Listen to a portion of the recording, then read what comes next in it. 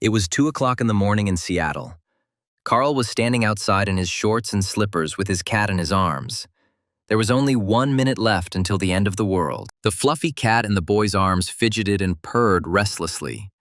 The intelligent animal sensed that something was about to happen. No matter how hard Carl tried to hold on to his furry pet, she bit his hand and broke free. And suddenly something incredible happened.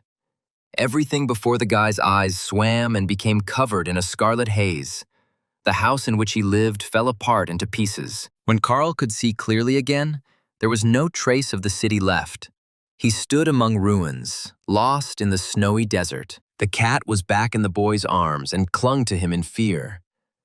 Carl looked around in confusion and tried to understand what had happened. Suddenly, a voice came from nowhere.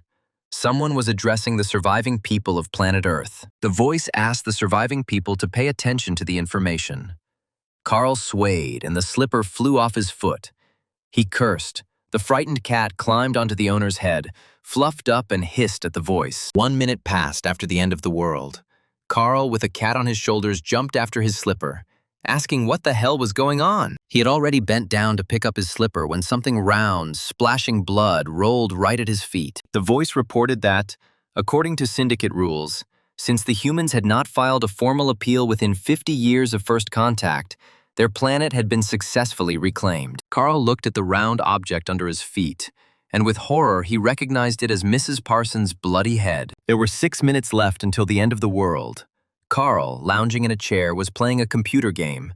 The cat was sitting on his lap. Something was bothering her, and she jumped off the chair, moving her soft paws. She scurried around the guy's apartment. A happy couple was smiling at the apartment owner from the wall. Carl, his girlfriend Bee, and of course, the ubiquitous cat.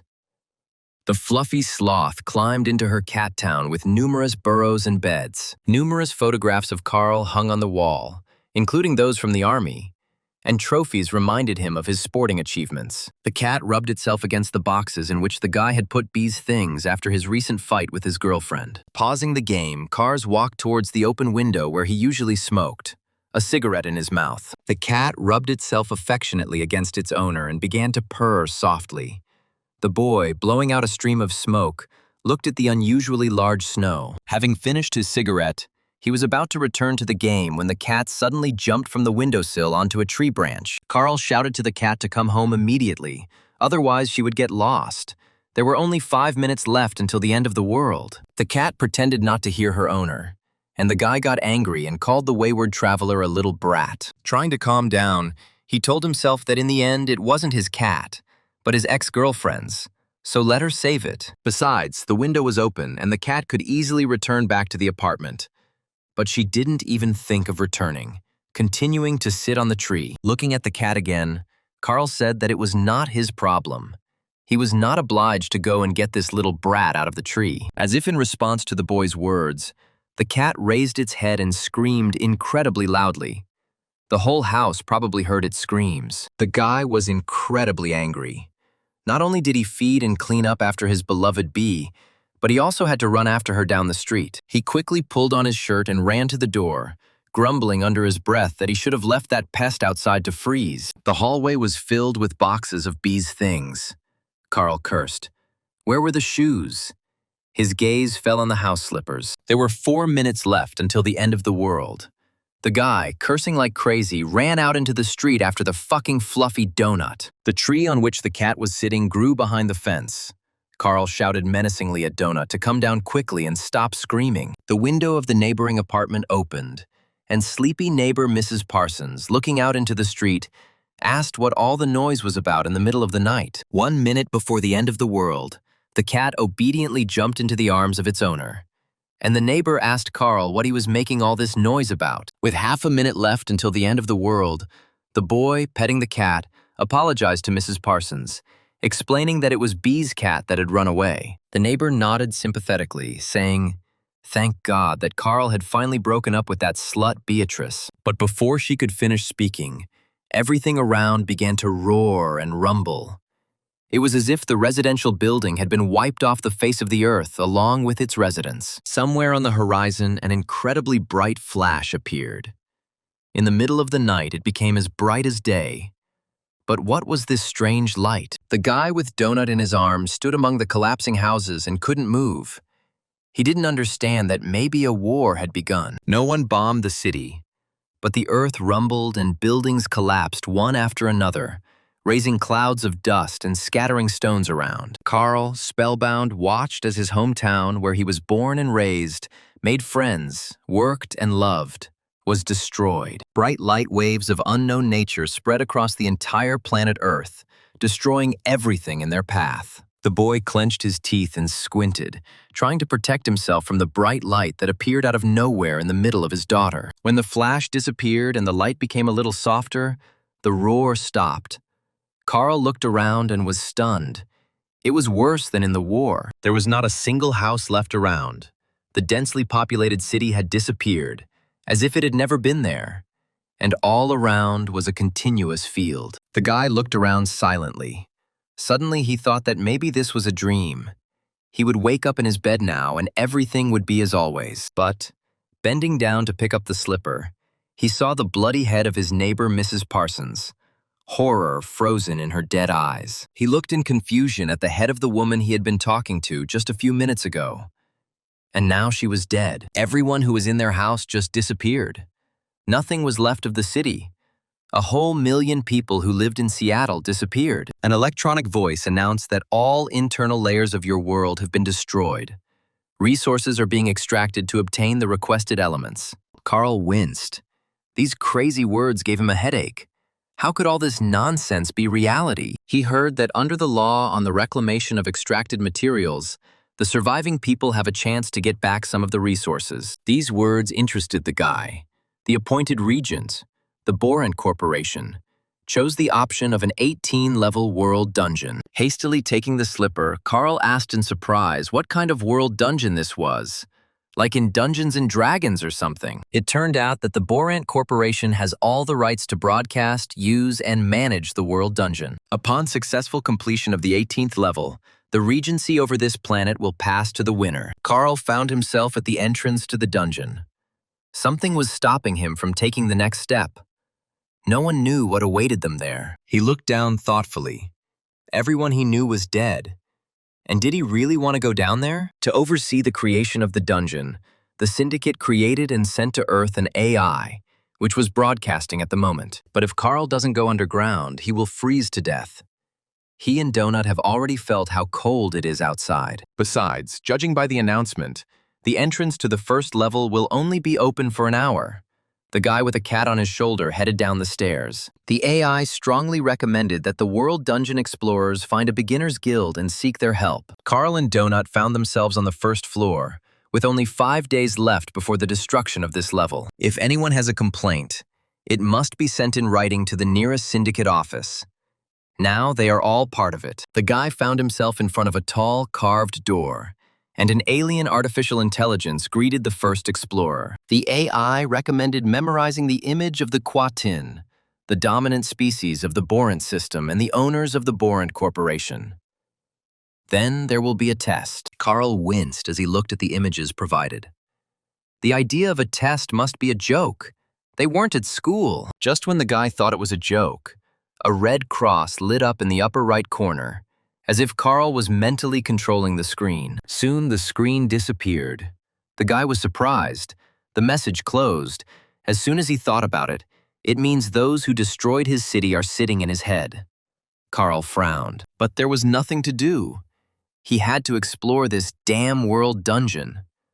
The guy opened the heavy doors and went inside. They found themselves in a long, tiled corridor with a huge number of arches on both sides and torches illuminating the way. Suddenly, Carl's furry companion bit him painfully on the arm, and the boy screamed in surprise and pain. The cat broke free from its owner's arms and ran down the corridor with a speed unexpected for its size, making strange zigzags. Carl, cursing, ran after the fucking nimble Donut again.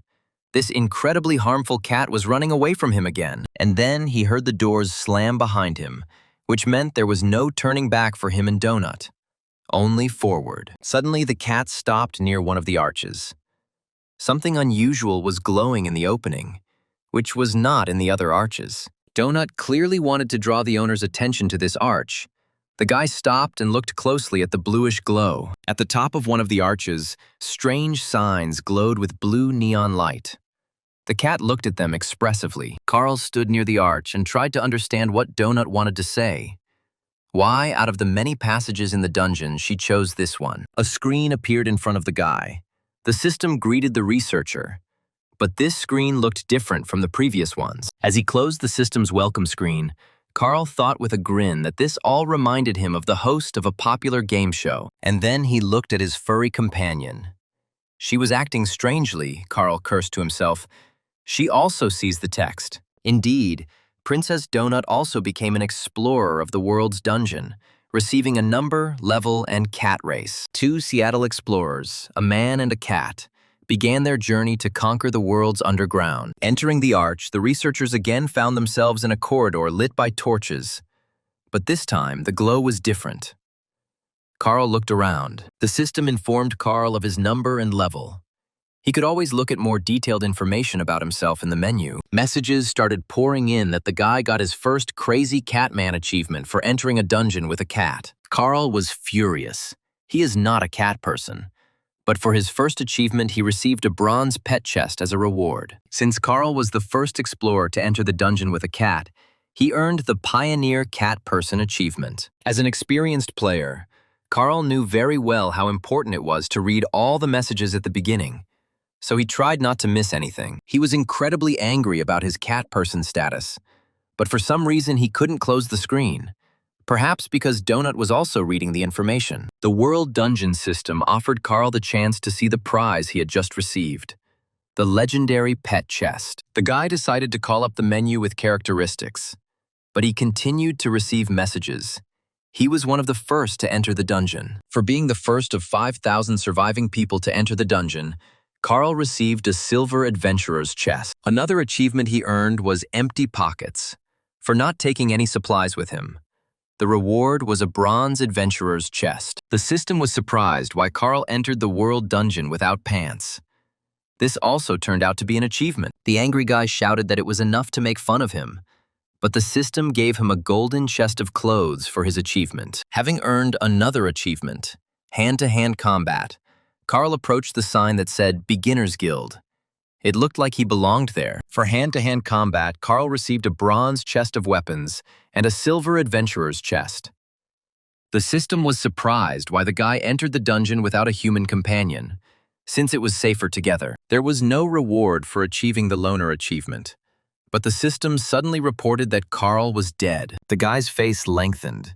He had no intention of becoming a corpse in this strange dungeon. Clenching his fists and picking up Donut, Carl walked with a determined step towards the arrow to the Guild of Newbie Explorers. The system cheerfully announced that the guy was dead because he had fallen into an obvious trap. Well, if heaven exists, maybe they'll let him in. A very bright light hit Carl's eyes, which should have blinded him. The guy closed his eyes and turned away. A message came that Carl was about to meet his creator, and a creepy roller with spikes, controlled by goblins, was heading towards him. The guy swore when he saw the goblins. It turned out that this device was called a Goblin Kill Dozer. The little monsters laughed, their device designed to mow down and chop up naive dungeon explorers. Hugging Donut tighter to himself, Carl ran away from the terrible killer dozer as fast as he could. The small, green, cunning goblins chased the man, hooting and hollering. They lack strength, but they make up for it with pure malice. Having lost both his slippers, Carl ran on his bare feet away from his evil pursuers. But they did not leave him alone, and Donut was to blame. The goblin engineer, a particularly evil incel in the goblin world, having sensed the female, stubbornly sought to catch up with and kill her. Turning into one of the nooks and crannies, the guy asked in confusion if there really were damn goblins here and where they came from. What the hell do aliens look like goblins for? Is this some kind of joke on the inhabitants of planet Earth? The guy was weaving through the corridors, trying to escape the small, harmful monsters that were chasing him and Donut. In one of the corridors, Carl saw a modest door with a sign that the Beginner's Guild was located here, which seemed to be true. This door did not look flashy, but it looked massive and reliable without any light indicators. Carl started pounding his fists on the door, shouting for someone to open it for them. Donut also scratched at the door and meowed loudly. At this time, a goblin killdozer with monsters on board drove into the corridor following Carl and Donut. The goblin engineer who controlled this hellish device snapped his teeth angrily. They had finally found the escaped researchers. Two goblins, armed with clubs, jumped off the apparatus and headed towards the nimble dungeon explorers. At this time, the guild door opened slightly and a hoarse voice asked with displeasure what he needed. His head was splitting terribly. A large, fluffy ear, similar to Mickey Mouse, appeared in the doorway. It, like a huge locator, was spinning back and forth. Then the researchers saw a furry, whiskered face with a pink nose that was diligently inhaling air. Carl asked, "This is a beginner's guild. Why doesn't he let them in?" The mouse scratched behind his ear and asked in bewilderment, "Is he a researcher or something?" The mouse turned his head and cursed. He didn't even know that the dungeon had opened again, and the goblins were approaching. The little rascals bared their sharp teeth and chuckled, anticipating an easy victory over the novice researchers. Mouse said they used to have a newsletter where they would tell you about everything that was going on, but they shut it down due to lack of budget. After apologizing, the mouse said that Carl was too slow and that the explorers couldn't be allowed inside while the enemies were too close. "These are the rules of the world dungeon," Carl flared up. "He is the one who is slow." At this time, one of the goblins who had run up attacked the guy, and a stick with a pineapple on the end whistled right past his head. Having dodged the evil dwarf, the researcher asked the mouse to at least tell him how to open the loot boxes that had dropped on him. He replied that the guy had to undergo training, Carl barked. But how could he undergo it if the mouse wouldn't open the door for him? The mouse calmly replied from behind the door that everything that was happening to the guy and his cat was not his problem. Carl cursed. It seemed he had nowhere to turn for help and would have to get out of this mess on his own. The boy swung his fist and hit the puny goblin, causing the monster's blood to splatter. A health bar appeared above the wounded goblin's head. Carl swore in surprise, but this is really just like in the games. The goblin engineer ran up and squealed indignantly when he saw his wounded brother lying unconscious. Not wanting to mess with a strong man, the goblin decided to make a run for it and rushed towards the killdozer with surprising speed. Having jumped onto the apparatus, the goblin shook his fist at the man and shouted something angrily. The engineer pulled the levers, and the machine began to hum. Carl looked at the wounded enemy lying on the floor. The mouse's words popped into his head. "The rules are simple. If there are living monsters near the entrance to the guild, the door will remain closed. So, in order to enter, there must be no living enemies left nearby." Carl raised his muscular leg to finish off the wounded monster. He kicked the monster with all his might, and the scarlet blood of the small, green, evil goblin spilled across the corridor. Turning to the mouse, Carl, covered in blood, calmly said, "There are no more living monsters nearby." System messages poured in. The mouse indignantly exclaimed for the boy to take his animal back. The cat deftly slipped inside. Mouse said he would be in big trouble if he was discovered to have let the researcher inside. But Donut didn't listen to anyone. Slipping into the guild room, she pressed something. The chain on the door swung and fell. At that moment, a goblin death harvester was roaring down the narrow corridor. The monsters decided to avenge their murdered comrade. Carl instantly jumped inside the room and slammed the door behind him. Another second and the killdozer would have turned him into mincemeat. The owner of the room was standing on the carpet near the fireplace and snoring discontentedly. These researchers burst in on him without permission. The guy asked if there were any other exits besides this door, and the mouse frowned and replied that there were no others. Opening the door slightly, Carl carefully looked out to see if these goblins would really be waiting for him near the door. The mouse replied that one would definitely keep watch, and the other would run for help. And in half an hour, their entire huge family would be here. The guy cursed. It was absolutely impossible to allow a crowd of these vile creatures to gather here, which meant none of them should leave. Frowning, Carl told Donut to stay there for now. The cat climbed onto the top shelf and listened attentively to her owner. Suddenly, the cat approached a pot on a shelf and knocked it onto the floor with its paw. The mouse exclaimed in horror. The pot of white powder fell to the floor with a crash and shattered into many small pieces. The mouse grabbed his head, while Carl quietly opened the guild door and crept outside unnoticed. The guy understood that he couldn't remain idle. As long as these little creatures were confident in their strength, he would try to deal with them. Now they are both here, which means we need to deal with them as quickly as possible. Carl sneaked up and quietly climbed onto the goblin's apparatus. The guy, having climbed onto the killdozer, quickly grabbed one of the monsters sitting on the roof of the device by the neck. Carl threw the green enemy against the wall of the corridor with all his might, and the goblin squealed helplessly. Hitting the wall hard, the light goblin bounced off it like a ball and flew straight into the sharp blades of the killdozer. The guy frowned. What the hell happened? Did he miscalculate the force of the blow? He only wanted to stun this bastard. The puny monster hung on the spikes of the hellish apparatus, which pierced him through and through, and streams of blood flooded everything around. Carl spat in disgust. How disgusting! Pieces of goblin got right into the guy's mouth. He carefully peered into the cabin of the goblin killdozer. There remained a goblin engineer, the strongest and most evil one in this team. Hanging on the cabin, the guy kicked the monster, intending to knock out the enemy. The goblin growled angrily. Judging by the health bar, the wound did not cause him much damage.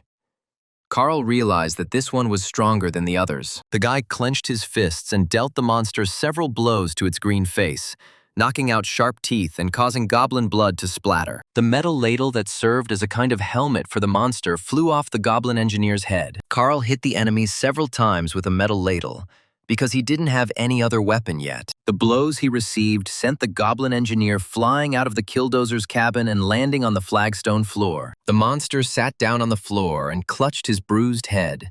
His health had decreased, but not too much. Carl angrily threw the metal ladle he used to wear on his bald head at the little bastard. Having received the blow, the goblin fell. The guy realized that his kicks and blows did very little damage. Something else was needed. Carl frowned. Damn you all. He didn't like killing these puny green creatures at all, but there was nothing to be done.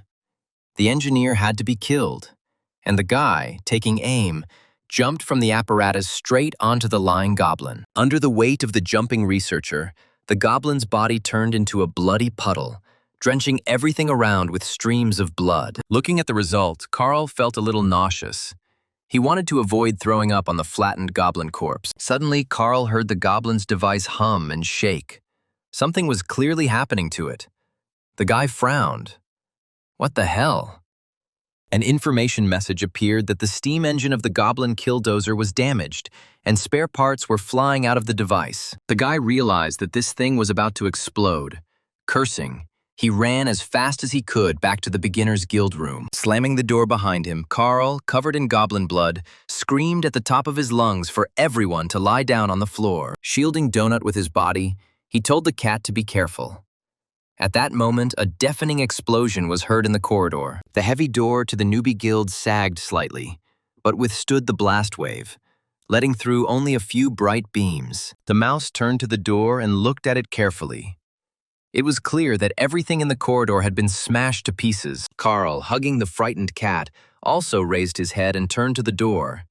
They would definitely have died in the corridor. Turning to the guy, the mouse menacingly asked what the hell this bastard had done here, and even climbed into his place with the beast. In front of Carl was Mordecai, a rat hooligan, the head of the newbie guild, a non-combat NPC of level 50. Approaching the guy, Mordecai leaned towards him, his eyes flashing angrily.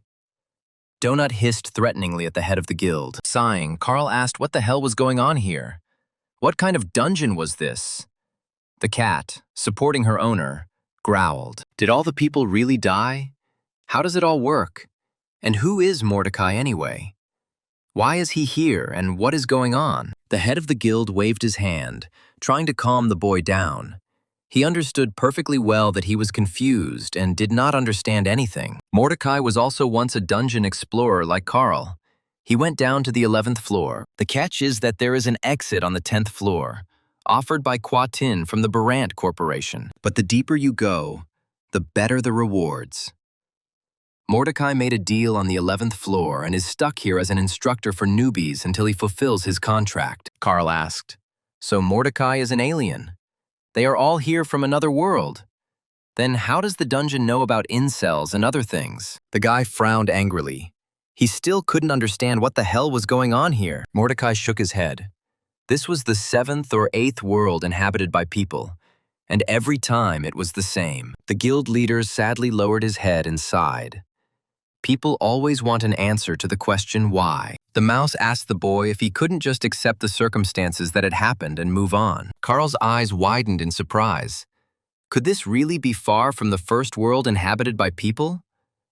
But how is this possible? Mordecai realized that he had shocked the newcomer with unnecessary information and waved his clawed hand in a conciliatory manner and moved a chair closer. The mouse invited the guy to sit down too. Now he would briefly explain to him what was happening here, where and why he had ended up. The first thing Carl needs to understand is that his world is ending. Mordecai knows it sucks, but it's true. Once upon a time in his world, Mordecai was a sky-winged man. And he sighed as he picked up an old photograph in a massive round frame. He showed the photo to the guy, saying that he looked something like this, only more handsome. On the third floor, he changed his appearance. The syndicate populates the planet with different species, and then, after a while, returns when civilization begins to emerge. This meeting with a functioning government is considered the first contact, and the countdown begins from this moment. Earthlings have 50 years to claim the land. Otherwise, legal mining begins. The Borant Corporation is buying up mineral rights on the planet. They have bought a huge number of worlds. And now, it's Earth's turn. Carl remembered. The voice said something about resource extraction. The mouse grinned. The amount of resources they extracted here could fit into one transport. It's about 100,000th of everything on the planet. The guy was amazed. And for this, they killed all the people on Earth. The head of the newbie guild shook his head. That's not true. In fact, the syndicate needs the planet's inhabitants. Now, this entire planet is dotted with passages into the world's underground, and a huge number of people have already entered them. By entering these passages, people become new participants in a bloody and exciting adventure show. It's the most popular show in the entire universe, watched by billions. And astronomical amounts of money are involved. With the capture of another planet, a new season of this super popular show begins, in which newcomers fight for their lives. Residents of many worlds are glued to their screens, placing bets, arguing, discussing what is happening, and writing comments. And so the new season of the show, called The World of Explorers of the World Underground, Planet Earth, has begun. The guy was stunned. So this was all a show or something. And these goblins couldn't do him any harm. Mordecai objected. No, the guy could die. What fun would there be if the participants were not in any danger? The guildmaster's eyes flashed, and he reminded them that the death of the show's participants was the ultimate entertainment. It has always been this way, and it always will be this way. Doesn't history confirm this? In all civilizations, living beings loved mortal combat. Okay, it wasn't Mordecai's job to explain everything. He suggested they start teaching him how to explore the dungeon. The mouse clicked with the boys, and a screen appeared in front of the guy, giving the participant access to the researcher's menu. Donut waved her paw. Apparently, her personal explorer menu had opened in front of her too. Mordecai explained to Carl that this was his display where he could find all the information he needed. Now the instructor advised the newbie to enlarge his mini-map, where he saw himself, Donut, and the guildmaster. You can also view your menu, where the researcher can see their characteristics and system notifications. Carl looked at his stats. Strength 6, Intelligence 3, Constitution 5, Dexterity 5, Charisma 4. The guy indignantly asked the guildmaster why his intelligence was so low. But Mordecai just waved his hand in response. Intelligence is responsible for the power of spells. For an ordinary person, all characteristics range from 3 to 5, and his strength is 6. Which is very good. The next screen is the rating. This is the most important menu in the game. Carl's life will depend on these numbers. The guy opened the rating menu. Now all the values there were equal to 0. Mordecai, seeing Carl's sour face, calmed him down. Spectators cannot access the first floor, but after hunting season begins, the best loot can be obtained from sponsors. If a lot of people look at the guy, then many companies will want to become his sponsors. They will add their advertising to Carl's stream, so the more sponsors he has, the more loot he gets. Borant Corporation will be airing a short highlight reel in about 30 hours. Getting into this cut is tantamount to winning the lottery. In this case, You will literally drown in views. So Carl needs to stand out to be noticed among the many other participants. He can't just kill someone, turn around and leave. No, he has to kill stylishly, brightly, excitingly. During his research, Mordecai managed to accumulate almost 30 million subscribers and 4 sponsors, which is how he survived. Speaking of loot, the newbie guildmaster has activated Carl's inventory system, and he can see everything he's dropped. This season, Barant decided to change the system a little. The guy can hold anything he can lift for 4 seconds, although any living thing he tries to stuff in there will die. So it's definitely not possible to hide a cat there. Suddenly, Mordecai hit himself on the head and cursed loudly. He discovered one very important thing on the Seeker. Carl, who didn't understand anything, covered Donut with his hands and looked at the guildmaster in confusion, asking what was going on. Mordecai exclaimed, "Carl has a legendary pet box. There could be some very interesting items in there." The guildmaster asked the guy why he didn't say anything about it right away. Carl grimaced slightly. He hadn't even realized that it was important. The guy had a desire to hit Mordecai, but he was already level 50, and Carl had recently almost died from a level 3 goblin. The mouse shook his head, legendary boxing, and almost immediately as soon as he entered the dungeon. Some people are so lucky. By the way, the guy can open boxes either in safe rooms or in guild halls, so they can be opened now. For killing an armed mob with his bare hands, Carl received experience and a bronze weapon box. For killing a mob that was higher than his level, he received a bronze adventurer's box and a silver goblin's box. For killing an enemy with his bare feet, Carl received a golden shoebox. The system immediately measured the size of his foot. Carl was overcome with fear from all this. He suddenly saw that his level had increased and 3 points had been added to his characteristics. All the boxes he had received were shining in front of the guy. Mordecai said that as soon as he opened one, all the others would open too. The guildmaster smiled. So the guy doesn't have to choose which of the 10 boxes to open first. He can open any one. Carl's desire to hit his mentor grew stronger. He didn't want to take part in this show and entertain the universe. For now, he decided to open these damn boxes and see if there was anything useful in them. And then he would figure out what to do next. First, he opened the pet's bronze box, and 2 packages flew out. One for treatment, the other with food. So now Carl could heal the cat 10 times and feed her pet cookies the same number of times. The next box contained 2 healing potions to improve health and heal wounds, and regular fingerless gloves. There was also a heavy toad club lying there, suitable as a very primitive weapon, but it would do for a start. In addition, the chest contained a forged poker with a pointed end, which could be used as a short spear. The next chest contained a similar set, and the researcher methodically placed the items he had received into his inventory. The chests opened one after another, revealing the useful and not so useful things inside. Now Carl's inventory contains 2 poison antidotes, 100 explorer's cookies, 20 torches, and other small items. The guy sorted out all the necessary supplies and put them in storage. It was still unclear what awaited him ahead. At least the health potions will definitely come in handy. You never know who else they might meet. And they'll need cat food too. The next box contained a supply of arsonist explosive agent, consisting of 5 sticks of dynamite and a regular gas lighter. One of the items received turned out to be quite peculiar. It was a goblin pass. It was placed on the forearm in the form of a tattoo, which could only be hidden with a special concealing sleeve. This pass resets goblin hostility and allows passage through goblin-controlled territories. But the goblin's enemies will now also consider Carl their enemy. Of the 10 chests, only the 3 most valuable ones had not yet been opened. The boy looked at them doubtfully. Finally, he opened these boxes, and the system congratulated him on his successful purchases, which would definitely be useful. There was a cloak of fortitude of the night ghosts.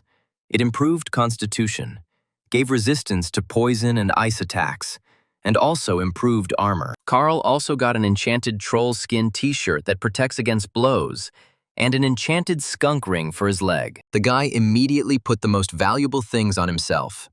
It all looked pretty funny. All that was left was to open the legendary pet box, and both Carl and Donut looked with interest at the beautiful chest. And finally, a glow came from the box. Numerous locks clicked, and the chest began to open. Imagine the boy's disappointment when he saw that there was only one cookie in this painted chest. True, it was an enchanted cookie, but still. It was so small that it was unclear why they packed it in a separate chest. Carl picked up the enchanted cookie. It was a little bigger than his fingernail. He asked in confusion. And that was all. The system responded that this was no ordinary cookie, and he could feed it to his pet at his own risk. Mordecai asked the boy if he wanted to give it to his pet here in the safe room. Donut jumped off her owner's shoulder in anticipation of a treat, but the guy was unsure whether to give her the thing or not. He asked the guildmaster what this cookie did. The cat did not take her glowing yellow eyes off the enchanted object. Mordecai shrugged. The effects vary. The only way to find out is to let the animal try it, or you can keep it until you stumble upon a store. Such a thing can cost several hundred gold. The cat looked at the guy with glowing eyes. She clearly wanted to get the enchanted pet cookie, but Carl was tormented by doubts. What if this thing would harm the cat? What if it would turn into something incomprehensible? He looked again at the naughty Donut, Bee's wayward pet, whom she had left with Carl along with his things. The guy sighed. He was the only one she had left, which meant Carl was responsible for this wayward ball of fur. But if Carl gives her this cookie, how useful will Donut be in the dungeon? She's just a cat. Carl can't even protect her properly, no matter how terrible it is. But the most adequate thing he can do is… And then the guy howled in pain. It seemed the cat had caught his thoughts and decided to do everything her way. Donut sank her sharp teeth into Carl's hand, in which he held the enchanted cookie, and ate the item. The angry boy shook the cat off his hand, cursing loudly. But there was nothing to be done. The cookie had already been eaten. Donut, somersaulting in the air, purred contentedly. How delicious this very pet cookie was. Having fallen to the floor, the fluffy cat stopped moving. Now she looked more like a rug in the hallway. Carl looked in surprise at what the cat had turned into after swallowing the magic item.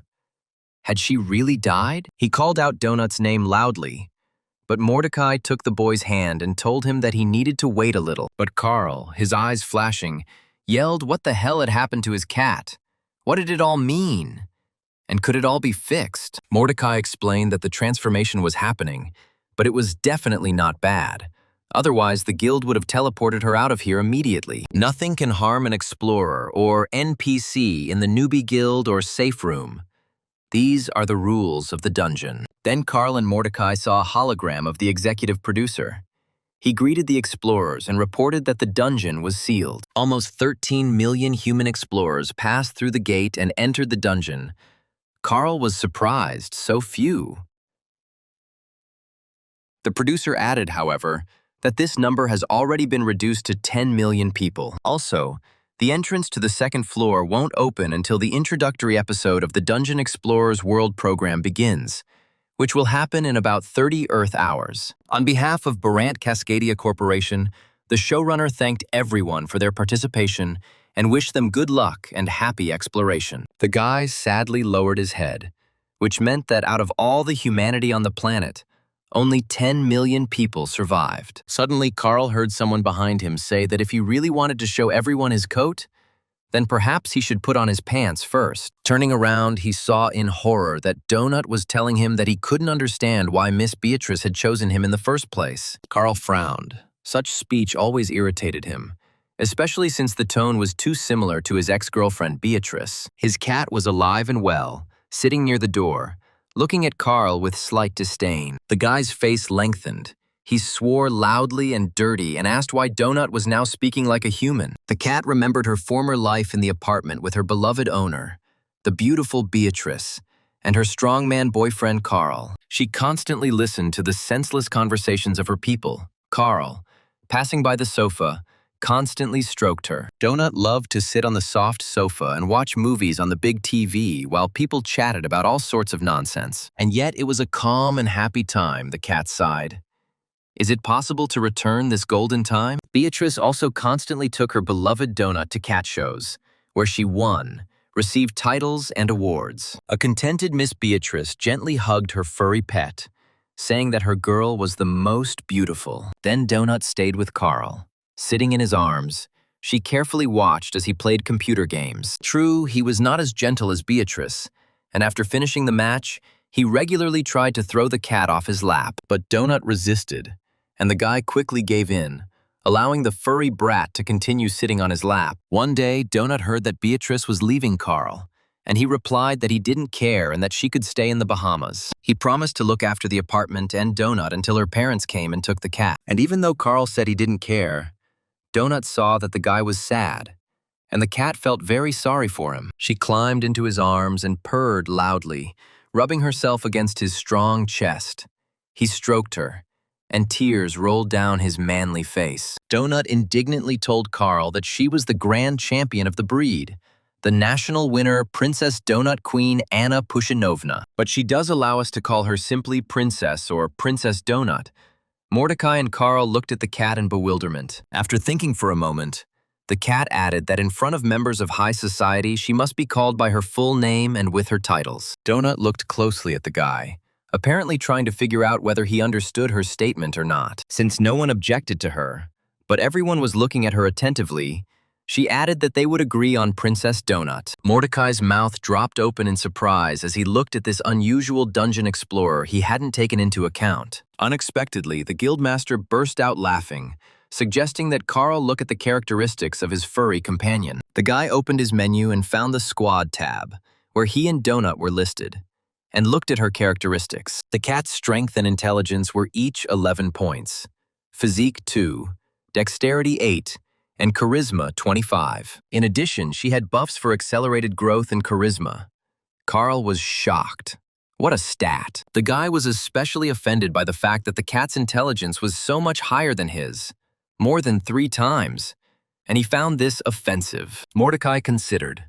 Other stats no longer gaining points meant she was stuck with a base constitution of 2 and agility of 8. With such charisma, she should take a closer look at the Bard class.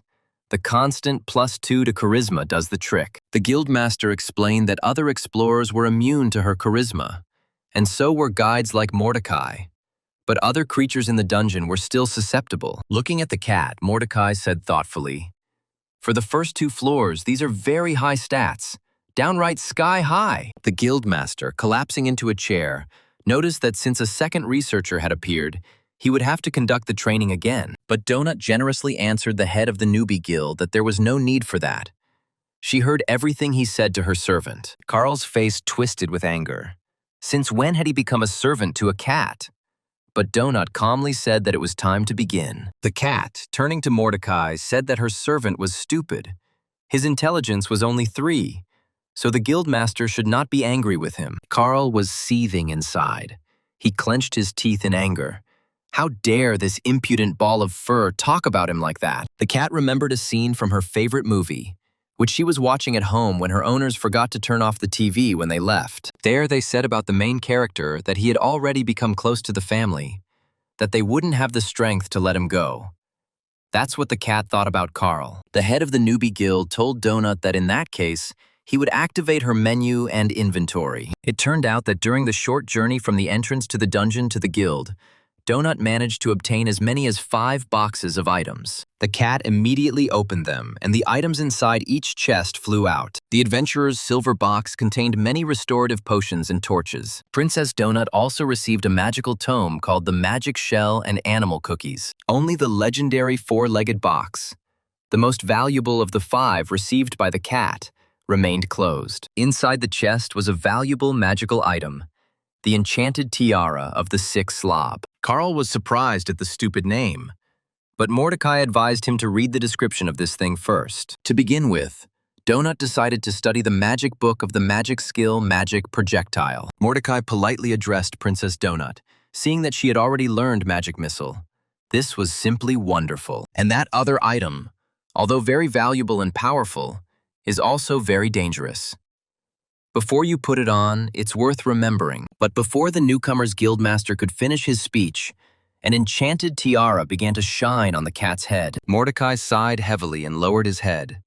This tiara increased strength, but had a very serious side effect. The wearer of the tiara gains the permanent effect of the royal blood of the Sultan's heir, and even removing it will not remove the effect. This effect will force the seeker to kill all members of the Sultan's clan. Carl exclaimed that he shouldn't have worn this tiara. Donut purred. This magical tiara is purple, and purple is her favorite color. Does Carl know how many purple ribbons she won? And does he know what she did for the purple ribbons? The mouse said that the elusive object meant that it would crumble to dust as soon as she picked it up. In this case, a copy of him will appear somewhere in the dungeon. And if another explorer finds the tiara, he will become the next victim on the cat's list. At this time, Donut was putting away all the items she had received into her inventory like a boss. Carl glanced sideways at the cat. He didn't like the prospect of having a bloodthirsty psychopath next to him all the time. The guy cursed and asked what he should do now. Donut calmly answered instead of the guildmaster. Everything couldn't be clearer. Stretching, she told Carl to help her reach level 18 so she could leave this godforsaken place. The system reported that Donut had named the squad Princess Donut's Royal Retinue and changed Carl's title to Royal Guard. The guy shuddered. Was this serious? Mordecai explained that she had the best stats in the squad, so she was appointed leader. The cat congratulated Carl. He was promoted from servant to guard. Seeing the boys upset, Mordecai told him not to worry. Titles weren't that important here. Right now, Donut is a little stronger than Carl, so for now it's better for them to stick together. And then, we'll see. The cat walked up to the front door and ordered it to open, the guildmaster added. At least until they reached the 9th floor. As he walked Carl to the door, Mordecai advised the boy not to forget the main thing. The crown was on her head, not his. By the way, since Mordecai prepared them, when they enter the Beginner's Guild, they will be instantly transported to this room. So if they have any questions, he will always help them. Carl nodded his head in agreement and wished Mordecai luck with his damn contract, or whatever he had with that corporation. The guildmaster lowered his large round ears and frowned. He muttered good luck to the explorers as well. Suddenly, Mordecai jumped up to Carl and quickly grabbed him by the cloak, pulling him towards himself so that he could hear the whisper. The guildmaster whispered to the surprised boy that they shouldn't tell him, that no matter what they promised, it wasn't worth it. Mordecai now knows this for sure, but Carl, tired of fighting and bloodshed, may agree to a calm and safe contract. The former dungeon explorer's eyes were shining, filled with fatigue, despair, and a desire to help the newcomer. He added that negotiations should not begin until you reach at least the 12th floor of the dungeon. But even then, Mordecai advised to negotiate until the last minute. Carl looked at the guildmaster in surprise, wondering what was wrong with him. Mouse let go of Carl's cloak and, slightly pushing the researcher away from the guild door, told him once again to remember this. The puzzled boy took a couple of steps away from the heavy door behind which he and Donut had taken refuge at the dangerous moment. Mordecai slammed the door, and now he and the cat had to continue their journey on their own. Carl remembered what the guildmaster had just whispered to him, but the guy didn't immediately understand what he was talking about. It seemed that Mordecai wanted to say that death was better than agreeing to the proposals on the 10th and 11th floors. The guy lowered his head. Did the guildmaster really think that Carl would get there? 3 million people died in just 1 hour. He grabbed his head and cursed. Just think, 3 million people. And then Carl heard Donut's words that it was time for them to go. Carl turned around in surprise. His cat seemed to have actually decided to command him. Such a commander was amazing. But Donut continued calmly. They needed to go that way. If they were attacked, she told Carl to protect her. The guy asked if the cat just wanted to hang around. She replied that they had about 29 hours before the aliens started the show. This means they have 29 hours to do something great. But first, they need to find Carl some pants. Donut declared that she would not allow herself to be shown to the entire universe in such an unsightly and ridiculous form. Now she can read comments on the Martian social network. One wrote that the cat is very cute, but why is her guardian without pants? Carl noticed that Donut wasn't wearing pants either, and she countered that cats didn't need pants and that there was no point in trying to be witty. The guy was tormented by questions about how he would survive on the next floor and whether he would really have to fight with people and kill them. Donut haughtily declared that she understood that his brain, with an IQ of 3, was now speaking. But Carl cut her off. He said that he had had enough of Ponchik's caustic remarks and that he would now go in that direction. The cat looked at her angry owner in confusion and silently blinked her huge yellow eyes. And Carl, pointing her in the opposite direction, explained that she would go a completely different way. Donut was taken aback that Carl really wanted to split up, but this was extremely unreasonable. She did not understand such a decision. The guy explained that Mordecai said that Donut was stronger than him, super, which meant that everything would probably be fine with her in the dungeon. The talking cat will be able to survive, unlike him, because since they entered the dungeon, 3 million people have already died. But still, Carl is not going to waste what might be the last hours of his life on the quirks of some cat. He understands that cats are all arrogant. But does Donut understand why people still like them the way they are? Yes. This is all because no matter how arrogant cats are, they do not speak, do not voice their stupid thoughts. Waving his hand, the guy sighed and told Donut to forget all of this and go her own way from now on, and he would go his own. Suddenly, Donut called out to Carl and asked him to forgive her. She didn't want to offend him like that. Carl stopped and looked in surprise at the cat in a purple tiara sitting in the middle of the corridor. Lowering her ears, Donut asked him once again to forgive her. Of course, he was right. She shouldn't have acted so arrogantly. It's just that when she woke up after the transformation, she was overcome with memories of how they lived before, how she sat by the window, about all those terrible, but at the same time wonderful cat shows. She was constantly winning at exhibitions. She was praised, given gifts, and told that she was a beautiful princess. Raising her face to the guy, Donut said that she was a champion. She had an image, and she had to stick to it. She also remembers well how she once sat on Carl's lap and watched as he was bent over in his favorite game. And, oddly enough, she enjoyed watching how strong and mischievous Carl got into trouble during the computer game. Donut saw how the guy was overcome with emotions. He was angry, swearing, clenching his teeth, but still did not give up the game. Carl's face became sad. He really did lose often, and sometimes he got hit hard during matches. The cat reminded him that he had snatched a lot of it back then, and was incredibly angry at the whole world. But despite everything, he continued to play. Donut didn't understand why then, but she liked that about him too. The guy asked, "So what now? Will she suddenly stop being a typical bitch princess?" The cat sighed. She's still the same princess, but she'll try to be softer. Donut asked the young man to understand that they needed each other.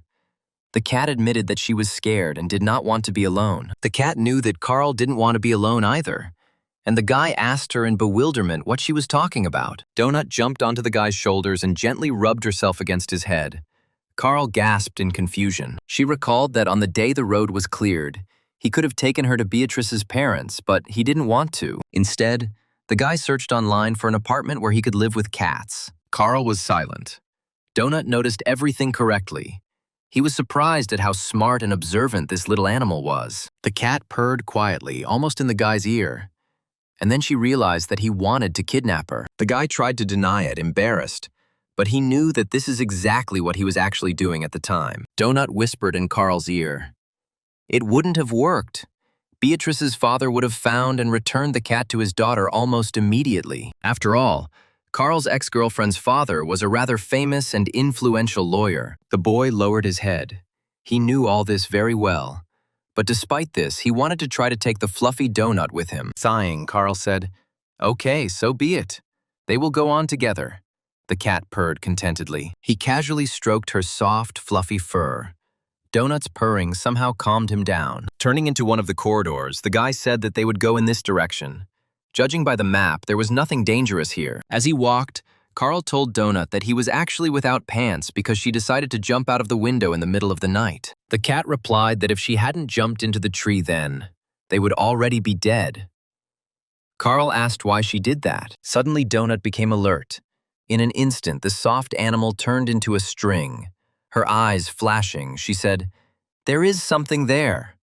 In front of them was a dark, but at first glance completely empty corridor. Donut growled. Carl asked what was there, if she saw anything. Magical rays erupted from the cat's eyes as she literally scanned the corridor. Donut used the magic projectile skill she had recently learned from Mordecai in the Beginner's Guild. The rays from the furry princess's eyes darted along the narrow corridor, trying to detect the alien. Sometimes, however, they destroyed the walls. Carl, who was watching what Donut was doing, asked what the hell she was doing, and suddenly he noticed a strange creature in the depths of the corridor. Definitely not of earthly origin. His blood-red, glowing eyes were already clearly visible in the corridor. It seemed that a new enemy had appeared before them. The monster opened its toothy mouth and growled loudly in pain. Donut's magic projectile had wounded her. The contented cat, having settled comfortably on Cal's shoulder, said triumphantly, "This is how you can wound an enemy from afar." She told Carl to finish off the enemy, but he replied that it would be a good idea to first find out who we were hitting before firing randomly. And if there was a person there, Donut could easily kill him, the cat responded irritably. It's obvious that it's not a person. And indeed, Carl saw that in front of them was a strange-looking animal that was clearly going to attack them. He screamed in fear at Donut to launch the projectile faster before the monster trampled them. The cat fluffed up and fired a beam, very similar to a laser. Their enemy was close, so it was easy to aim. Donut's magical blast hit the monster right in the eye and completely burned it out, making the enemy even more angry. The system informed them that they were facing a bad third-level llama. She might bargain, or she might spit. Then things would be very bad for them. And indeed, the angry llama's chest swelled, filling with something golden orange. The next second, a fireball flew out of the llama's toothy, hissing mouth, and she spat fire at the dungeon explorers. Donut immediately hid behind Carl's broad back. Because the llama was aiming at her, the guy dodged, and the fireball flew past. Carl looked with interest at what the llama spat at them, and was surprised to discover that it was real lava. The guy was shocked that a llama could spit lava, while several pools of burning lava were already blazing around him. He shouted at the cat to fire another projectile at the dangerous animal, but Donut replied that she had no mana. Rushing to the llama, Carl asked the cat if she hadn't been given a mana potion, but there was no time to think. The llama was about to spit again. Flying up to the monster, the guy hit the llama on the chin, changing the direction of the lava flow. Now it flew in the other direction. Without giving the monster time to recover, Carl dealt the llama blow after blow to prevent it from generating another batch of lava. Suddenly, he felt the bones in his right hand breaking from the powerful blows against the monster's body. But despite the sharp, burning pain, Carl continued to fight. Gritting his teeth, he beat the bad llama until it swayed. Finally, the llama's long legs began to move apart. It began to sway, and blood flew out of its toothy mouth along with lava. The dying monster tried once again to spit at its enemy, squeezing out a few drops of burning liquid. Carl's broken arm was shaking. He felt incredible pain, but he clenched his teeth and endured it, not allowing himself to even cry out. The guy concentrated. He couldn't relax now. The fight wasn't over yet. The llama was wounded but still alive. The danger remained. Carl remembered the army, everything he had been taught then, and suddenly his face became calm.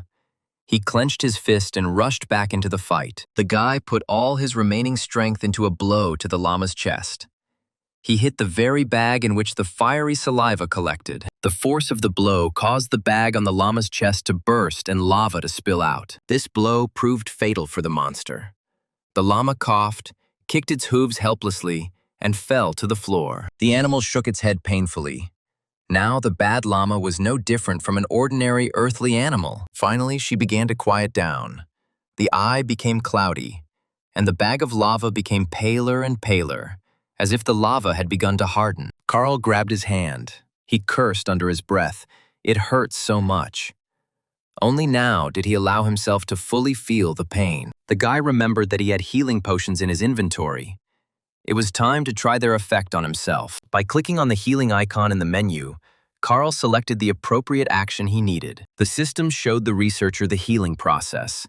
It turned out that in the fight, Carl managed to break as many as 6 bones in his arm. To the guy's surprise, the pain in his arm went away almost instantly. He was amazed. It worked so quickly. But how is that possible? Donut ran up to her wounded companion and worriedly placed her soft paws on his broken arm. She said how careless Carl was. It was bad. He shouldn't allow himself to get hurt like that in every skirmish. The guy was outraged. What a fight! This thing was spitting lava. They need to be more careful. Otherwise, they will die very quickly. Donut approached the dead llama. She thoughtfully said that what they really need is to raise their levels. The cat opened her inventory and replenished her food supplies with the meat of the killed animal, as well as the fluffy skin of a llama. A satisfied Donut informed her companion that she had dealt 71% damage, so she should be the first to loot. The fluffy princess waved her tail, and on the floor of the corridor lay the already skinned carcass of a llama, and part of the meat was cut off. Having taken all the most valuable things, Donut turned to Carl and said that now it was his turn to replenish supplies. The system told Carl that he could get 1 piece of raw steak and 2 packets of low-grade amphetamine. The guy moved all of this into his inventory without much enthusiasm. He didn't like the fact that Donut had won the victory over the llama. The cat jumped up and down with joy, exclaiming that she had made new achievements after defeating the bad llama. For killing a mob that was higher than her level, the cat received a bronze adventurer's box and experience to level up. For using the magic projectile and hitting the target, Donut received a bronze magic box as a reward. Having received the awards, the cat happily trotted forward, purring. She must admit the awards really inspire her. However, the wide halls did not seem like a good place for movement or fighting to Donut, and she ducked into one of the side corridors. Seeing the cat run forward, Carl shouted at Donut to stop, but she didn't listen. The guy ran after her, fearing that she would unexpectedly encounter some powerful monster in the back alleys. He saw the tip of his wayward pet's fluffy tail flash around the next corner. Carl shouted to the cat again not to run far. It could be very dangerous. It was unknown who else was wandering around here. Suddenly, Carl heard someone calling for help. It was clearly a human voice. The guy stopped and looked around. Following the cries for help, shots rang out. The guy frowned, which meant that firearms were being used here. Carl ran even faster after Donut, he grumbled to himself.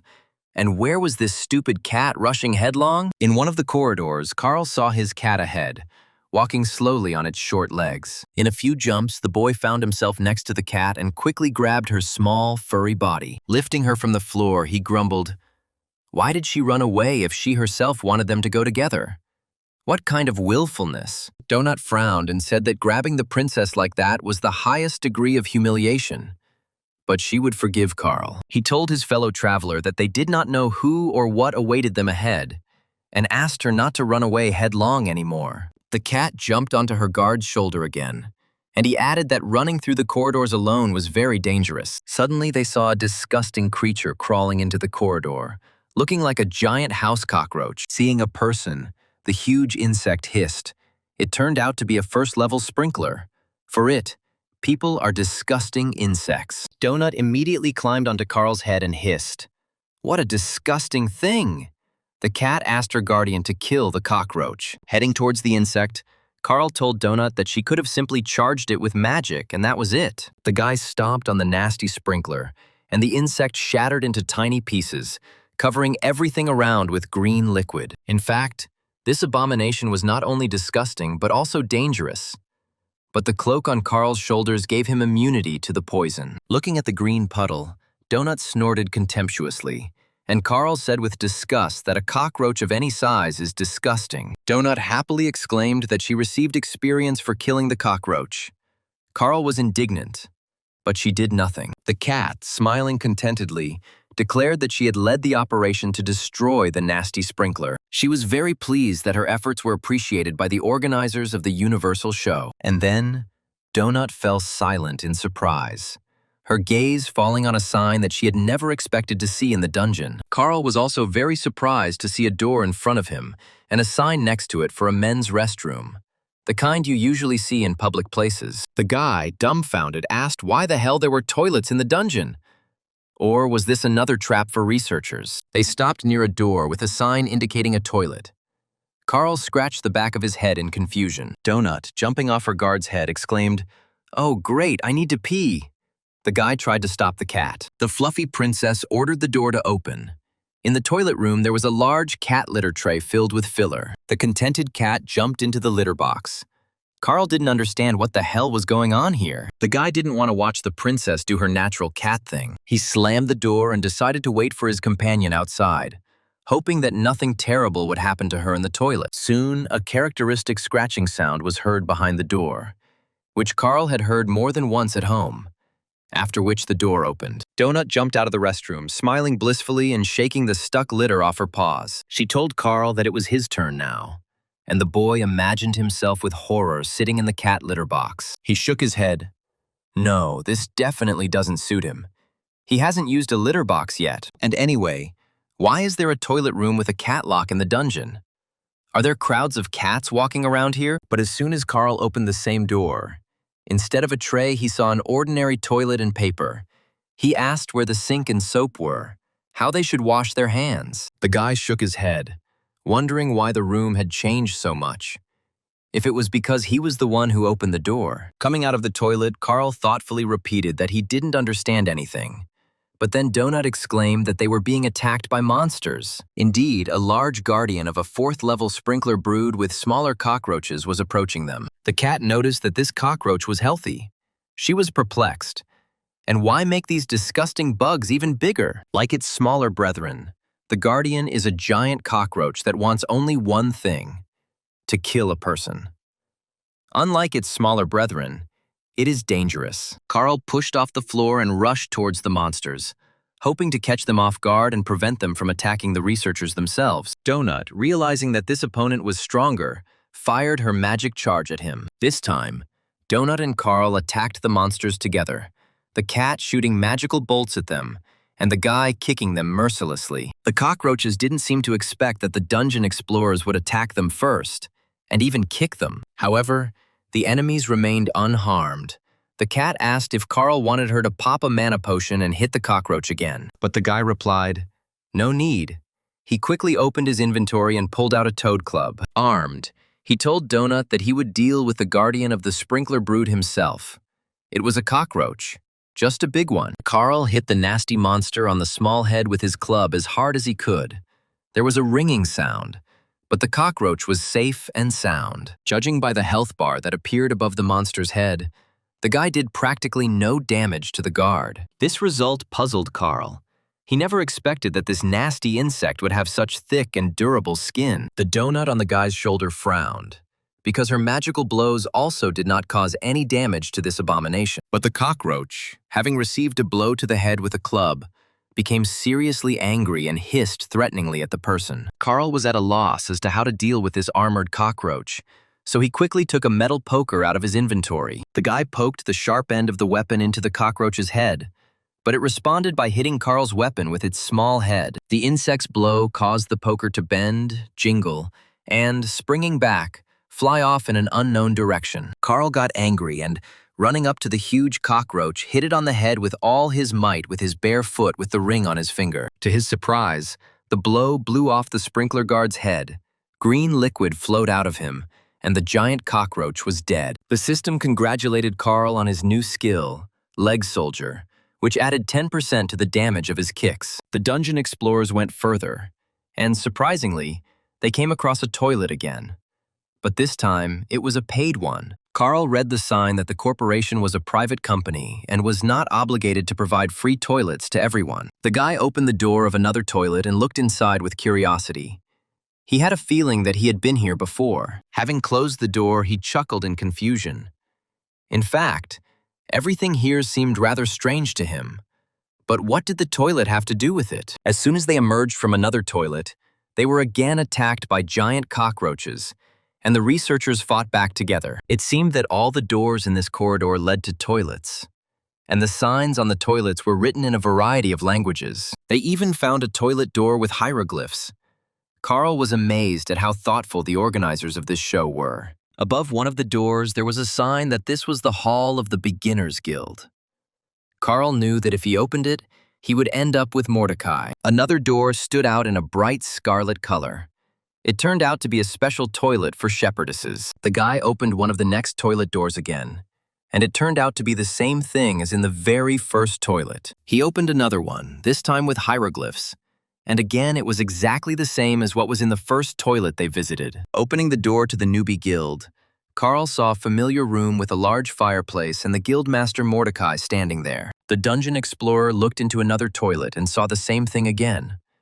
And then he realized that his guess was probably correct. Donut asked Carl if he really didn't want to go to the toilet, and he responded by asking why there were so many toilets here. The guy activated his mini-map and looked at the corridor they were in. There were toilets everywhere. Carl said that every door to the newbie guild leads him to Mordecai's room, and it might be the same with the toilets. He tore off a piece of toilet paper and hung it on the toilet to check whether all the toilets led to the same toilet. Having closed the door of the toilet he had marked, Carl walked on, eager to check if he had understood correctly. He was curious how the aliens were able to program all of this like that. Perhaps their physical laws worked differently. Opening the door of the next toilet, Carl saw a piece of toilet paper. So it was the same toilet, although he still didn't understand what it gave him. The guy closed the door and thought, "Donut." Looking worriedly at her guard, told Carl that she was worried about him. The cat narrowed his big yellow eyes. His obsession with toilets was clearly unhealthy. It would be better if he squashed cockroaches again. It doesn't upset the cat as much, even though it looks disgusting. The guy didn't answer, and they silently continued their way down the corridor with various toilets. Soon the travelers were attacked by giant cockroaches again, and this time, Carl crushed them with his feet without thinking, for which he received an achievement. The system was delighted. Carl kills with his feet, with his bare, beautiful human feet. He places his bare foot on a living creature and presses with all his passion until it dies. The guy read these comments and was shaking with anger and disgust. His legs were already covered in green slime from the cockroaches, and the cockroaches kept growing in number. And since there was no other way to kill them, Carl had to crush the vile creatures with his feet. The amount of pressure Carl can apply to enemies with his bare foot increases by 10% with each skill level. Donut said thoughtfully that they probably wouldn't buy Carl shoes. His bare feet worked much more efficiently. But the guy didn't agree with the cat. They would buy him shoes, and as soon as possible, he was already fed up with these comments about bare feet. The cat pointed out to her companion that the show's organizers seemed to like him just the way he was. Well, or at least they like Carl's legs, which he uses so skillfully to kill his opponents. Ponchik was sure that this sympathy should be taken advantage of. If the organizers liked them, perhaps it would be easier for them. Carl understood that there was some truth in Donut's words, and perhaps that was what he should do. But it was very unpleasant for him. The cat objected. He was wrong. Being eaten by a bad llama, that was really unpleasant.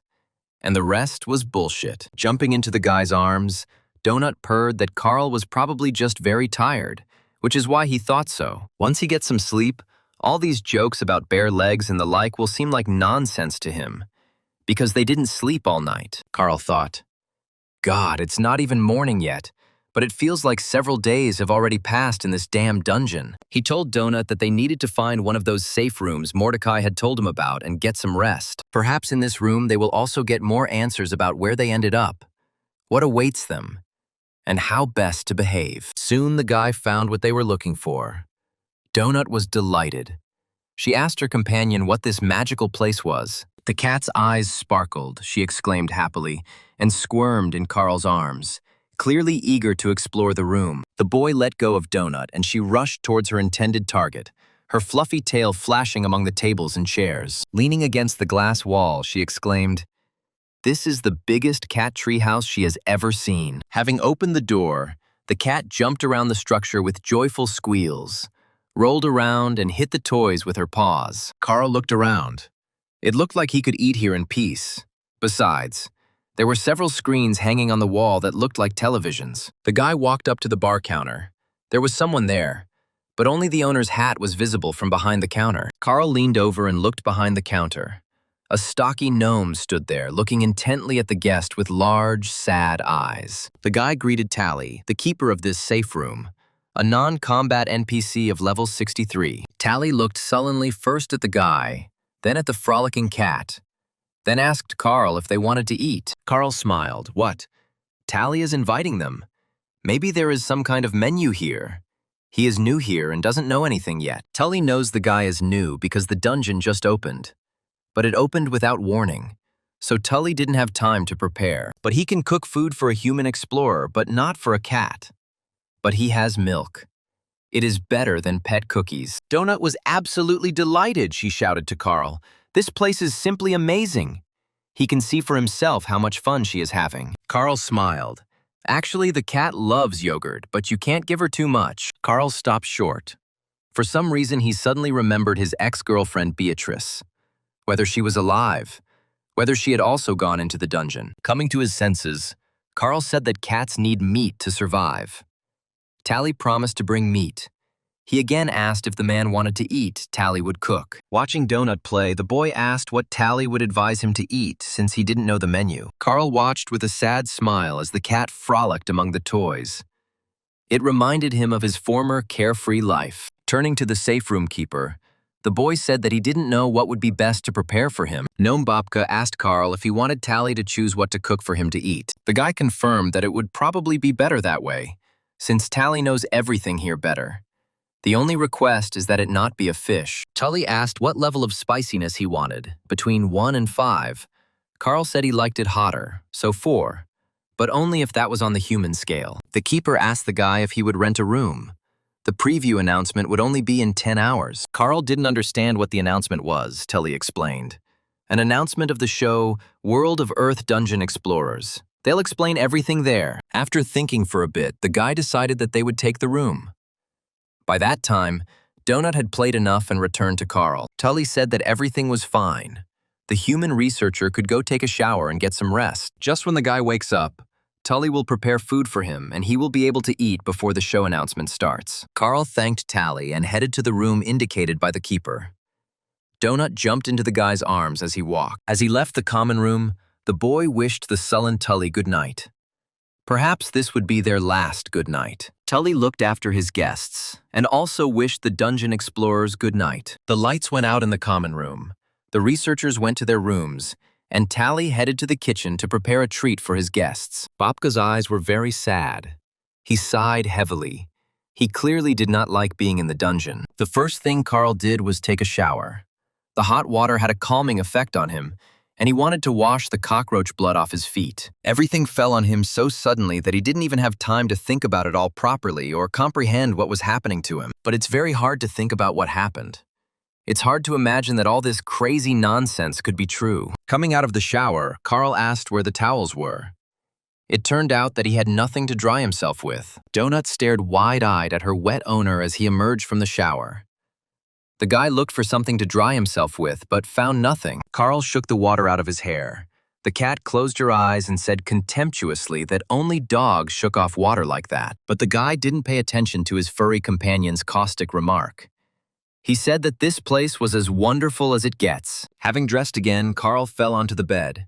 He remembered that with all these events, he had not slept for about 2 days. He hugged the pillow and whispered tiredly that it was time for them to take a little nap before this damned Universal show began. As he fell asleep, Carl thought that maybe when he woke up, this would all be over and would turn out to be just a long, drawn-out nightmare. As soon as he began to snore, Donut jumped out of her bed and lay down next to the peacefully sleeping Carl. The cat curled up into a ball, pressing her warm, fluffy side against the guy's back and began to purr loudly. Several hours passed. Donut woke up first. Carl continued to lie down, and the cat became worried whether he was alive. Finally, Carl woke up. Unfortunately, everything around him remained the same, and the guy suggested going to breakfast. The keeper of the safe room, seeing that his guests had woken up, hurried to put 2 cups of food on the table. Carl breathed in blissfully. The smell was simply amazing, and it looked very appetizing. It was not for nothing that he trusted Tully. Armed with a spoon, Carl began to eat his breakfast. He didn't even notice how half of the portion ended up in his stomach. Licking the spoon, the guy exclaimed how delicious it was. He hadn't eaten anything like it for a long time, even in a restaurant. Jumping towards Tally, Donut told her dear keeper that it was simply divine. She wanted more. Tally looked sullenly at the furry, mischievous glutton. Donut tried hard to smile at the keeper and made eyes. 25 points of Donut's charisma did the trick, and Tully, his eyes flashing, said, "Yes, Your Majesty." At that very moment, Princess Donut received another portion of a very tasty breakfast from the usually gloomy Tally. Having emptied their plates, the dungeon explorers sighed contentedly. Delicious food can improve anyone's mood. Carl looked at the information screens. It said that the leaderboard would appear after the 3rd level crash. There were 3 days and 17 hours left before the level collapsed, and there were just over 4 million dungeon explorers left. The guy almost jumped. Why are there only 4 million people left, when just recently there were 10? Carl was in shock. 2/3 of those who entered the dungeon died before even reaching the start of this damn show. Finally, the screens came to life, and the announcement of the new season of the most popular reality show in the universe began to air. Donut settled down on the table and watched attentively. Maybe now they would be able to find answers to all their questions. The host welcomed everyone to the official preview, warning everyone to watch until the end to see the teaser. The dungeon has a colorful history, and the syndicate's most trusted companies will tell it to viewers. Tully grumbled from behind the counter. It's not interesting to watch. There's no deep immersion into the atmosphere. The show's host was confident that many viewers still remember the stunning finale of the show's last season. The keeper of the room didn't like the competition last season. The Squim conglomerate presented the battle for the planet Errol. Tully said the planet's inhabitants were divided into groups and told that their loved ones would survive if they killed each other. And naturally, the Aurelians began to do this. Blood flowed like a river. Mountains of mutilated corpses, incredible cruelty. As a result, the strongest and most bloodthirsty became the winner of the show's season, killing all the other inhabitants of the planet. Carl asked if it was true that their relatives survived, and that the syndicate had not deceived the winner of the show on that planet. Tully sighed. Yes, that's true, but Squim completely sucked the atmosphere out of the planet. Everything there died anyway. The safe room keeper said that a quick death was better. Barant at least gave people a chance to survive. The show's host smiled widely before they began the preview, giving the floor to their sponsor. A serious voice began to praise the Barant Corporation in every possible way as the most reliable partner in the entire universe. This is not the first season of the show World of Dungeon Explorers, which is presented by the Barant Corporation. All seasons have been a great success. The corporation's administration hopes that this season will bring all viewers a lot of emotions and exciting adventures. Carl winced. He hated commercials and tried not to watch or listen to them. But there was no way around it. The commercial ended, and the show's host said he had been convinced and was ready to trust Barant Corporation in any matter. And now, a short educational program about planet Earth awaits the esteemed viewers of this fascinating show. The Syndicate once selected humans to populate this planet, but this particular batch has some interesting characteristics. However, the results of the research are still ambiguous. The structure of Earthlings differs from that of other people. Carl was stunned by what the presenter was saying, and the alien on the screen excitedly told us that Earthlings are known throughout the universe for their fighting spirit. They constantly conflict with each other, even over the most trivial matters, causing bloody fights. People on this planet are very primitive in their technological and cultural development, but they are very creative. The creativity of Earthlings is expressed in their horrific cruelty. They even surpass the well-known Empire of Skulls in this regard. Carl watched in horror as the little girl stepped on an anti-personnel mine and died instantly. The presenter continued. Fortunately, Barant made sure that the children were placed in a safe place on the surface of the planet, Carl exclaimed. But they are showing a frame from a film. The showman also said that Barant also took care of preserving the Earth's important cultural heritage. The rules are similar to those of Barant's last season, with ladders located throughout the floor, but some have bosses assigned to them. Suddenly, the broadcast was interrupted and only color-setting tables flashed on the screens. Carl asked what the hell was going on. The broadcast was restored. The presenter announced that this was the entire teaser.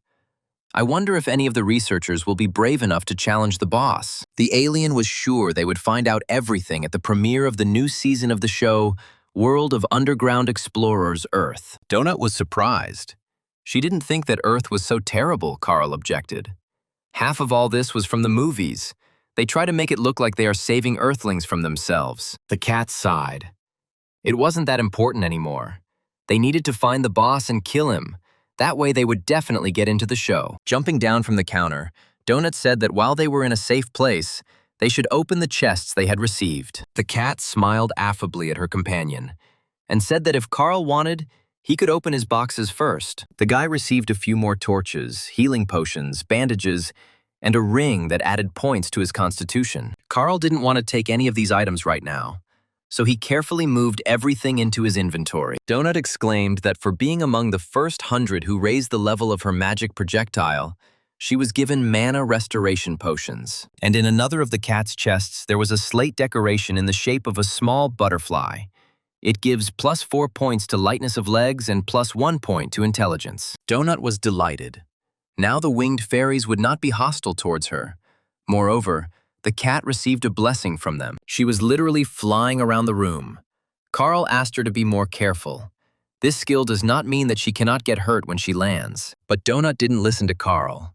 She ran around the cat town faster than the wind, squealing with delight. Carl asked Tally where he learned to cook so well. He must have been a dungeon explorer before. The safe room keeper shook his head, his eyes growing even sadder. He told Carl that this was not so.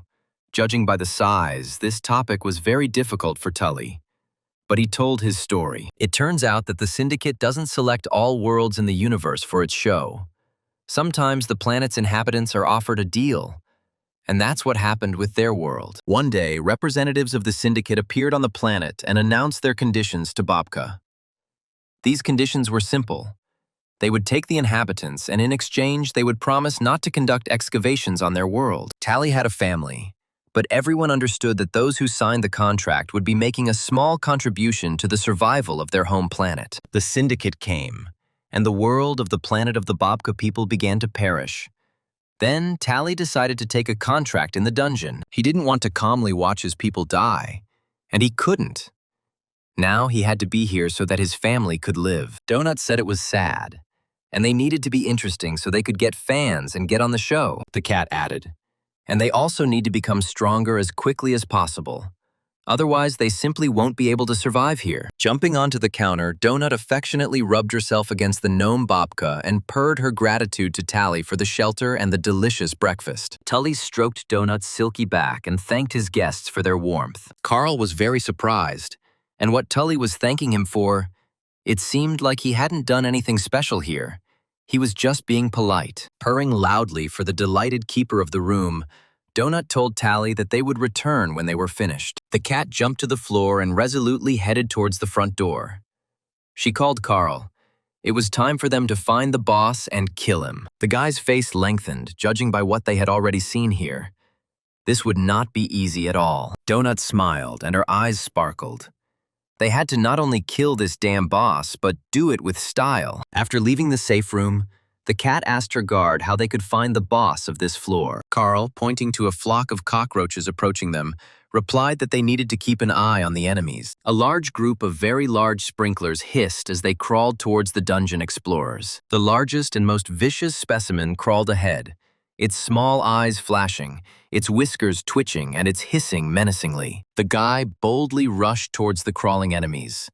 They had already met many times, and Carl knew what to do with them. He ran up and kicked the leader of the cockroach pack. The others lifted their butts, preparing to douse the man with their poison. At that moment, Donut entered the battle, firing several magic projectiles at the cockroach swarm. The sprinkler leader, having received a magical blow, helplessly twitched his paws and rolled over onto his back. The cat continued to hit the cockroaches with charges, not allowing them to get up and spray their poison around. Paralyzed by magic, the sprinklers fell to the floor and were unable to move for some time. Donut continued shooting at the swarm of giant cockroaches. She had already learned to aim and almost never missed, and Carl quickly finished off the paralyzed creatures, crushing them with his bare feet, which the show's organizers liked so much. Attacking the enemies together, Carl and Donut quickly dealt with a large swarm of giant cockroaches. Finally, the fight was over. The guy wiped the sweat from his forehead and noticed that the swarms of insects were getting larger. Judging by the number of enemies and their size, the researchers are approaching their nest, and perhaps the boss is also located there. Remembering their last fight, Carl thought that it was quite possible for the two of them to kill the boss. True, in order to win, they need to do everything smartly. Work together, not rush into things at random, and first scout everything out. Donut jumped off Carl's shoulder and ran forward, avoiding the green puddles of disgusting, poisonous cockroach blood. The guy suddenly asked his furry companion if she knew how to make an incision. She answered, "Of course she could." The cat flashed her sharp claws. She could make a 4th-level cut and scratch too. Her strength was already 15. Carl noticed that Donut had more strength than him.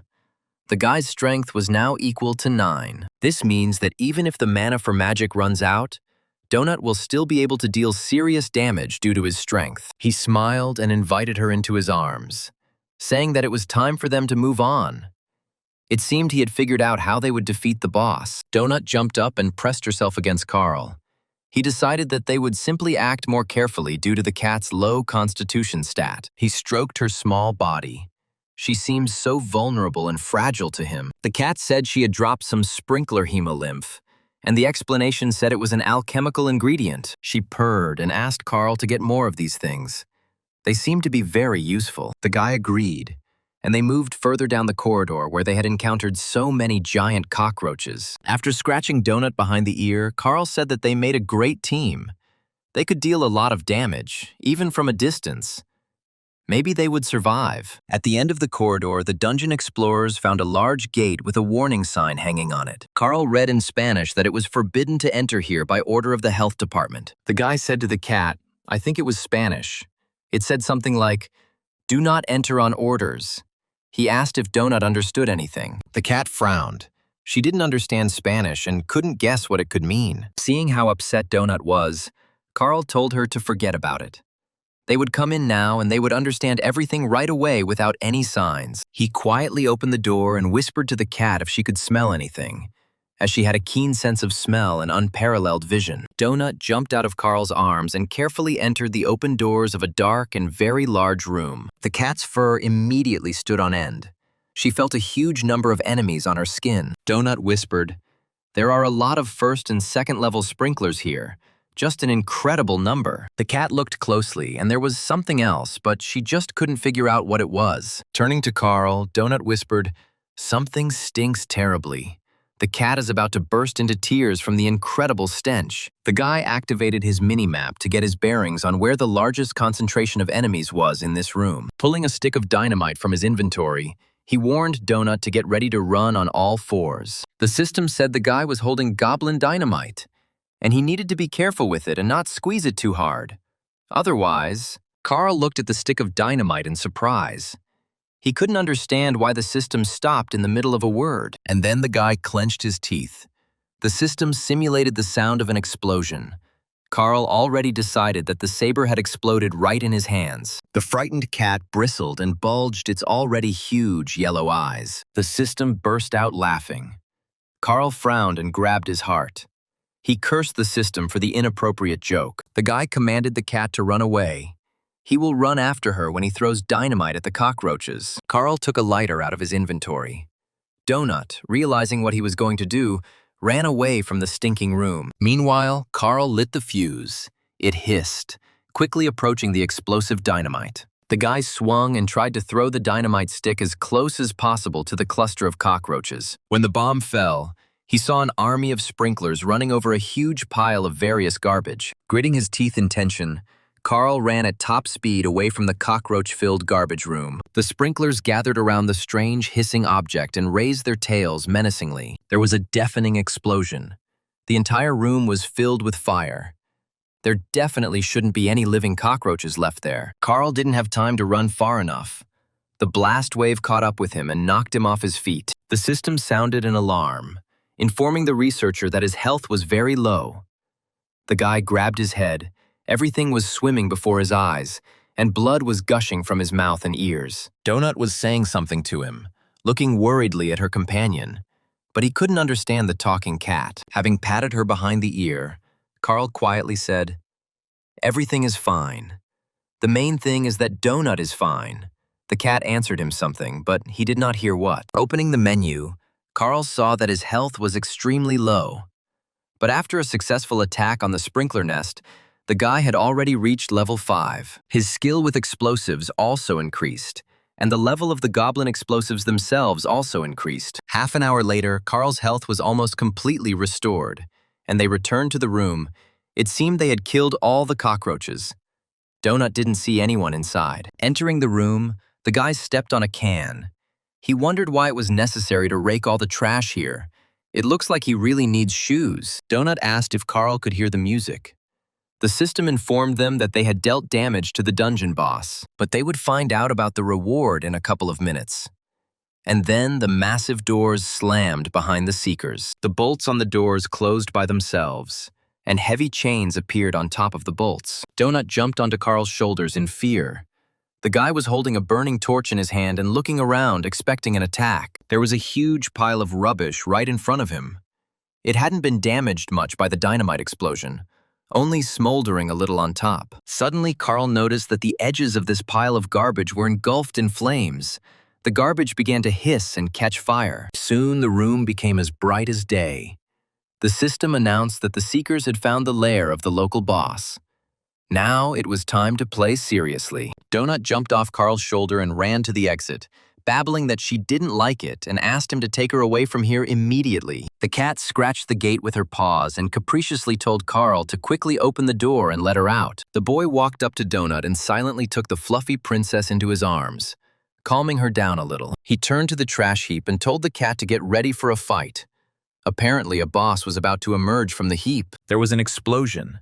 The trash caught fire violently, flying in all directions, and the room was filled with a terrible stench. And then, from the burning garbage, an incredibly dirty man of unknown gender appeared, with cockroaches crawling all over his body. In this battle, on one side was a team of 5th-level dungeon explorers Carl and Princess Donut. On the other hand, there was the local boss of the 7th level, Plyushkin, a homeless woman who lives in the trash along with the cockroaches. A terrible woman, herself resembling a huge cockroach, crawled out of the burning garbage, her tattered clothes already beginning to smolder. Her hands were covered in tiny sprinklers, apparently where they had hatched and grown in the warmth, dirt, and debris. Carl pulled out another stick of dynamite from his inventory, preparing to blow up this disgusting, stinking creature along with the cockroaches. Suddenly he frowned and cursed. Unexpectedly, Carl heard human speech. It was not a monster in front of him. This woman really looked terrible. She seemed to be homeless. She looked up and asked in Spanish for help. Carl lowered his hand with the stick of dynamite. He realized that it seemed the organizers were using Earthlings as opponents. These are the people who were inside the houses at the time of their collapse. The Borant Corporation is using them. The woman spoke Spanish. She didn't understand what was happening. She had a very painful stomach. Carl was sure there was a person in front of him. She extended her dirty hands with bitten nails to Carl and asked him to help her. Her whole body was covered in sores. The guy told Donut that they should help her. Of course, this woman is probably a tramp. She looks terrible, but she is a person. Suddenly, the Spaniard began to vomit, spewing out a stream of green poison from the sprinklers along with small, crawling monsters. When Carl saw this, he shuddered with horror. And Donut said that her answer would probably be negative. Sitting on the shoulder of her bipedal guardian, Cat fired magical bolts at Plyushkin, causing the boss to stagger. The huge woman, covered in cockroaches, said that she didn't know where she was, that she was very scared, and again begged for help. Seeing the size of the sprinklers running towards them, Carl swore that they had never seen such huge creatures in the corridor. Donut said, "This is just disgusting," and fired magic projectiles at them. There was no time to waste. The cockroaches kept increasing in number, and they also grew significantly in size and became very aggressive. Carl told the cat to drink another mana potion. They had a very tough fight ahead of them here, and there was no way to retreat. Donut jumped off her companion's shoulder and was about to deal with the mustachioed army of giant cockroaches. The cat struck the poisonous insects with magic, stunning and killing the crawling creatures, of which there were countless numbers here. And Carl, with a torch in his hand, ran to the boss. He still hoped to find a way to get her back, although he did not know if it was possible. Running through the trash scattered around the room, the boy stepped on a piece of glass and blood gushed from his bare foot. He screamed and lifted his wounded leg, spraying blood. The smell of fresh human blood immediately attracted cockroaches. Carl ran up to the Spaniard and asked if she understood him, but she responded by raising her huge fist and shouting that she had a stomachache. She hit the place where Carl had just been standing, and he managed to jump to the side, trying to reach the dugout. The Spaniard again spewed out a stream of green poison and incredibly large sprinklers. Carl asked the lady to stop. Hiding behind bags of garbage, the boy watched in horror as his former human, Borant, did this to her. But no matter how sad it was to admit it, Carl understood perfectly well that the woman had now become a monster, and she was dangerous. He found a long, strong chain among the garbage bags, wrapped it around his hand, and decided that they had to stop the boss. Carl knew how to handle chains very well. Having untwisted the ring, he wrapped the chain around the poisonous Spanish woman like metal fetters. Having wrapped the chain around the boss, the guy pulled it by both ends, shouting to Donut to distract the enemies for now. The cat replied that Carl should act as quickly as possible, as there were more and more of these giant cockroaches. Donut clicked on her inventory to replenish her mana reserves with a special potion, but she was unable to do so. The cat said in surprise that she couldn't drink another potion to restore mana. The system wouldn't allow it. She won't be able to shoot for another whole minute, which means Carl will be left without magical fire support for that time. At this time, the guy was circling around the Spanish woman, wrapping her in several rings of a metal chain. Having jumped onto the boss's shoulder, he deftly wielded the chain. Now, all he had to do was somehow throw the chain around the giantess's throat. Taking aim, Carl began to spin the chain, trying not to let it get tangled in the woman's long hair. And now a huge metal lasso was wrapped around Plyushkin's neck. And now Carl had to tighten the noose. The Spaniard felt something pressing on her neck with concern. She sighed and fidgeted. Carl, firmly grasping both ends of the chain in his hands, jumped off the giantess's shoulder, pulling her huge, ugly body along with him. She grabbed her neck, trying to throw off the chain that had dug into her skin. Blood spurted out, and the woman begged him to let her go in Spanish. The guy pulled the chain with all his might. The giantess wheezed and began to fall. Carl said that he could use some support now. The cat, jumping high above the pile of garbage, purred. Carl is doing a great job. He came up with a great idea with the chain. Carl chuckled. He didn't mean that kind of support, but something more effective. He was already surrounded by cockroaches. Straining with all his strength, the guy continued to pull the chain. He really didn't like it, but there was no other way out, so he cursed. At this time, one of the giant cockroaches quietly crept up to Carl, because the cat had stopped shooting. The huge sprinkler sank its teeth into Carl's already wounded leg. Blood spurted out, and the boy cried out in pain. He loudly cursed Donut to help him. Otherwise, the cockroaches would bite him while he was strangling the boss with a chain. Carl shouted that if the cat couldn't shoot, she could certainly use her damn sharp claws. Donut replied, "The boss is almost dead. Carl will succeed. We can't stop. There's very little left." The giantess begged in Spanish to save her. She was already wheezing, helplessly opening her mouth, and a stream of cockroaches was flying out of her mouth. Suddenly, the chain on the boss's neck snapped, leaving a bloody furrow on his throat, and the woman began to breathe again. The guy cursed like crazy. It almost worked, but what to do now? There is no other chain here. He fell into a pile of stinking garbage, and both halves of the broken chain flew at him. Carl literally growled with anger. Lying among the bags of waste, he feverishly thought about what to do. His thoughts were interrupted by an attack by a giant cockroach. The insect was slightly smaller in size than Carl himself. And then Donut's powerful magic projectile flew into the huge sprinkler. The monster twitched its paws and died. The cat happily informed Carl that she could shoot again, and without wasting any time, Donut shot the boss. The guy looked at the dying woman with regret.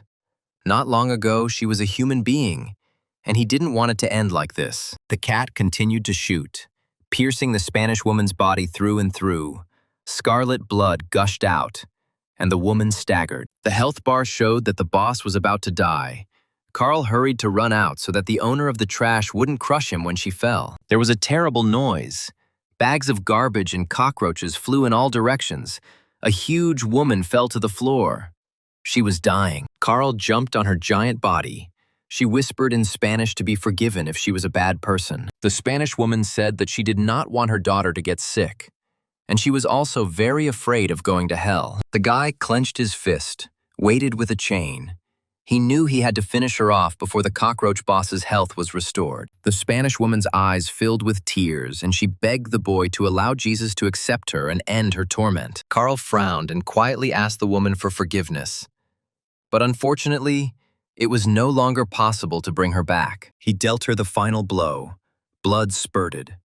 After all, it was better to die than to be what the aliens had turned her into. As soon as the boss breathed his last, all the cockroaches in the room instantly fell dead. Carl jumped off the body of the Spanish woman, who had grown several times larger, he was in a foul mood. This victory did not make him happy. The system announced the winners of the battle with the floor boss. Victory went to the Donut Princess's retinue team, which includes Carl. The team is led by Explorer Princess Donut, a member of the Earth Cat class. Carl couldn't forget what Barant had done to the Spanish woman. Perhaps the same fate befell everyone who was inside at the time of the collapse. He frowned, his eyes flashing with anger. The aliens want people to suffer and kill each other like other races. They want to break the inhabitants of the Earth, turn them into clowns to entertain the universe, or into obedient slaves like Tully. But Earthlings are accustomed to freedom. The aliens were right to point out that people are creative and will definitely figure out how to free themselves. Suddenly, Carl saw a piece of paper flying straight towards him. It was strange. The system suggested that it was a map of the area. He reached out and caught the piece of paper. They had already defeated the floor boss, so it seemed like there shouldn't be any more trials here. The guy squeezed the caught leaf in his hand, and his mini-map opened in front of him. But now it was a little bigger. Carl realized that after defeating the boss, his mini-map had expanded, and he could now see what was happening around him. Taking a closer look, he asked in confusion, "What's this?" It seemed like someone was approaching them. He called Donut to also look at the expanded map of the dungeon area. It seemed there was a person there, but upon closer inspection, the boy realized that in front of him was the corpse of Level 3 researcher Rebecca. Carl's face fell. He sighed heavily. They were too late. The girl was already dead. There were no living people nearby. A message came from the system that for advancing up the career ladder and killing the first boss, they receive a bronze boss chest. Donut snorted in displeasure. Why only bronze? It was not an easy fight at all. She was even scared. An expanded map of the first floor of the dungeon also fell on the disgruntled cat's nose. Throwing the card off her face, Donut grumbled. She thinks that she deserves at least the legendary boss chest. Carl, without looking away, looked at the red cross that marked the dead girl. What a pity. She was already dead. Apparently, she went to rest or open chests and died right next to the safe room. What a shame. She didn't quite make it. Donut suggested searching the dead girl's body. Maybe she had something valuable. But Carl replied that it was too early. Her killer could be nearby. Looking at the map, he said that they were not far from the guild. It was better to go take a rest and open their chests. Carl also really wanted to chat with Guildmaster Mordecai about everything he had seen here. Soon, Carl and Donut found themselves near a door marked Beginner's Guild, which would take them to Mordecai. Entering the familiar room, the researchers saw that the Guildmaster was sleeping, and next to him stood a whole battery of empty bottles. Mordecai clutched to his chest a portrait of the same sky wing that he had shown Carl at their first meeting. The guy cursed. It seemed the Guildmaster was tormented by his inner demons and was trying to drown his sorrows in alcohol. Carl started shaking the leader of the newbie guild until he woke him up. Mordecai was embarrassed to be caught like that. Waking up from his sleep, Mordecai fell into his chair and began to tell the story of how there were 6 main types of bosses in the dungeon. They vary in strength and size. There are local bosses, district bosses, city bosses, regional bosses, country bosses, and floor bosses. There are also elite, super strong ones, but it's too early for them to worry about them. They won't meet them very soon, Carl asked, so they killed the easiest boss. Donut couldn't believe that they fought the easiest boss. Mordecai grabbed his head. How loudly they speak. Yes, it was the easiest, the guy asked. And which side is easy? The Guildmaster reassured him, in fact. Even against bosses like these, researchers usually go in a large crowd. Looking into the bottle, Mordecai said that such things have certain rules, and that they would meet other bosses at the premiere. By the way, to watch the premiere, they need to find a safe room. Donut said that now she will open the chests and then they will go straight away. The cat sighed in disappointment. She received a whole bunch of torches again, but she didn't need them. She was a cat and could see in the dark. Carl asked Mordecai if it was normal that he got like 15 achievements and 7 boxes in just one fight. The Guildmaster replied that it was unusual to receive a legendary crate at the entrance. But the first 3 floors were designed specifically to be filled with loot, achievements, and skills for beginners. Donut dove into the pile of torches to see if there was anything truly valuable underneath. The cat exclaimed joyfully. She found a book of spells. Now she will study it in a moment. The fluffy princess sat down in front of the spellbook and began to absorb the magical information contained within. But as soon as she mastered it, Donut's face lengthened. It was clear that she did not like the acquired skill. Mordecai morally advised the cat to make it a habit to read the description before using something. Carl asked what it was. The cat grumbled. "One stupid spell," the guildmaster objected. "It's a very useful spell. It's called Torch. It creates a ball of light that follows her. The more she uses it, the stronger it becomes." The guy stroked the upset cat and said, "This is a really great spell." She sighed in displeasure. Having activated the menu, Carl decided to see what he got there. Perhaps there was something useful. The guy received the Iron Fist skill at level 3 and spiked cestises to protect his hands and increase damage to boot. Carl opened the received bronze boss chest, silver goblin chest, and gold crowd control chest. The boxes contained a lot of useful things. Among other things, the guy became the owner of the Spirit Armor spell. His supply of dynamite sticks was replenished. He now had a spare gas lighter, and he also received a large bag of gunpowder. Carl liked the magical spiked knee pads of the Shadow Knoll Brawler and the scrolls of Confusing Fog, in case he had to run away. The Iron Skin potion also seemed useful.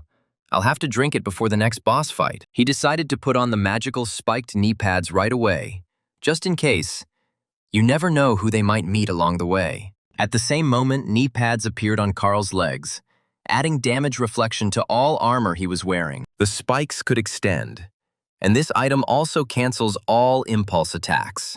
A useful thing overall. Mordecai told Carl that his spellbook was indeed good, but it required 5 mana points, and he only had 3 right now. The guildmaster advised him not to rush to use it until he had decided on a build, or maybe give it to the princess. Donut exclaimed that she would take it. Carl grinned.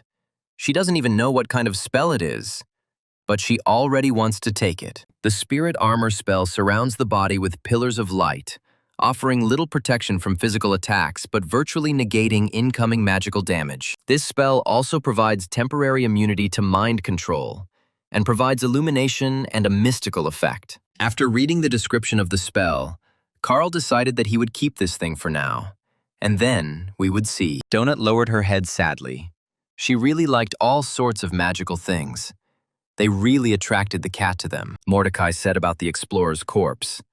The mobs can certainly loot it, but they can't get into her inventory. There really could be something valuable there. Carl and Donut returned to the room that was in charge of Tally. The cat rubbed itself affectionately against the little keeper, just as the premiere of The World of Dungeon Explorer, Earth, began. The presenter said that the herd instinct initially sharply reduced people's chances of survival in the dungeon. Looking at the mass murder of Earthlings, Carl whispered. Many people were simply beaten like dumb cattle. The showman smiled cheerfully. But those who survived were among the lucky ones. They will become real explorers. One group of Earthlings even managed to kill the district boss, which certainly speaks of their strength and promising abilities. These researchers were able to equip themselves well, train themselves, and organize themselves into a well-coordinated team. There are other successful teams that manage not only to survive, but also to kill many monsters and increase their level. The monsters had a hard time meeting such fighting Earthlings, and many monsters were brutally killed. The show's host congratulated the new dungeon explorers on their first victories over bosses and regular monsters. Carl and Donut watched the footage of various battles between Earthlings and monsters. But they were not among the heroes. They recalled their numerous encounters with hordes of vile sprinkler roaches spitting green poison. The first battle with the evil goblins, which almost cost them their lives due to the explosion of the goblin death machine. And of course, the giant cockroaches that attacked Carl while he was strangling the cockroach trash boss with a chain. Suddenly, the broadcast of the premiere was interrupted. Black stripes ran across the screens, and viewers looked at the screens in confusion. The broadcast has been restored. But now, an advertisement for this season's main sponsor, the Barant Corporation, has reappeared. Donut indignantly asked, "Is that really all?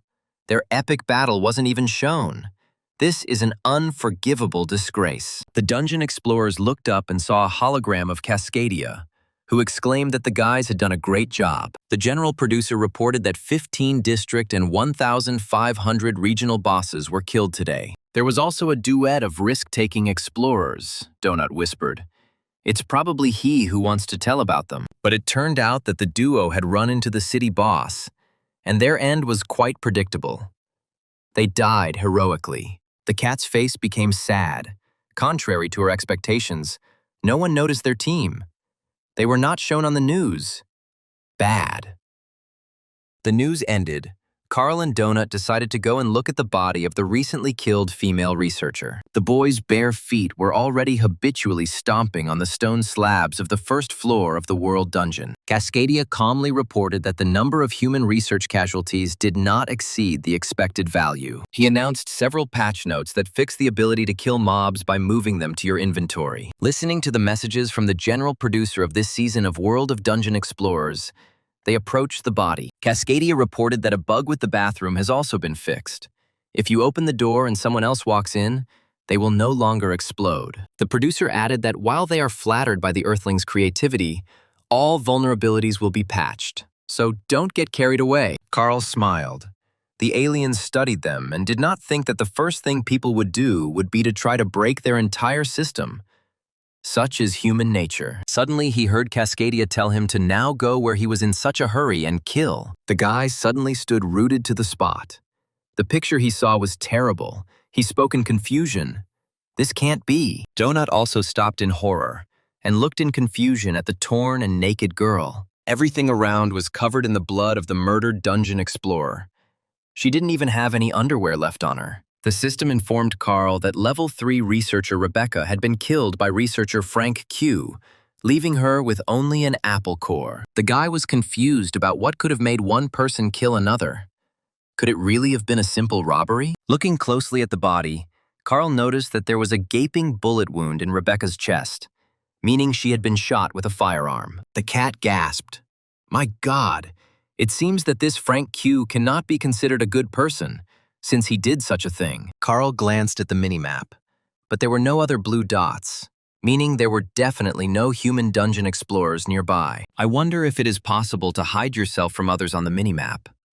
Carl didn't know the answer to this question, but perhaps there is such a way. He grabbed his head. Oh my God, here we have another headache.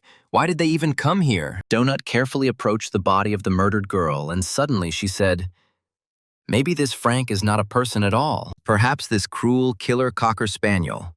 The cat couldn't stand these nasty, noisy dogs. Now Donut was absolutely sure. This was definitely the work of some vicious cocker spaniel. Carl also approached the body. He objected to his furry companion, he said. There is definitely a bullet wound here. It is the work of a man. But Donut didn't back down. Maybe this dog had a gun with him and he shot the poor defenseless girl. The cat noticed that if she had a weapon in her inventory, she would also shoot, especially at the nasty, disgusting dogs. Carl looked at Donut in surprise. Mordecai said that her inventory works differently. She can even open the door with it. The guy told the cat that she couldn't use a firearm, so it wasn't a cocker spaniel. Donut narrowed her eyes. Carl just underestimated what these dogs were capable of. He asked with a smile if it was because of Angel that she was so angry. One day, Beatrice's friend came to visit them with her dog, and the dog rushed after the frightened cat. Donut remembered very well how she climbed to the very top of her house and hissed, and the dog pissed on the floor in contempt. The cat snorted and asked not to say that name in front of her. Carl stroked Donut and said that they needed to be careful. He asked the cat not to tell anyone what equipment they had. No one could know until they joined their group. Donut sighed. Carl probably forgot. They are in a dungeon full of killer cockroaches and drug-dealing llamas. That's why some oaf with a gun doesn't scare her. And he shouldn't scare Carl either. He's probably a coward since he attacked a girl. The cat was sure that they had to track down and punish this murderer who had raised his hand against a person and even robbed her. Carl wasn't afraid of the killer researcher at all. He was just a vile, cowardly bastard with a gun, and that's it. A daredevil wouldn't attack a girl. He remembered how his stepfather had once pressured him. He had told the teenager that Carl was a bully and a hooligan, and that was why no one liked him. And it was precisely because the young man was so bad that his own mother left him that Carl hunched over from these painful words. The grown man grabbed the boy by the head and, looking at him angrily, said that Carl shouldn't like him at all. But despite this, the little bastard Carl should respect him, because he is an adult and strong, unlike the kid. Seeing that the guy was lost in his thoughts and frowned, Donut hastened to bring her companion back to reality. He stroked the cat's soft, silky fur and said that Donut was essentially right. They should track down and punish the villain. I wonder who this woman is and what she was doing in this corridor at 2:30 in the morning. They will probably never know. Judging by the expression in her wide, dead eyes, she was very scared, and perhaps the attack came as a surprise to her. Carl remembered the system's message that she had been killed by researcher Frank Q. Yes, to survive that and be killed by another person, someone had already searched and robbed this girl's body, taking everything she had, but leaving this fucking apple core as a mockery. Frowning, Carl told his furry companion that he wanted to find this Frank Q and punish him for betraying the man. Donut, hearing this, became worried. Was Carl really not afraid of this guy? Seriously, without jokes and showing off. Carl furrowed his thick eyebrows.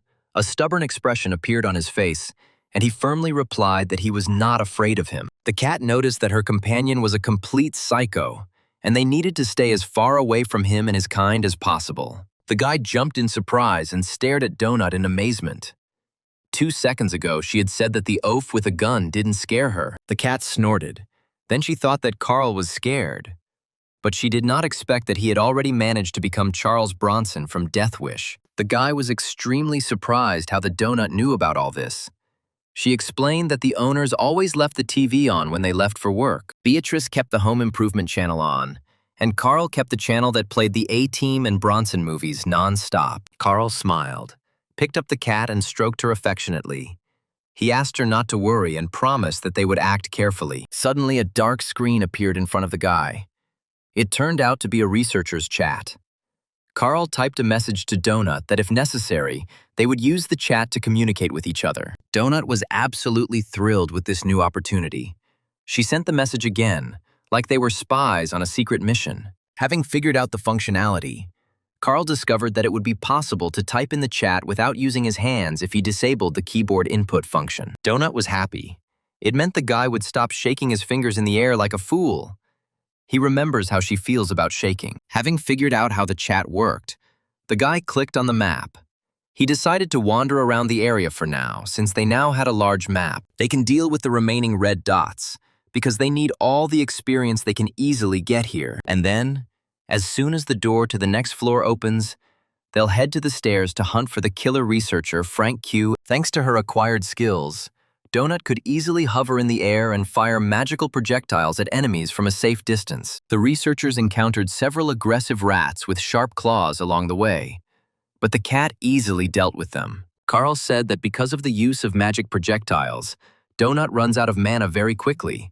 She should use Cleave. The cat replied sheepishly that she had never done anything like that before, so she had no idea how to use it. What if the enemy hit her back? The thought sent goosebumps down Donut's fluffy back and his eyes widened in horror. She doesn't want that, she sighed, looked at Carl and quietly admitted that she was very afraid that she might get hurt. This confession really surprised the guy. How Ponchik manages to be so lively, even aggressive and timid at the same time. But a cat simply cannot control its instincts. Just a few generations ago, its kind were wild tigers stalking prey in the jungle. Carl took the cat in his arms, saying that he knew its pedigree, that nothing had changed for several generations, and that there were no tigers there. And Donut's uncle was also her grandfather. The cat looked around and said that they had already been here. The guy recognized this place. From here, they entered the dungeon and accepted the first battle.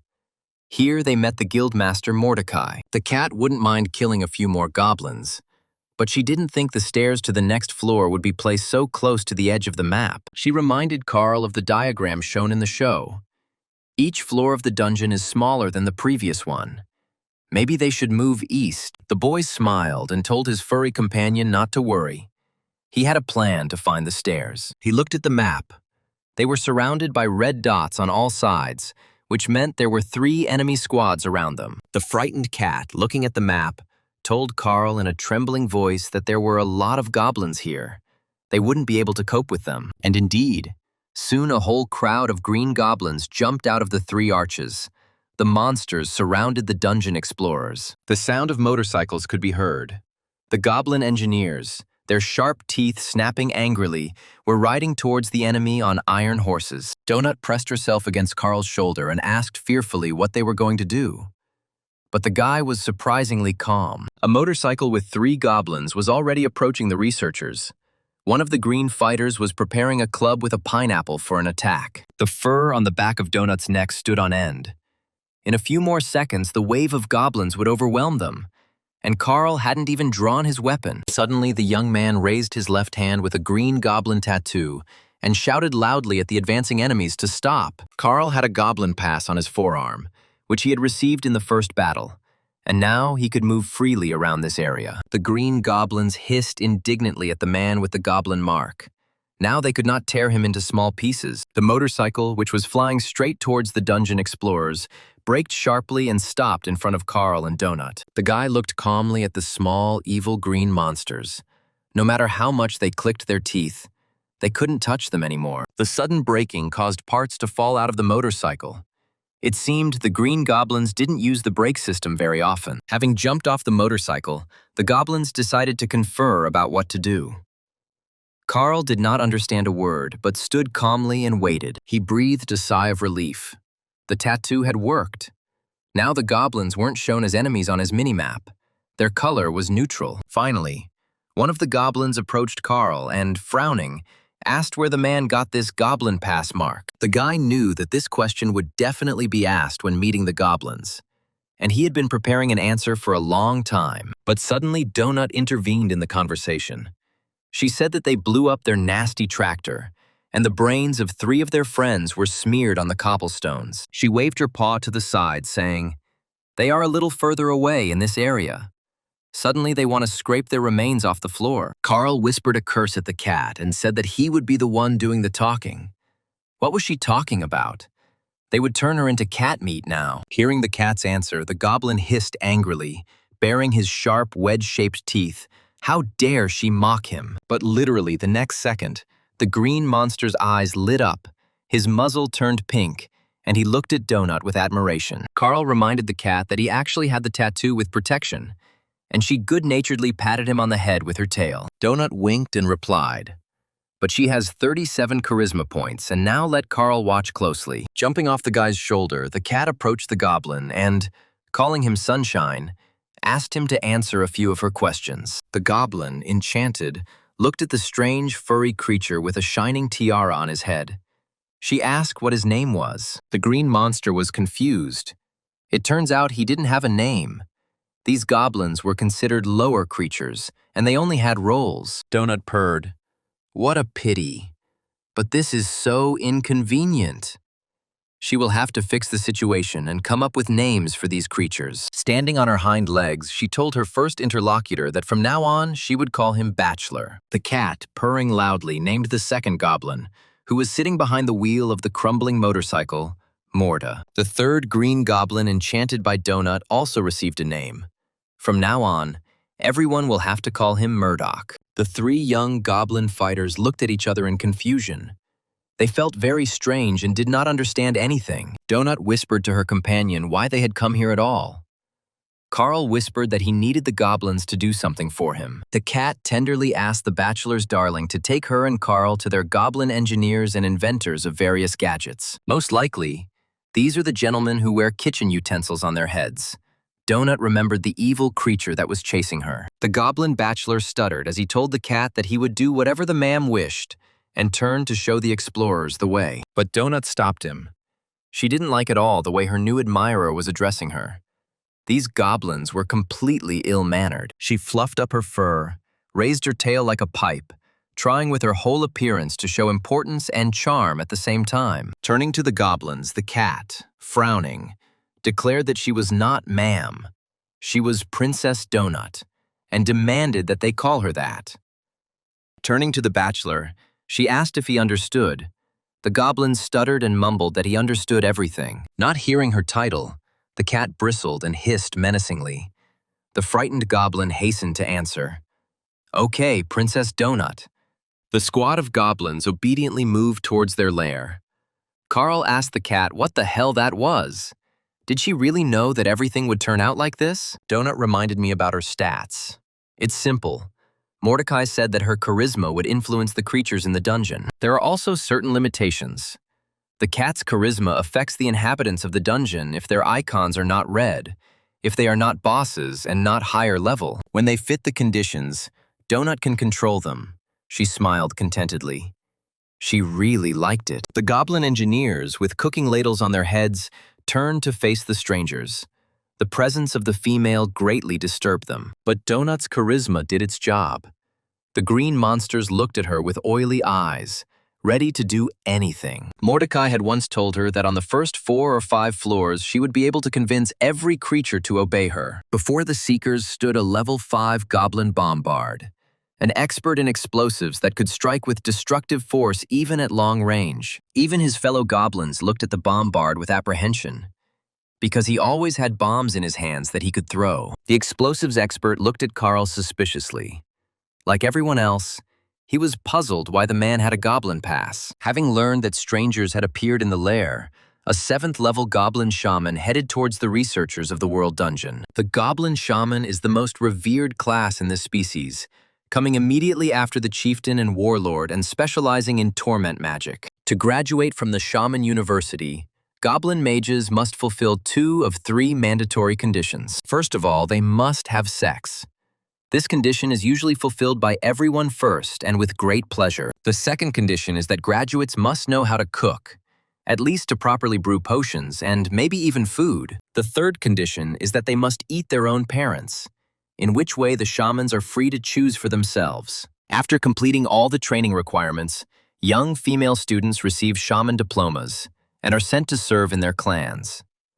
Most female students and future shamans do not choose to learn to cook, preferring to eat their parents. Approaching the guests, the shaman looked at them carefully and said that the cat could read, but humans were not welcome here. The guy said he wanted to buy a motorcycle from them.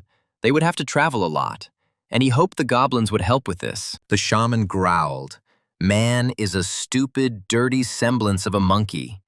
Does he really think that the truth can just appear here?" Here, Donut intervened in the conversation, calling the shamanka darling, and everything began to swim and sparkle before her eyes. Pleased with the effect obtained, the cat, purring, suggested to the shaman that they discuss everything again, but she was unable to resist. Ponchik said that she understood what the shaman was trying to achieve with her look. It looked like she wanted to emphasize her cheekbones, but she overdid it, and her face ended up looking like a sponge scraper. But that shaman who was walking towards them didn't start shoving so many pieces of iron into her face. The cat looked closely at another representative of the goblin shaman class, who was heading towards the guests. Donut wrinkled her nose. My God, she's wearing such a plain bone necklace. A respected shaman could wear something brighter. But the cat decided to talk about the second one later. For now, she needed to win over the first, more aggressive shaman. Donut asked the green girl if it was all because she was forced to eat her parents at university. The goblin didn't expect this question. Her eyes widened. Her ugly face twitched. She remembered her parents. Suddenly, her nose wrinkled and her eyes filled with tears. Carl was stunned. Could goblins really cry? The shamanka fell to her knees next to Donut and burst into tears. Yes. That's why there was so much metal in her face. The second shaman heard the cat's remark about her necklace and was about to hit her with a staff with a pineapple. But it was enough for Donut to look into the goblin's eyes and her expression changed dramatically. The cat named the shamans Rory and Lorelei, and now they both cried, remembering their parents eaten alive. Donut asked Rory if she could help them buy the big thing her friend was talking about. The shamanka replied that they couldn't just give away the killdozers. They were very valuable. The leader would kill them for such arbitrariness, but she can make them a human-sized bike with a sidecar, which is better than walking through the dungeon on foot. Rory pointed to the motorcycle in the corner that the goblins were racing around the floor on as an example of a means of transportation. Stroking the purring cat, the shaman said that this would not be for free. The person must give her something in return. Carl opened his inventory, wondering what he could offer as payment to the green goblin shamans. He had a lot of gadgets there, of course, but he needed almost all of them for himself. And then he remembered the amphetamine that he had taken from the llama they had killed, and gave a couple of packets of the drug to the goblins. Having taken the drugs, the shamans asked if this was really all he had. A couple of packets of this stuff would clearly not be enough. That's all the llama they were supposed to trade with had, Carl cursed. Maybe she was a friend of the goblins. Lorelei tried the resulting amphetamine. She immediately realized that it was made in the dungeon. The person did not bring it from outside. Frowning, the shaman angrily asked the guy where he got it from, where he could have gotten the local drugs. Carl was at a loss. He understood that it was dangerous to admit to killing the bad llama. The goblins and the llama could be partners. The guy stubbornly said that he would tell the goblins everything in detail about these drugs after they got their bike. Rory doubted whether she should agree to such strange conditions. The man was behaving very dubiously and suspiciously. Standing on her hind legs, Donut smiled and told Rory to agree. They would tell her everything about this amphetamine. Pink flashes danced in the shaman's eyes again.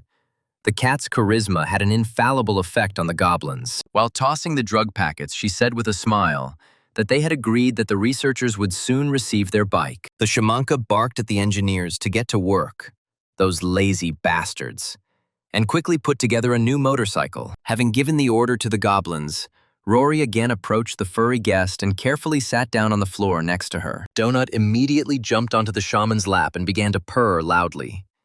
She looked at the cat as if enchanted. Rory carefully stroked Donut's soft and tender body, and the cat, curled up into a ball, continued to purr musically. Suddenly, the cat raised her large golden eyes to the shaman. She caught the thoughts of the still young Rory. Donut turned to her, placed her soft paws on the shaman's chest, and looked at her questioningly. Finally, the cat asked her if she really wanted to go with them to explore the world underground. If that was possible. Hearing this, Carl was stunned and stared at the shaman. He had always believed that goblins were sworn enemies of people and could not work together. The goblin shaman was very surprised that the cat was able to recognize her secret thoughts. For a second, she was confused. Rory sighed heavily and hung her head. She really wanted to go with Donut. She really liked the cat. She looked tenderly at the cat and stroked her soft fur, sighing.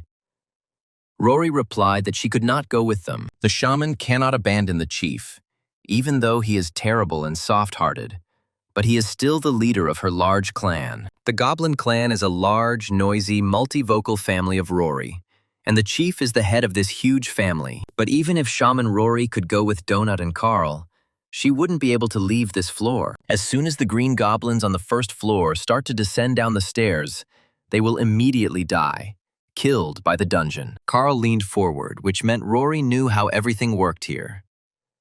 The shaman sighed. She knew enough and knew that they were on the first floor. The guy asked Rory if she knew what would happen in a couple of days, and the shaman replied that this floor would collapse. Rory added that she knew everything perfectly well. She also knew that if the floor collapsed, only the researchers would die here, and the goblins, as well as the other inhabitants of the world dungeon on this floor, will simply fall asleep during the destruction. The shamanka obediently lowered her eyes. Carl realized that she and her people had experienced something similar many times and had come to terms with it. She said that when the next dungeon opens in the new world conquered by the Syndicate, they will wake up again, and there will be another day here, and life in the Green Goblin clan will continue for another week until the next destruction of the dungeon. But Rory also knew that if they did a good job of killing new dungeon explorers, they would be promoted. The shaman thoughtfully stroked the purring cat and continued her story about the order in the world underground. All goblins know that one day they will wake up on the floor below, which will mean that they are one step closer to freedom. The organizers of the bloody show will order them to kill researchers on the second floor and become better and stronger at it. Only by killing the explorers of the world's dungeon can the members of the shaman Rory's family earn their own freedom. They must be ruthless, bloodthirsty, and sophisticated. Only then will they and their children survive in this world. According to the concept of the world dungeon, green goblins are nimble, resourceful, and strong villains, enemies of explorers. Rory dreamed that one day they would be so deep that explorers would never reach it, and that's when they would find peace. She stroked Ponchik and dreamed that they would have peace and a place where they could live and reproduce without worries, and give their babies a childhood. The shamanka hoped that someday her kind would be able to stop thinking about killing researchers for the sake of their own survival. Meanwhile, in the hangar of the Green Goblin engineers, work was in full swing. The craftsmen were assembling a bike for Carl and Donut. The mechanics, on Rory's orders, quickly assembled the body, screwed on parts, tightened, adjusted, and tinkered. The welder walked along the hull with his machine, welding joints where necessary and checking for leaks. Soon, the three-wheeled contraption was ready. A third wheel for a cat stroller was added to the regular motorcycle. The bike was the favorite combat vehicle of the Goblin Bombards, although it was not the most reliable or safe method of transportation. One of the Goblin engineers approached the finished motorcycle and decided to test its functionality by pressing one of the levers. At that very moment, the steering wheel and control system fell to the floor with a crash. The mechanics' faces stretched out. What a disaster! Carl looked at the assembled contraption with displeasure. It wouldn't take long to kill yourself on a bike like that, even on the narrow roads of the dungeon. Gathering the Goblin engineers who were busy making the bike, Donut ordered them to make it bigger and paint it purple. The work began to boil with renewed vigor, inspired by the cat's charisma.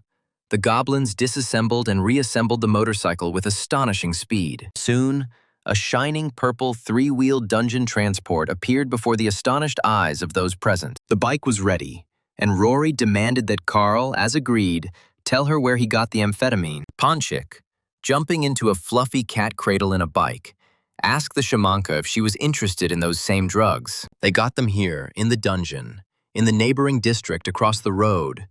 The drugs were from a bad llama. The researchers shuddered as they recalled their encounter with a llama that spat molten lava at all its opponents. Rory growled.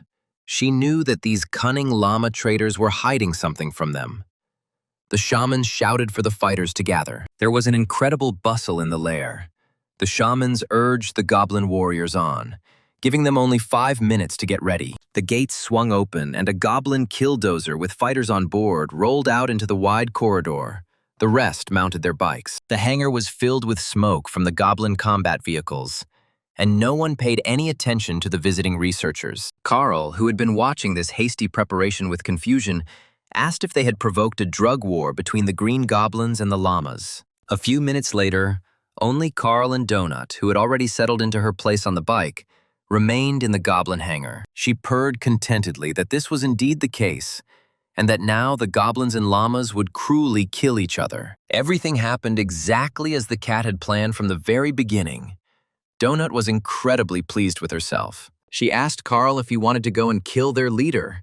She could really use another boss box. The guy looked thoughtfully at the door from which both shamans were leaving. Most likely, that's where the tribe's leader was. It was very tempting to loot everything there was to find here, but something still held Carl back from opening that very door. Of course, they are all alone here now.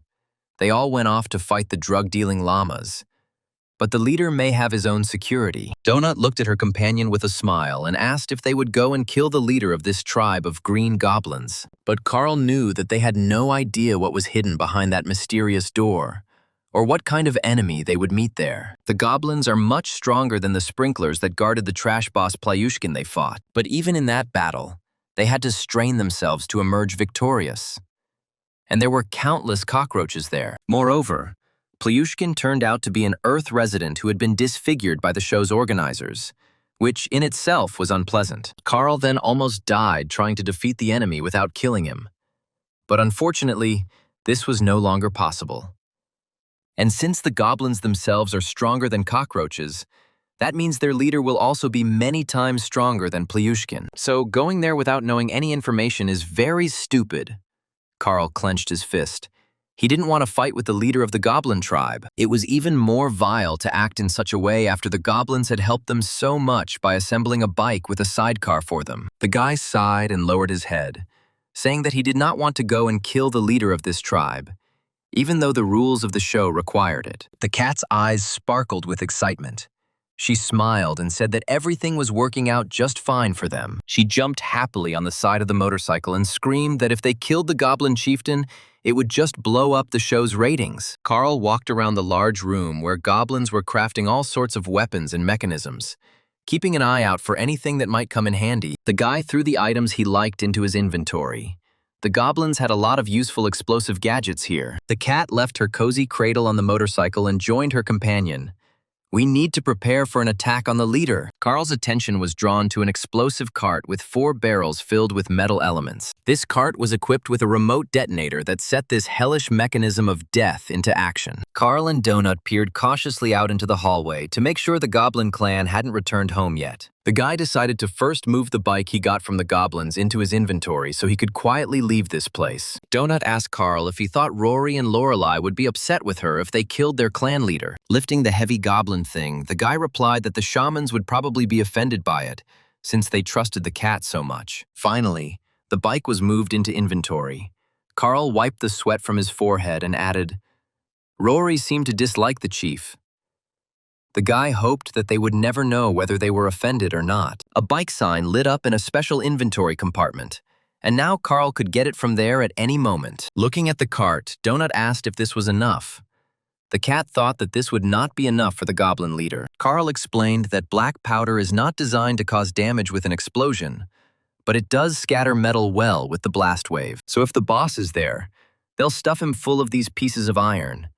The guy doubted that the boss on the first floor was that strong. In any case, if this didn't kill him, Carl didn't know how else he could be defeated. The guy rolled the explosive cart up to the large doors behind which the goblin tribe leader was supposed to be. Carl asked the cat if she was ready. She tensed up, glowed with mana, and replied that she was ready. Donut ordered the doors to open, and they began to slowly swing open, letting Carl in with the deadly cart. The cat carefully peered inside the room. She needed to make sure that the huge leader of the goblin clan was here. Having seen everything she wanted, she whispered to Carl to roll the explosive cart with gunpowder inside. The boy pushed the cart with all his might, trying to speed it up as much as possible so that the leader couldn't stop it. The explosive cart jerked forward, the small wheels barely supporting the weight, pieces of rubber flying off them. Donut quickly jumped back to avoid getting hit by the wheels, and Carl accelerated the cart faster and faster. Jumping into the doorway, the guy pushed the cart with gunpowder forward as hard as he could into the dark room. He shouted to Donut to run away quickly. Otherwise, those who were guarding the leader of the goblin clan could chase after them. There was a noise, confused shouts and swearing coming from the room into which Carl had just pushed the explosive cart. Turning the corner, the boy asked the cat if she had seen the goblin clan leader in that room. Maybe they had pushed the cart there in vain. Donut confirmed on the run that yes, there was a very large, nasty, dirty goblin sitting there. Carl was pleased. It meant they had calculated everything and done it perfectly. He pulled out a remote detonator from his inventory. The cat stretched out on the cold floor tiles and groaned that she hated running. Her short, delicate paws were tired. She suddenly remembered that very tribal leader whom they were now going to blow up in his own lair. Donut told Carl that when she looked into that big room, the chief was sitting in a huge chair and reading a book. The guy picked up the remote detonator, his thumb already resting on the red trigger button. The cat, rolling from side to side, told her companion to blow it up faster. "We need to bomb this leader to glory." Carl pressed the red button, sending an explosion signal to the 4 barrels on that very deadly cart. And then the cat added that there were, of course, a bunch of children of different ages in the room with the leader. But they were goblins. The guy's face lengthened. He frowned and turned to Donut. He asked why she hadn't said this before. And then an explosion of incredible power thundered in the lair of the green goblins. Most likely, this explosion destroyed everything. The fire from the explosion filled the entire long corridor leading to the goblin workshop where Carl had recently assembled his motorcycle. The guys swayed from the powerful blast wave that reached them, and Donut pressed herself to the floor. Pieces of ash and dust raised by the incredibly powerful explosion fell on Carl's black cloak, and the guy felt uneasy. He cursed, cursing at Donut. For the umpteenth time, he was convinced of the amazing cruelty of this cute animal. And she, looking at him in surprise, asked in bewilderment what had happened. What Carl was so unhappy about. What was wrong? He asked the cat if there really were children in that room along with the leader of the Green Goblin clan. The cat calmly replied, "Well, yes, there was a whole crowd of them, from the smallest to almost teenagers. So what's the big deal?" Even though she only caught a glimpse of them, they were cute. Some of them in oversized jackets, just like Baby Yoda. So cute. But there, along with that huge goblin, there were not only children, There were also old goblins sitting there, and a little further off to the side there were also pregnant women, literally about to give birth. They all looked like a big goblin family. It was very interesting to look at them, especially the little ones who were still so cute and not evil, unlike the adults. Some even had nipples, these green-eyed goblin babies. But they could grow up big and evil. Donut was sure that Carl had crushed one of those Yodas with a cart when he accelerated and pushed her inside. The cart was heavy, so that little one died quickly, without even needing an explosion. Carl listened to the cat and felt worse and worse. How could she be so amazingly heartless? There was not a drop of pity in her. Donut really didn't care at all about the murdered children, pregnant women, and old people of the goblin tribe. She asked her companion what his level was now. After blowing up the goblin lair, it should probably have increased. Carl still couldn't come to his senses, and the cat joyfully exclaimed that they were now both at level 8. Donut sighed. They probably won't be shown on the show. They probably won't show the battle stats either, since they didn't fight the boss in his lair. The cat felt sorry for her. She thought it would be cool. The height of her dreams was to get into the news broadcast about the show. The guy grabbed his head and cursed again. If he had known about all this, he would never have pressed that damn button. He understood perfectly well that these were goblins. But children are always children, and pregnant women are defenseless. It's a complete disaster. Carl felt like an asshole who took the lives of defenseless creatures who had done nothing bad to him. Seeing the boy's torment, Donut reminded him that he was not here of his own free will, and besides, they were goblins after all. And what kind of terrible monster would stuff children into the boss's lair? Are they security? That's why they died along with the leader. She jumped onto Carl's shoulders and began to purr soothingly, trying to calm her overly conscientious companion. The researchers approached the entrance, which was littered with rubble, and the cat noted that they would definitely not be able to loot this lair. The guy said that they needed to get out of here quickly before the others returned. Otherwise, even the goblin's pass might not save them. Without waiting for trouble, Carl ran down the corridor to the nearest safe room, using the mini-map as a guide. Donut, who was sitting on his shoulder, admitted that she really likes it when Carl blows up different things. The cat's eyes shone strangely, even bloodthirstily. After a short silence, she added that she really liked it. The guy silently glanced sideways at Donut, and once again thought that it would have been better if she hadn't eaten that enchanted cookie and had kept quiet. Finally, they found themselves on the threshold of a safe room, where there was no need to fear the revenge of enraged goblins. They entered an empty hall. For some reason, the room's keeper was not visible. The guy cautiously entered the room. There was a plate of cookies on the counter. Donut, her eyes sparkling, asked if this was probably a treat for them. They should try it. A little further on in the display case, a large arrow indicated where the men's and women's restrooms were located. One of the stalls in the women's restroom was strangely lit. There was someone there, but he was trying to make sure no one noticed him. There was a man sleeping in the cabin. This was clear from his even, deep breathing. It was strange that he chose such an unusual place. It was definitely a dungeon explorer, but there were 3 skulls burning above his head, meaning he had killed 3 people. Carl and Donut walked over to the plate of cookies. They really could use some refreshment. The cat took the cookie and began to gnaw on it with gusto. The cookie turned out to taste quite acceptable. As soon as the cookie was eaten, Donut saw that she had gained experience points, and the cat jumped with delight. Carl also ate the cookie, and a notification about receiving additional experience appeared in front of him. The cat's muzzle lengthened. She snorted with displeasure that the guys stole her experience. It was so unfair. After all, she was the main one in their squad. Carl chuckled and reminded Donut that they were in the same group, so their experience was split equally.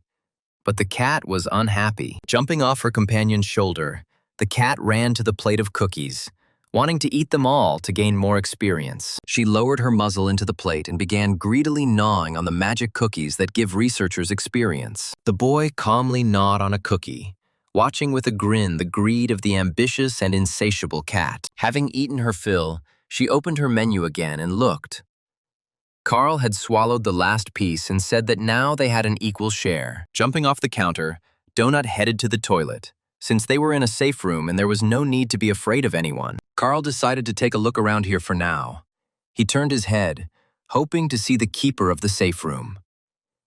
He also looked at the screens. There were 2 days and 12 hours left before the first floor collapsed, and the news show was supposed to air in 15 minutes. The screens also showed that there were just over 3.5 researchers left alive, and that someone was dying every second. Each explorer was also offered an experience cookie to eat, as they deserved it for being there.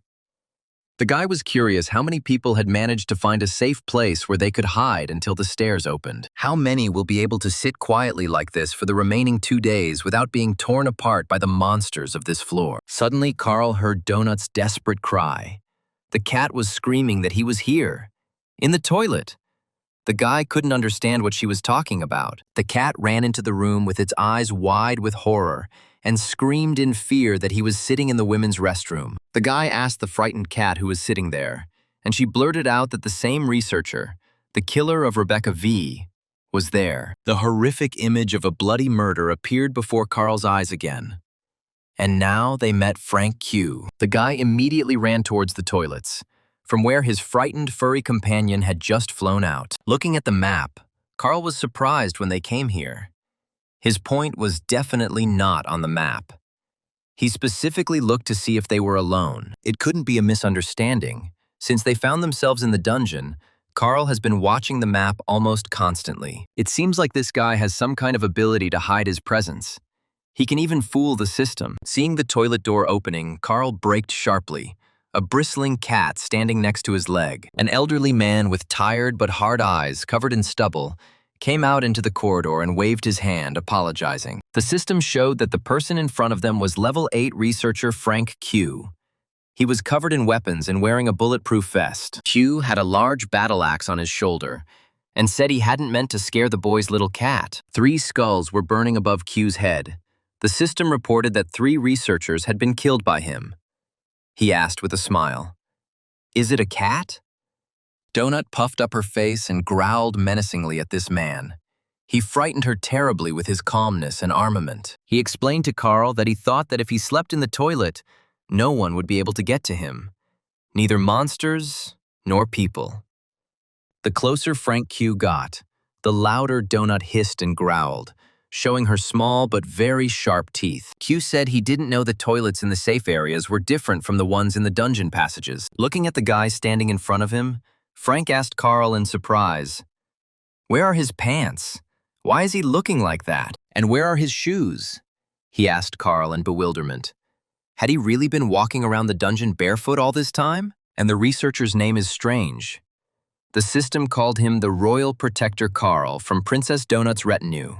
And the cat's name was the greatest dungeon champion, Princess Donut, the commander of Princess Donut's royal retinue. Carl noticed that this Frank Q spoke like a cop or someone who was used to everyone obeying him unconditionally. The guy asked Q if he was currently sleeping in the women's restroom of this safe room, trying to hide from everyone. The man didn't answer right away.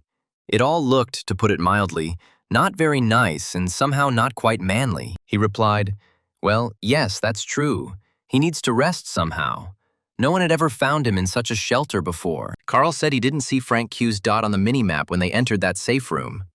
"That's weird," he answered. "Probably because he slept in a safe zone. Probably done to protect the researchers." Frank Q took another step towards Carl, and Donut turned into a hissing, growling ball with teeth and a tiara. Q asked if they were from Seattle too. He almost returned to the place where he went down into the dungeon. But he still couldn't find the descent to the second floor. Suddenly, Donut hissed and growled and shouted at Frank Q that he was a damned murderer. He had killed the girl Rebecca V. Q's face fell as he stared at the hissing ball of fur, unable to believe that she could speak. Finally, he cursed. He thought that it seemed so to him in his sleep, but it's actually true. Who would have thought? The man looked at the raging Donut and was surprised. "Wow, a talking cat. What else can you see here?" He closed his eyes and muttered, "I could go nuts in this godforsaken place. Not only are there monsters all around, but also this." Q asked Carl if he had known the murdered Rebecca Wong before everything happened, or if he had met her here. Donut screamed that Frank Q confessed to the murder. The criminal confessed. He is not hiding what he did. The cat said that she was going to fire a magic projectile at him. But Carl warned her that this could not be done in the safe room. Realizing what the cat was about to do, Frank Q raised his hand and asked Donut to stop. Perhaps she had misunderstood. He said, "Everything is not as it seems." He had no other choice. If they knew Rebecca, then he apologizes. Carl said that they didn't know her before the tragedy or in the dungeon. They just found her body in the corridor. Q looked at them strangely, just in case he took the axe off his shoulder and could strike at any moment. He said that there were 5 attackers. His partner killed 1, Frank killed 3, and some unknown thing killed the 5th. This was the first living person Carl had come across. Even if he was lying, the guy wanted to hear what he had to say. Carl asked if Q's partner was also hiding in the toilet, but the man replied that he was alone now. The guy suggested continuing the conversation in front of the TV. He didn't want to miss the news from this damn show. Their lives depended on it. Moving to the common room, Carl asked Frank Q what had happened to his partner and where he was now. Taking a cookie from the plate to increase his experience, the man replied that his partner was dead. She had been shot. He crunched on a cookie, involuntarily interrupting his story. An oppressive silence hung in the room. Everyone felt the tension. Finally, Frank Q added that his partner had been shot by Rebecca Wong, and now it was just him and his trusty axe. After listening to the man's story, Carl said meaningfully that everything was clear. The guy did not take his eyes off the researcher. Everyone in the safe zone was staring at each other, and the guy was watching Q's expression very carefully, and he was trying to understand what impression his chatter had made on the boy. A predatory expression flashed in Frank Q's gaze. Donut sat on Carl's shoulder, looking with her big yellow eyes at Frank Q, who was hung with weapons. The show's host announced that they would next show a wonderful, bloody battle with the local boss. A whole horde of brave explorers of the world's underground from planet Earth came to fight him. The cat finally managed to go to the toilet and flew into the common room, hearing the voice of the host of the show, World of Dungeon Explorers. Jumping up on the counter, she exclaimed in disappointment that they had missed the start of the show's news broadcast. The cat turned to Frank Q and snorted at him. It was all his fault because he was such a jerk he was sleeping in the toilet. Carl sensed that Q was preparing to attack them, which meant the guy needed to act very, very carefully. The only exit from the safe zone is also the entrance through which he and Donut entered. Carl asked Frank Q if he had seen the latest episode of the show, as they had been delayed and hadn't been able to see what it was. He replied that he had seen it and recounted to the guy in detail the contents of the previous news broadcast, who had been recognized and why. There is also a safe room 5 kilometers from here, where Frank Q was able to watch the previous episode of the show. The man gripped the edge of the counter tightly, tensing like an animal about to pounce, choosing the right moment to attack. Carl noticed this movement and was convinced of his suspicions. This scoundrel was going to kill and rob them, like the rest of the people. This man's entire appearance betrayed cruelty. Most likely, before all these events, he was a common criminal. The guy asked Frank Q to tell him how he got into the dungeon and how he managed to survive when everything collapsed. And on the screen was the most popular show in the universe, World of Underground Explorers, where Earthlings were killed by the thousands for the amusement of the public. Q involuntarily looked to the right and up. He was making things up, Carl realized. Frank had said that he and his partner were working at customs at the time. Q means they worked for immigration and customs enforcement. And judging by Frank's behavior, that could be true. While the man spoke, the screen showed a bloody battle between human explorers and a giant rhinoceros boss. Frank said they'd been monitoring a warehouse for a while, trying to disrupt a Chinese human trafficking operation. The man lowered his head and said that when it all started, they found themselves there, but not alone, but with those same bandits. 15 bandits at that very moment decided to leave the building for a smoke break, and that's how they were saved. But the rest disappeared. He and his partner involuntarily exposed themselves and were fired upon. But then, an entrance to a dungeon opened right under their feet. Many bandits fell right there, unexpectedly finding themselves in this terrible place. But there was nowhere to go. They had to go. Among the 15 bandits who attacked them near the warehouse was Rebecca Wong, whom he killed. This graceful and pretty girl at first glance was the leader of their gang, the worst of the worst criminals. Frank Q said that the time they encountered each other in the hallway, she shot him 3 times, and only then did he respond. He shot back and immediately hit her right in the heart. He didn't feel sorry for her because people like her are always a threat. Pressing his hand to his heart, The man admitted that he thought he was going to die from his wounds because he was bleeding. Continuing his story, he admitted that he had searched her body. Frank Q did not take his cunning eyes off Carl. The man chuckled, saying that he searches every world dungeon explorer he kills for loot. Carl stood near the exit from the safe zone and from there talked with Frank Q, carefully pretending to be a simpleton. The boy had long understood the man's plan. But Carl had learned Mordecai's lesson well and had figured out how he and the cat could escape. Q had already made up his mind. His ally was somewhere nearby and was just waiting for his signal so that they could attack together. Finishing his story, Q said that his partner Maggie grabbed one, and the other decided to escape. Frank expected to die, but surprisingly quickly healed. Meanwhile, the big screen showed the boss dealing with a large group of researchers, blood flowing like a river. Q said that he once saw a giant monster crawl out of some pod and simply devour a man. The bloody battle on the screen was coming to an end. The boss was wounded, but there were almost no more dungeon explorers left who had attacked him. In the end, the giant monster fell dead among the bloody corpses of people, and the system declared a draw. And Frank Q continued to tell how he found a guild for newcomers, and then tried to survive in this monstrous world. He assured his interlocutor that he had run out of ammunition long ago, so now he was using a battle axe. Donut, touched by Frank Q's fictitious story, stood up on her hind legs and looked sympathetically into the killer's face. She purred to the man what a poor thing he was, how hard it had been for him, and what a good fellow he was for being able to get out of it. The cat said that the story of his deceased partner Maggie brought tears to her eyes. The killer looked with distrust at the cat reaching out to him. Being a liar, he himself did not trust a single word of others. But realizing that the cat had fallen for his crude lie, he broke into a satisfied smile and thanked her for her sympathy. Carl asked Q if, since he was searching those guys, he might have some pants or shoes that fit the guy's size. The man looked at Carl doubtfully. Was this guy really such an idiot? Or was he just pretending? But there was no point. Frank laughed dryly and cheerfully answered the guy. Of course he would have something. It was not proper for a man to walk around like that. Carl thanked Q with a smile. So far, everything was going exactly as the guy planned. Now he needed to warn Donut. He discreetly sent the cat a message in the chat, telling her not to say anything or shout, but just to read the messages. Donut's expression immediately changed. She wrote in the chat what happened. She was already getting scared. Carl thought it was good that Q wasn't paying attention to her. He again asked the cat not to write in caps. It was annoying. Q narrowed his eyes like a cat who has spotted prey, his whole body tensing, his predatory gaze never leaving his potential victims. The guy warned the cat that Frank was going to attack them, but she should not react or resist in any way. This is important. Whatever happens, Donut shouldn't shoot magic missiles. Let them do what they want. The cat should trust him. The cat was puzzled because Frank was an American hero. Carl replied, Q was a piece of shit.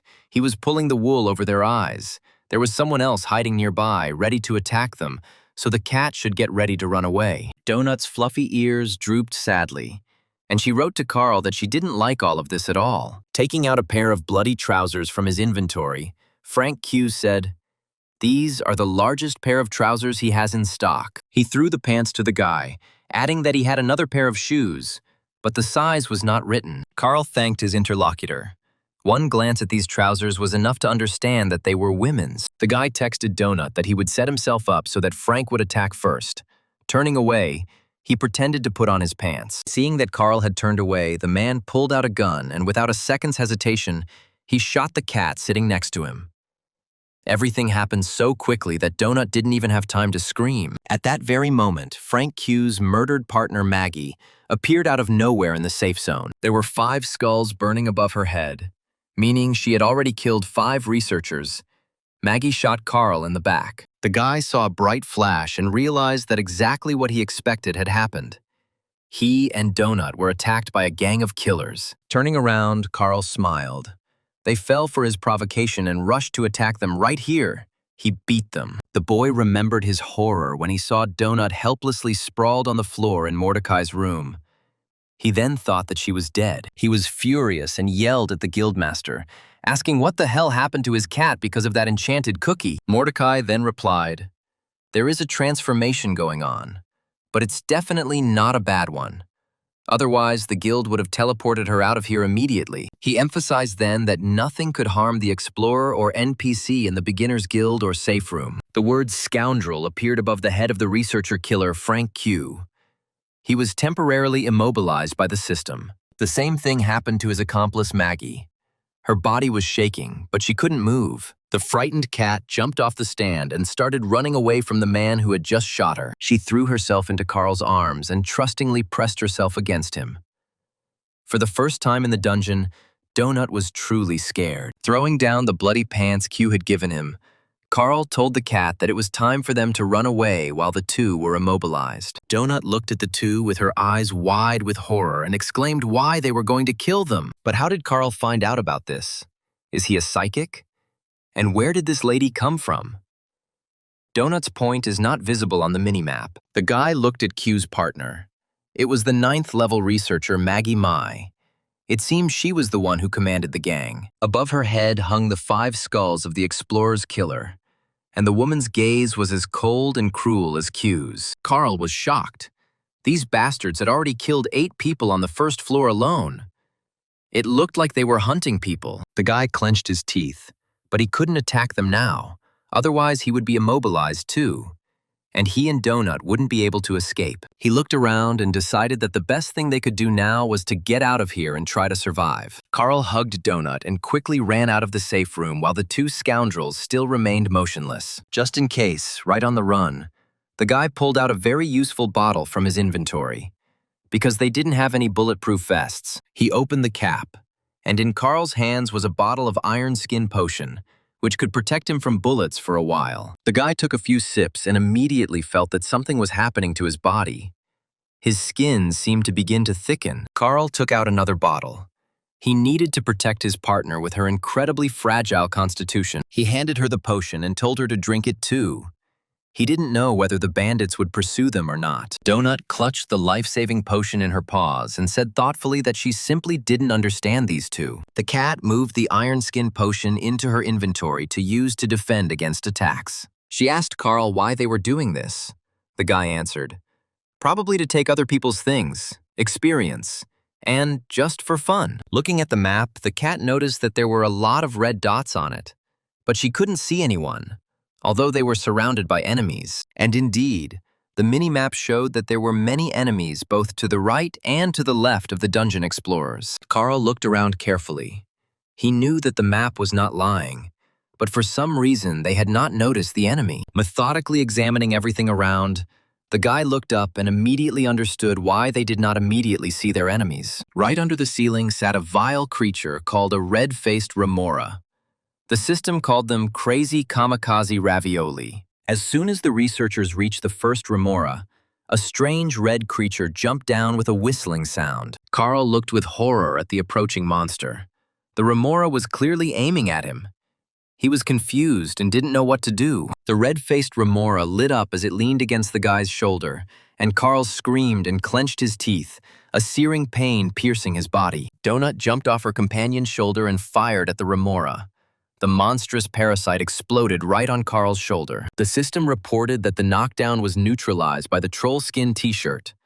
Carl cursed how painfully they bite. The cat looked up and saw a couple more biting red parasite suckers. They needed to be killed before they had time to attack. Upon seeing the researchers, the remoras rushed to attack the small, fluffy cat, considering it easy prey. One of the red-faced clingers pushed off the wall and, spreading its 3-fingered paws, flew straight at Donut. But the cat was ready for the monster's attack.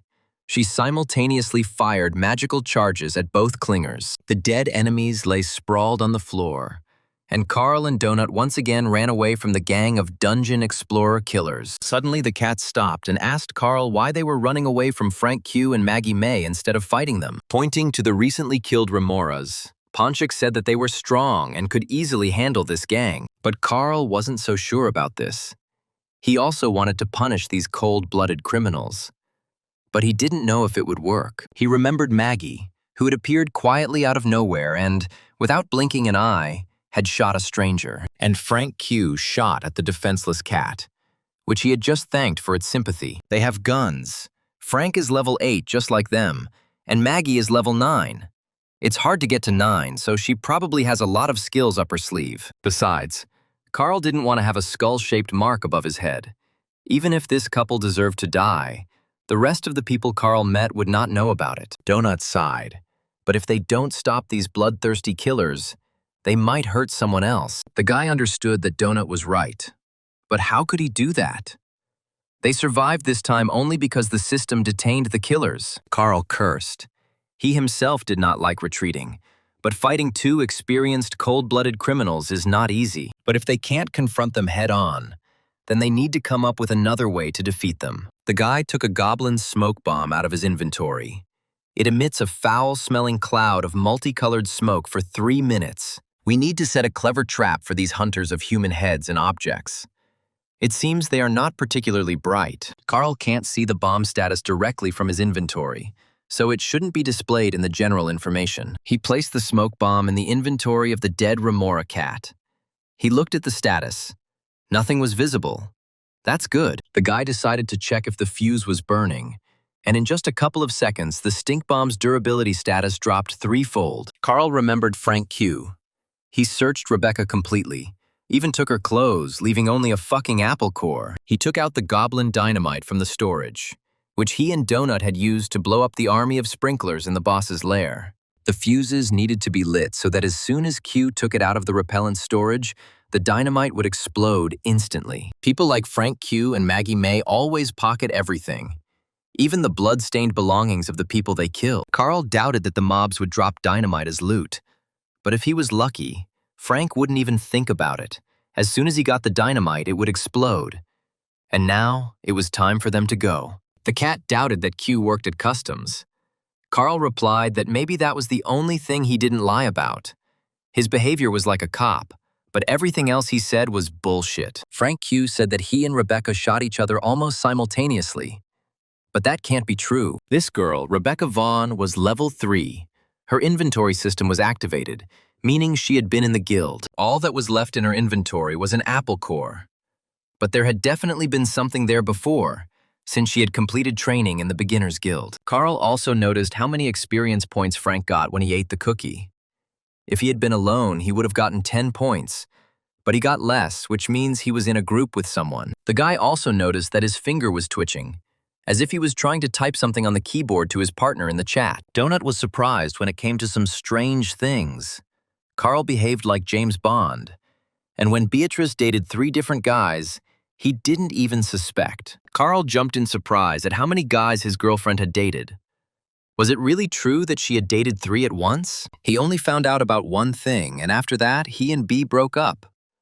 Carl said that he didn't care. She could stay in the Bahamas. And then all the explorers of the world's underground saw a hologram of the producer of this season of Cascadia. He greeted the researchers, and according to Cascadia, it had been another amazing and wonderful day. The show's organizers are very happy that people are with them and really hope that everyone has a great time. Cascadia assured that all the problems with the toilets, explosions, and suctions have been resolved, so there is no need to worry about it. He also asked those who use the dungeons to relieve themselves to stop doing so immediately. A cross-translation function has been introduced into the native language.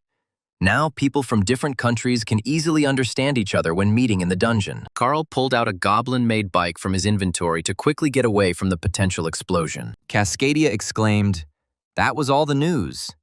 He wished the researchers to continue in the same spirit of killing, killing, and killing. Jumping into the cradle, Donut said that they were never able to watch the show to the end, and wondered if they got there. The guy doubted that he and Ponchik were shown. He got on the bike.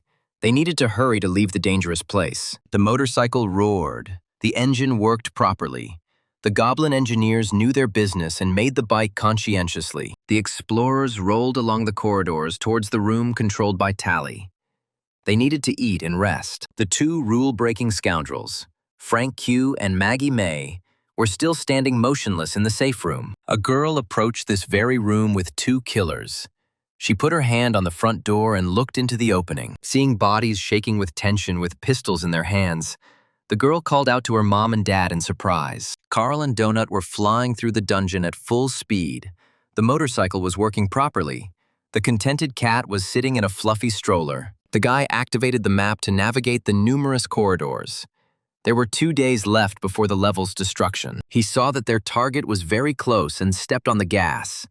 Carl was eager to take refuge in Tally's shelter and taste his cooking. The system increased Donut's bike driver skill level, and the cat was delighted, even though she had never driven a thing before. Finally, they arrived at the required premises.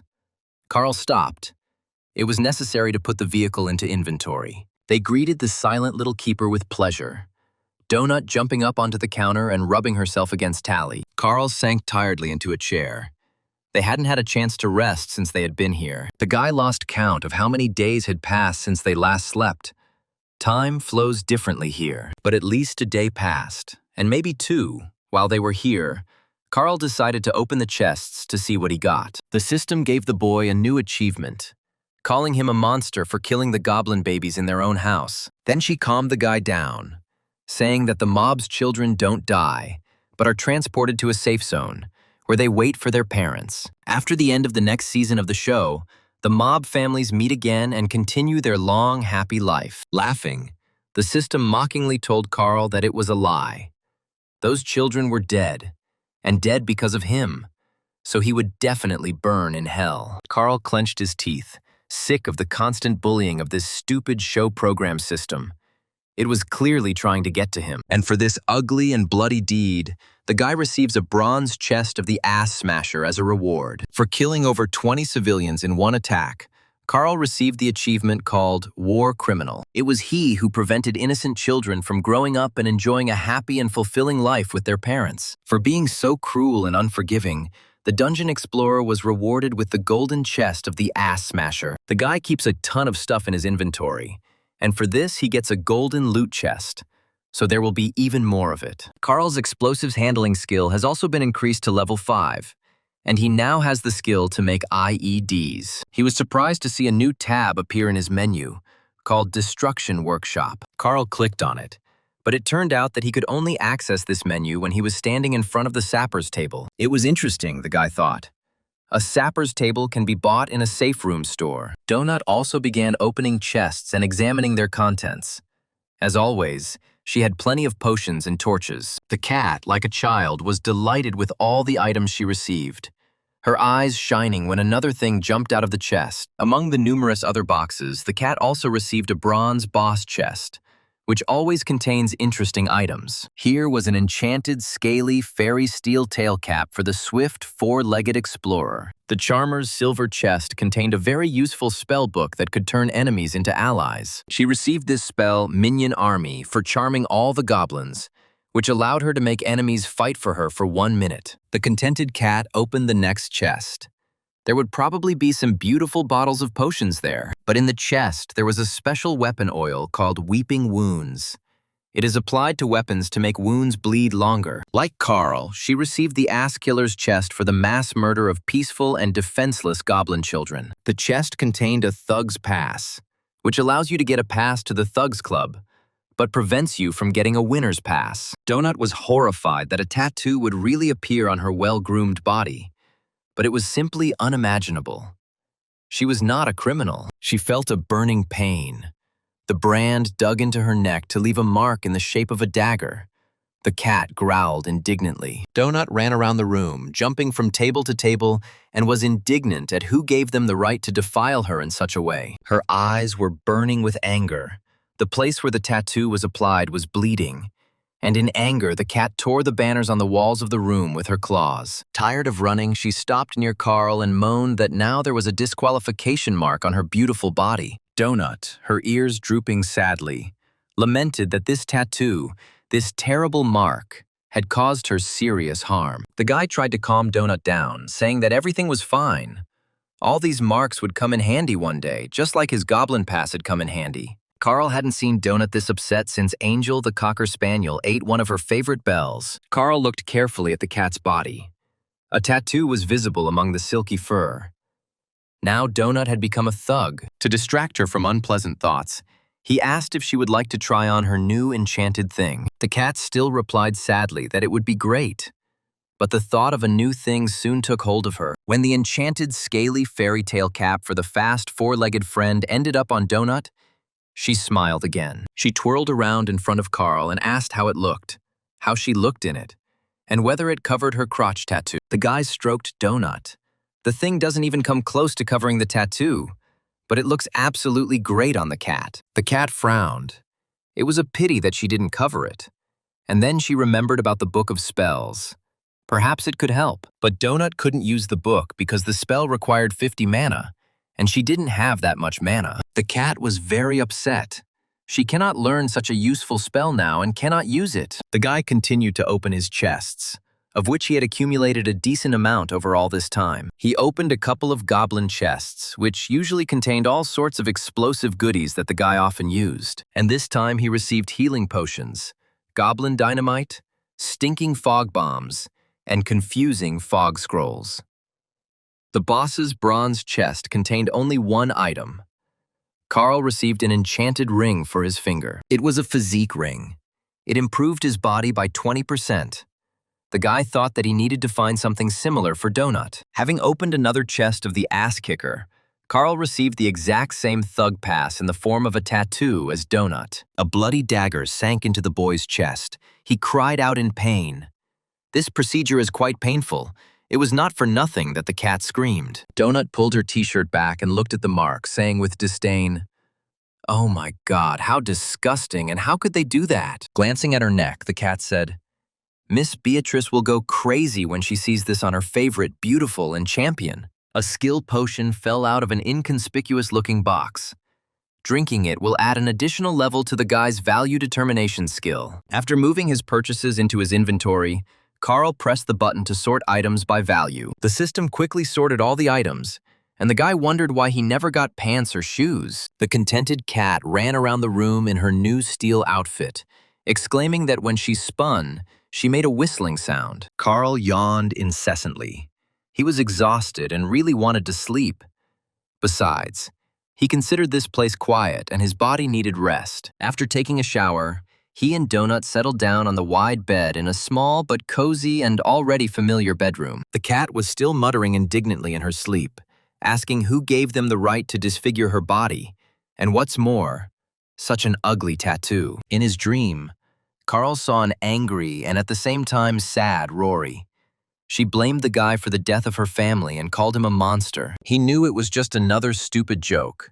The game didn't care that he killed the kids. It wanted him to do it. The room was like it was set up for this.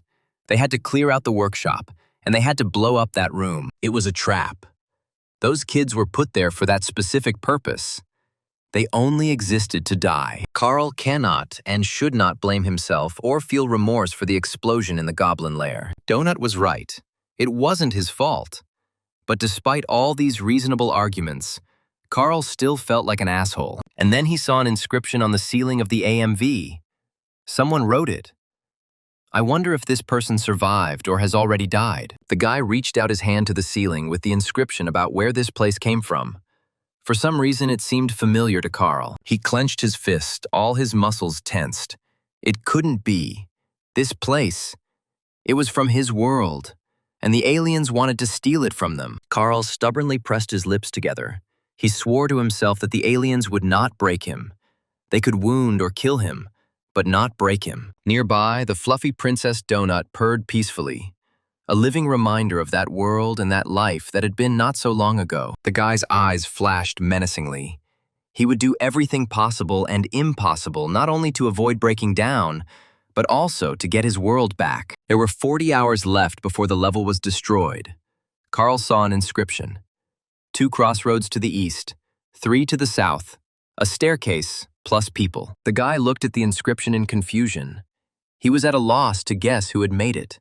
Enemies or possible friends and comrades. Donut asked him if he thought it was a trap. Carl thoughtfully answered, maybe this way, maybe that way. He ran his hand over the inscription, and fresh paint remained on his fingers, meaning the inscription had been made only a few hours ago. They decided to take a risk, got on motorcycles, and the researchers headed in the direction indicated on the sign. The road was littered with the corpses of level 4 ice goats, killed by researchers Brandon N. and Chris Andrews. Carl told Donut that they would go look for these very researchers who cleared the way to the stairs for them. The guys stepped on the gas and they sped forward with the wind. Carl couldn't wait to find normal people here. The system reported that Carl's driving skill had improved, and he could now step on the gas with complete confidence. Along the way, the same inscription was found here and there. It seemed the guys were showing the researchers the way to the stairs. The messages were on the walls and on the floor slabs in the corridors. Suddenly, Donut yelled at Carl to stop. As they drove, the cat watched the mini-map very carefully. She showed Carl a staircase that had appeared on the map. Although it had definitely not been there before, it seemed to have opened recently. The boy asked the cat if there was anything else there. Maybe he could see anyone nearby, other explorers or monsters. Donut replied that there was something written on the ground. She suggested getting off the motorcycle and reading. After all, it was very dangerous near the stairs. Carl put the bike back in his inventory. They were going to go on foot from here. The guy didn't want to show the transport to anyone. The explorers of the world dungeon slowly and carefully moved forward. Judging by the video, the bosses here are very serious. They saw another sign on the floor. The road is safe. The parking lot is 2.5 kilometers away. They can't go any lower, otherwise the district boss will be activated. Carl cursed. How could they even defeat this district boss?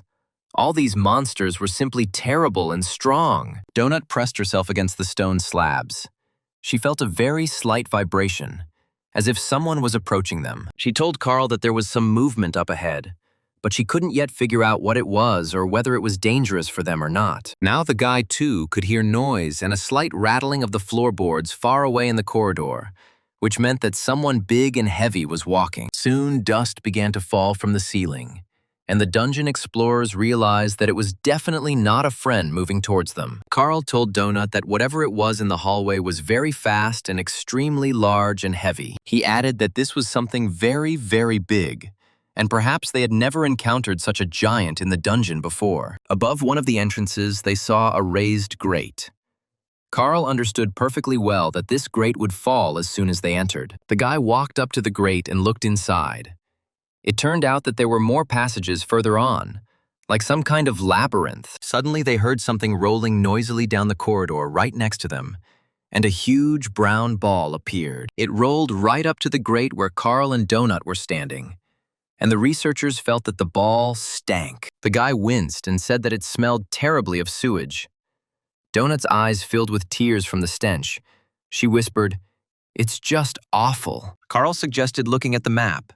Maybe they would find the one who left all these messages with clues. Suddenly, he saw that a very large group of dungeon explorers was moving not far from them. The guy happily told the cat to look at how many people there were.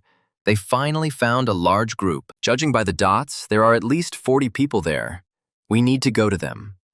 Together, they will definitely be able to break through to the stairs to the second floor. Carl's eyes lit up with joy.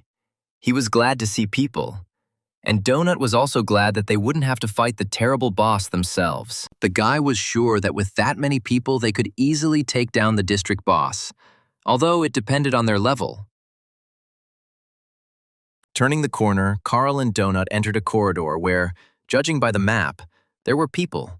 The guy greeted them warmly, but when he looked closer, his face lengthened. He certainly didn't expect to see this here. These were indeed people, and there were a lot of them. Donut turned to Carl in confusion. In front of them were very elderly people, some of whom moved with the help of walkers. The cat whispered, "There are only old people here, some in wheelchairs. With them, they will definitely not defeat the district boss." Carl thought, these aren't just old people, but, oh my God, I love you, Grandpa, but damn, how come you haven't crumbled into sand yet? A strange old woman sat near a large cart with things and looked around with big, crazy eyes. She muttered that she didn't take those sandals, and there was no need to slander her. She didn't need other people's things. She was an honest person. Carl heard a young voice. Some guy shouted to him. Thank God he came to their base. Two young men were walking towards Carl. One of them asked if he had probably seen their messages. Carl answered, yes, they had seen the inscriptions. Level 6 researcher Brandon N., a young man with a hammer on his shoulder and cheerful eyes, waved cheerfully at Carl. Next to him was Level 6 researcher Chris Andrews, and it was these guys who cleared the way for him and Donut to the stairs. Brandon didn't understand why Carl said we. He asked the guy who else was with him. They thought he was alone. The young man saw the strange name of the explorer, but did not understand anything about this. What kind of royal retinue this was? Maybe it was just a joke. The indignant cat jumped off her companion's shoulder and stood majestically before the two young men. She said that we means we. She is right in front of him. Can't this rude guy see her? She is Princess Donut. The stunned guys looked at each other in confusion. It seemed they clearly didn't encounter talking animals every day. Brandon apologized. He didn't understand right away. I saw them and I thought... Carl smiled. They probably thought he was crazy. Meanwhile, the cat is talking, and she may have the highest stats of all those present. Brandon Ann dropped to one knee and gently stroked the cat, saying, "Nice to meet you, Princess Donut." The cat was still unhappy that she was taken for a blank space, and not for an equal explorer of the world's underground. Brandon asked to forgive him if he had suddenly offended such a beauty. He had simply never met a talking cat before. Donut smiled and accepted the apology. Carl and his companion, along with the boys, went to the other fighting members of this large but strange detachment. They were met by Archer Yolanda Martinez, a level 6 explorer and member of a group called the Meadowlarks. Yolanda smiled widely and extended her hand to Carl. She happily exclaimed that their messages worked.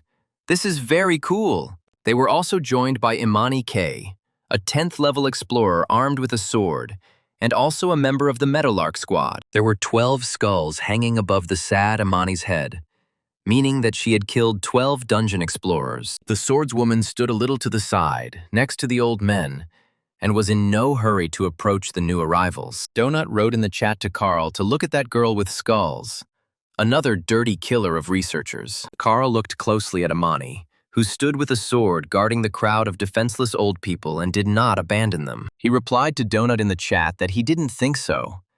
This girl was completely different from the cold-blooded killers they had met. There was grief in Imani's eyes. Apparently, she was forced to kill these people, and this lay like a heavy stone on her clear conscience. Still, Carl looked at Imani warily, and he told the cat not to write in caps, as it felt like she was screaming. The frightened cat replied that she was screaming. The skulls above her head frightened her very much. She remembered how Q tried to kill her. The smiling Archer extended her hand to Carl and introduced herself as Yolanda, very happy to see a new explorer in their squad. Brandon explained that they were night workers at a nursing home in Wenatchee and had arrived there while they were on duty with the residents. On that terrible night, they were forced to evacuate because someone decided to set fire to the trash in a barrel at the entrance to the building. At this time, firefighters, police, and others were with them, and the strange old woman wrote to Oud and Schwartz to contact her. The old lady in the red hat was named Agatha. She took a can of red paint and headed towards the nearest wall. The guy added that, in general, everything was going in one place. When it happened, he suddenly saw that Agatha took their paint. Soon, a smiling red smiley face appeared on the wall, drawn by the strange old lady Agatha. It was very strange for Carl to see an old woman wrapped in rags with crazy eyes and a can of paint in her hands. Brandon Ann politely told Agatha not to waste the paint. The old woman grumbled that it was her paint. They stole it from her. Brandon reminded her that Agatha had stolen the paint from Stan, and he asked her to just not waste it on nonsense. Chris said most of the cops and paramedics scattered as if they knew the place better. Carl was surprised how they got down. It turned out that Agatha simply took a running start and jumped onto the stairs with a cart. No one knows what she was thinking, but the stairs turned into a long, smooth ramp. Apparently, something really wanted this strange old woman and the other residents of the nursing home to come down here. Carl asked Brandon if he had considered gathering them all in a safe room, which would certainly be more comfortable than the hallway. Donut was surprised to see a cat in the arms of one of the old ladies. The grandmother was constantly petting her furry pet. Chris said the room was already packed, like a summer cafe in the sun, with only enough meth for 30 people. Chris helped the stronger ones get there. There is this gnome there who cooks food for them and sings songs. Carl remembered Tully. Apparently not all babkas are so gloomy. There are more cheerful and younger ones. But it seems they are all very kind. The old people really like that room. There is nothing to be afraid of there. They remember their previous life, their youth, and among themselves they decided that they would never leave there again, that they would all die together in this place, to the cheerful songs of the keeper of the room. Now they sit there like they're at a big party, well-fed, happy and calm. It gives you goosebumps. The guys planned to take the old people to the third floor, thinking that there they could change their class or specialization, and it would be easier for them to survive. Carl stared at the toilet, next to which there were pools of blood. He suddenly remembered Cascadia's message about toilets. He asked Brandon if this was really because of the same bug that the producer had talked about, and the guy sadly confirmed. Carl remembered the message that if you open the door and something or someone comes in instead of you, they won't explode now. Brandon N. told Carl that they found Lady Tiata from the Newbie Guild, who really helped them get settled here, and then they brought people to her in groups for training and activation of the menu, inventory, and adaptation to this strange place. During one of these expeditions, they were attacked. Several residents of the nursing home were injured, and there were no healing potions. Imani had a sword. She killed the wounded at their request, but she still cannot recover from that terrible incident. Everyone understands perfectly well that it was necessary to do this so that they wouldn't suffer, but it doesn't make anyone feel any better. Damned place. And those fiery skulls above Imani's head are a constant reminder of what happened. It's just terrible. Carl listened and looked at the old people. If it was difficult for him, a young man, to live here, then what must it be like for them? Old and infirm people. And he suddenly thought that things weren't so bad between him and Donut.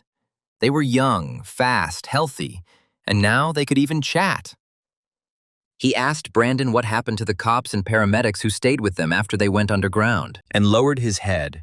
Most of them went into the spiral. The gate closed after they went inside. About 5 minutes later, the gates opened again. But none of the guys were there anymore. They had simply disappeared. No one knows where. The rest went to look for other survivors in the world dungeon and the less difficult descent to the second floor. They were very strong and brave guys.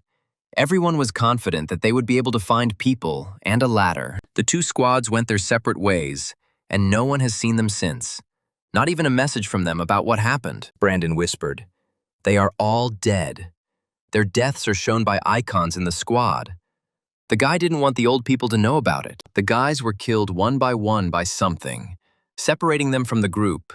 Even Dr. Gracie died, and she was an MMA fighter. Seeing Donut, the old woman with the cat extended her hand to her and greeted the cute cat in a trembling voice. Donut jumped into the arms of her grandmother in a wheelchair, who, even in this situation, did not abandon her furry pet. Brandon concluded that they were the last 4 who were not residents of the nursing home, plus Agatha. Carl thought, what a nightmare. And he thought that everything was bad for him. But here everything is much worse. Just some kind of darkness. He looked at these feeble old men in the corridor of the world dungeon. They shouldn't be here at all. But they are here. The world of Earthlings has come to an end.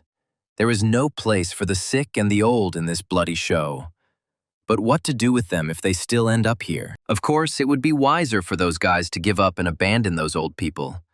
But they don't do that. They take care of them. The cat caught the sad thoughts of her companion. She sadly lowered her soft ears and asked what Carl was thinking about. The guy understood perfectly well that this was a hopeless business. But how could he abandon them? Would his conscience be at peace if he did so? He closed his eyes, frowned, and firmly decided to stay with the guys and help them save these frail people. It would be the humane thing to do. Carl looked again at the old people. Many of them were moving with difficulty, but still tried to encourage each other. The guy thought that if he died saving them, at least he would do it for a good cause, and not for the entertainment of the show's viewers. Carl asked the boys what they had learned about the area, and whether there were any safe rooms that weren't packed to capacity. He suggested doing this. He and Donut would go level up by killing various local monsters on the floor. If there was a chance to borrow a couple of cans of spray paint from Agatha, Carl would take them with him just in case. Hearing this, Agatha anxiously pressed her supply of spray paint cans to her skinny, old chest. Carl said that he would try to improve his skills as much as possible in the remaining time, and it would be good for the guys to do the same. He warned them to beware of other explorers, especially those with skulls. They met 2, Frank and Maggie, They were killers. Carl promised the guys that they would watch the next episode of the show Dungeon World, get some sleep, and come back here again. Donut, hearing Carl's words, jumped off her grandmother's lap with the cat and headed towards her companion and guardian. The guy said that when they returned, he, Donut, and 4 guys would go there. Carl pointed towards the stairs. The 6 of them will definitely defeat this boss that the bloodthirsty aliens, lovers of bloody murders, have prepared for them. By winning, they will give the old people the opportunity to go down and continue living and moving further underground. Imani asked incredulously, how was Carl going to do this when so many people had already died fighting terrible bosses? Carl smiled. They don't need to worry. He has an interesting idea. He will tell them everything later when they return. When they were alone, Donut asked Carl what his great plan was. She was curious to know what he had come up with. How will they kill the terrible boss of this floor? After everything that happened, the cat unconditionally believed in the genius of her companion. But the guy casually replied that he had no idea how they would do it. But he would definitely try to come up with something. They have to force the others to train. It's the only way out. There's very little time left. Better to fight a familiar enemy than God knows who, Donut objected. But they don't know who will be there. Carl, taking paint from his inventory, began to paint over the sign indicating the way to the nursing home base. Donut asked why he was doing this. He asked if she had seen Imani's level 10, partly because she had to kill those people from the nursing home. The cat was surprised. Did Carl really think that someone would show up who wouldn't hesitate to kill those old men just for the sake of experience? Donut sighed heavily. She was sure that the guy was greatly exaggerating. There are no people that evil. But then a memory of the recent attack on them came to her mind. She timidly asked Carl if she was right about the people. The guy knew perfectly well that she was wrong, but he replied that he didn't know and didn't want to know. And in any case, it wasn't worth the risk. Carl remembered Frank Q's cold, predatory eyes, and without blinking an eye, he would chop down defenseless old people with his terrible axe. Donut asked what if some good people like them showed up and walked past because Cal had painted over the messages. He replied to his companion that they were very lucky to find them. These guys are very good, kind people and real fighters. The good guys don't wander around in crowds, not in these places. Don't forget where they are. The system encourages players to kill. So here you are, either a small fish or a huge shark that is trying to eat these small fish. The cat asked Carl in confusion. Who are they then, small fish? She didn't like that at all. The guy silently turned the corner and walked away. He knew for sure that they were small fish, and many would like to gobble them up. As they wandered through the corridors, they constantly encountered enemies. But these rats were much larger than those they had encountered before. This means only one thing. They are already very close to the lair of their boss. The guy constantly asked himself if he was ready to fight him. Brandon N. told Carl that they had destroyed the 2 bosses closest to them, securing the area somewhat. Some guys tried and killed the first district boss. They don't know them.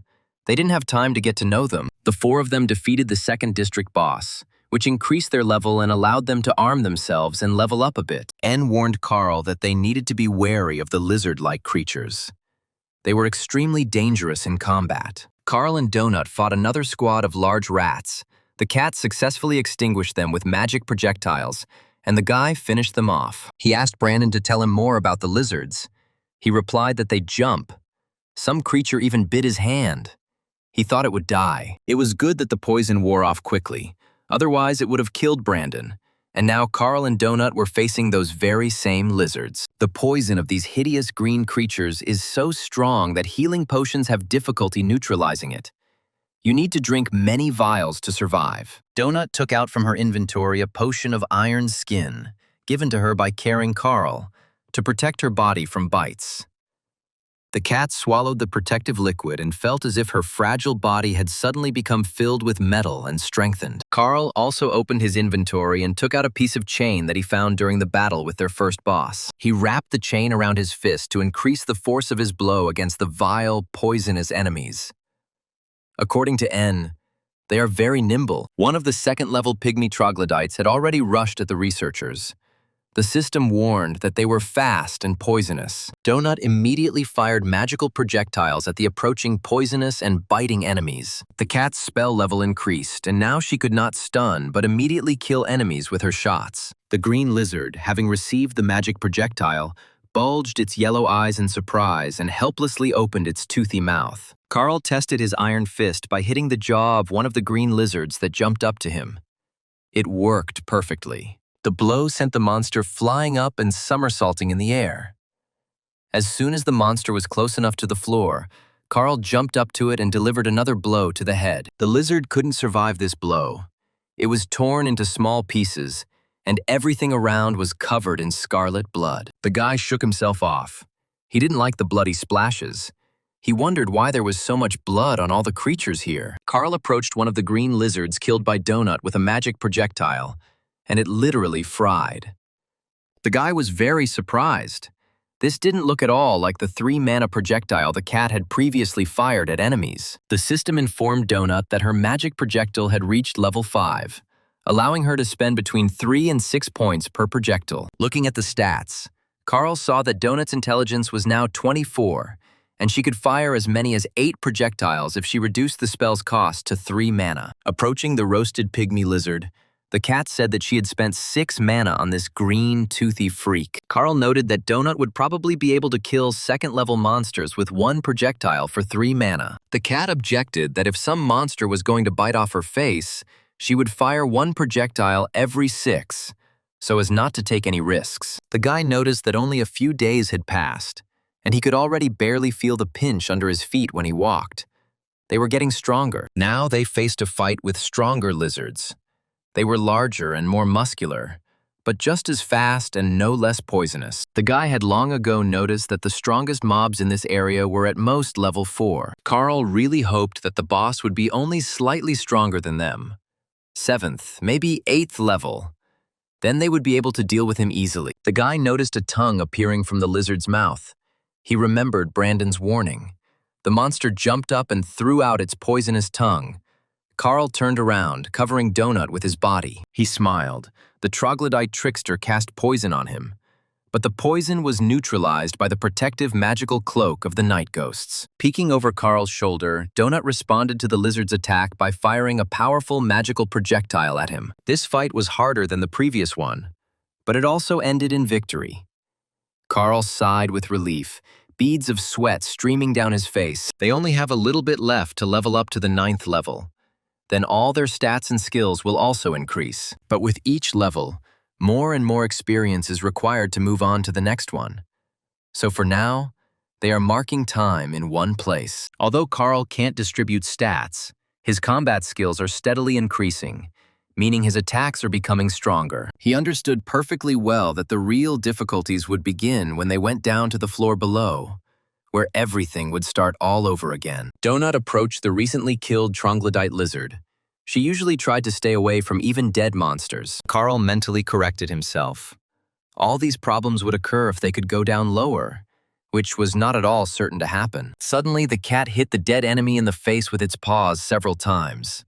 It seemed that it decided to test its strength on the corpse. She struck the lizard with her claws, and streams of blood immediately gushed from its body. Donut watched the result with interest. Suddenly, from the blow of the paw, the body of the large lizard spun in the air and the head burst, flooding everything around with pools of blood. Carl told her again to practice hitting with her claws. His strength is 9 and Donut's is 18. She is twice as strong as him, and Carl hits pretty hard. With that kind of strength, Donut could probably easily pierce a steel sheet, even some low-level monsters. The cat winced and said capriciously that fighting with claws was inelegant, an activity not for a true lady. The guy grinned, and shooting lasers from the eyes is graceful. Is that an activity for a lady? Donut replied, well, of course, yes. Using magic projectiles, she doesn't get covered in blood like a ragged alley cat. God, she can't even imagine that. Otherwise, he will look like Ferdinand. Carl asked who this Ferdinand was. It seemed like he had never heard such a name before. The cat was a little embarrassed. Carl doesn't know him. The guy even thought that Donut blushed. Who would have thought? She has secrets. Carl knew that it was useless to put pressure on the capricious cat. So he asked her to just think about it, because this was her strength. Donut frowned.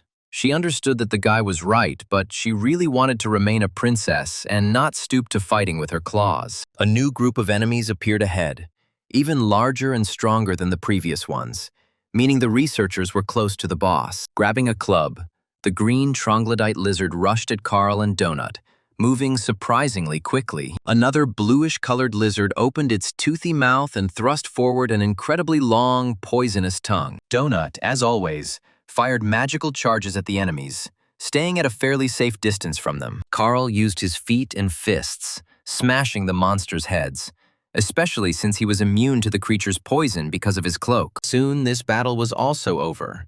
The researchers won, leaving huge red pools of lizard blood in the corridor. They approached the room where the lizard boss was located. Carl opened the minimap and looked carefully. This room layout will not allow the guy to use the bomb makes a boom method on the boss, as he did last time. They stood in front of the doors of the gym, and Carl could feel in his bones how dangerous this undertaking was. But they still had to do it. But if they couldn't deal with the first-floor boss now, then they wouldn't have a chance to deal with the guard guarding the stairs to the next floor. They simply have to cope, and they will. He asked Donut if she was ready for battle. The cat answered that she was ready. Carl knew that in games there is always a chance to win any battle, even the most difficult one. And this show is no different from the game in terms of mechanics. He opened the doors to the fitness center and told Donut to go ahead, and they boldly entered the boss's territory with the clear intention of winning. At first glance, everything here looked like a regular fitness center. Soft paths, posters, turnstiles, and an administrator on duty. Upon seeing the researchers, the green administrator lizard hissed threateningly, warning the others of the approaching enemies. Donut silently fired a magic projectile at the fitness center administrator, and he fell silent, instantly changing color. Carl said that after the shot, the lizard did not explode. The cat replied that it was a projectile for only 3 mana.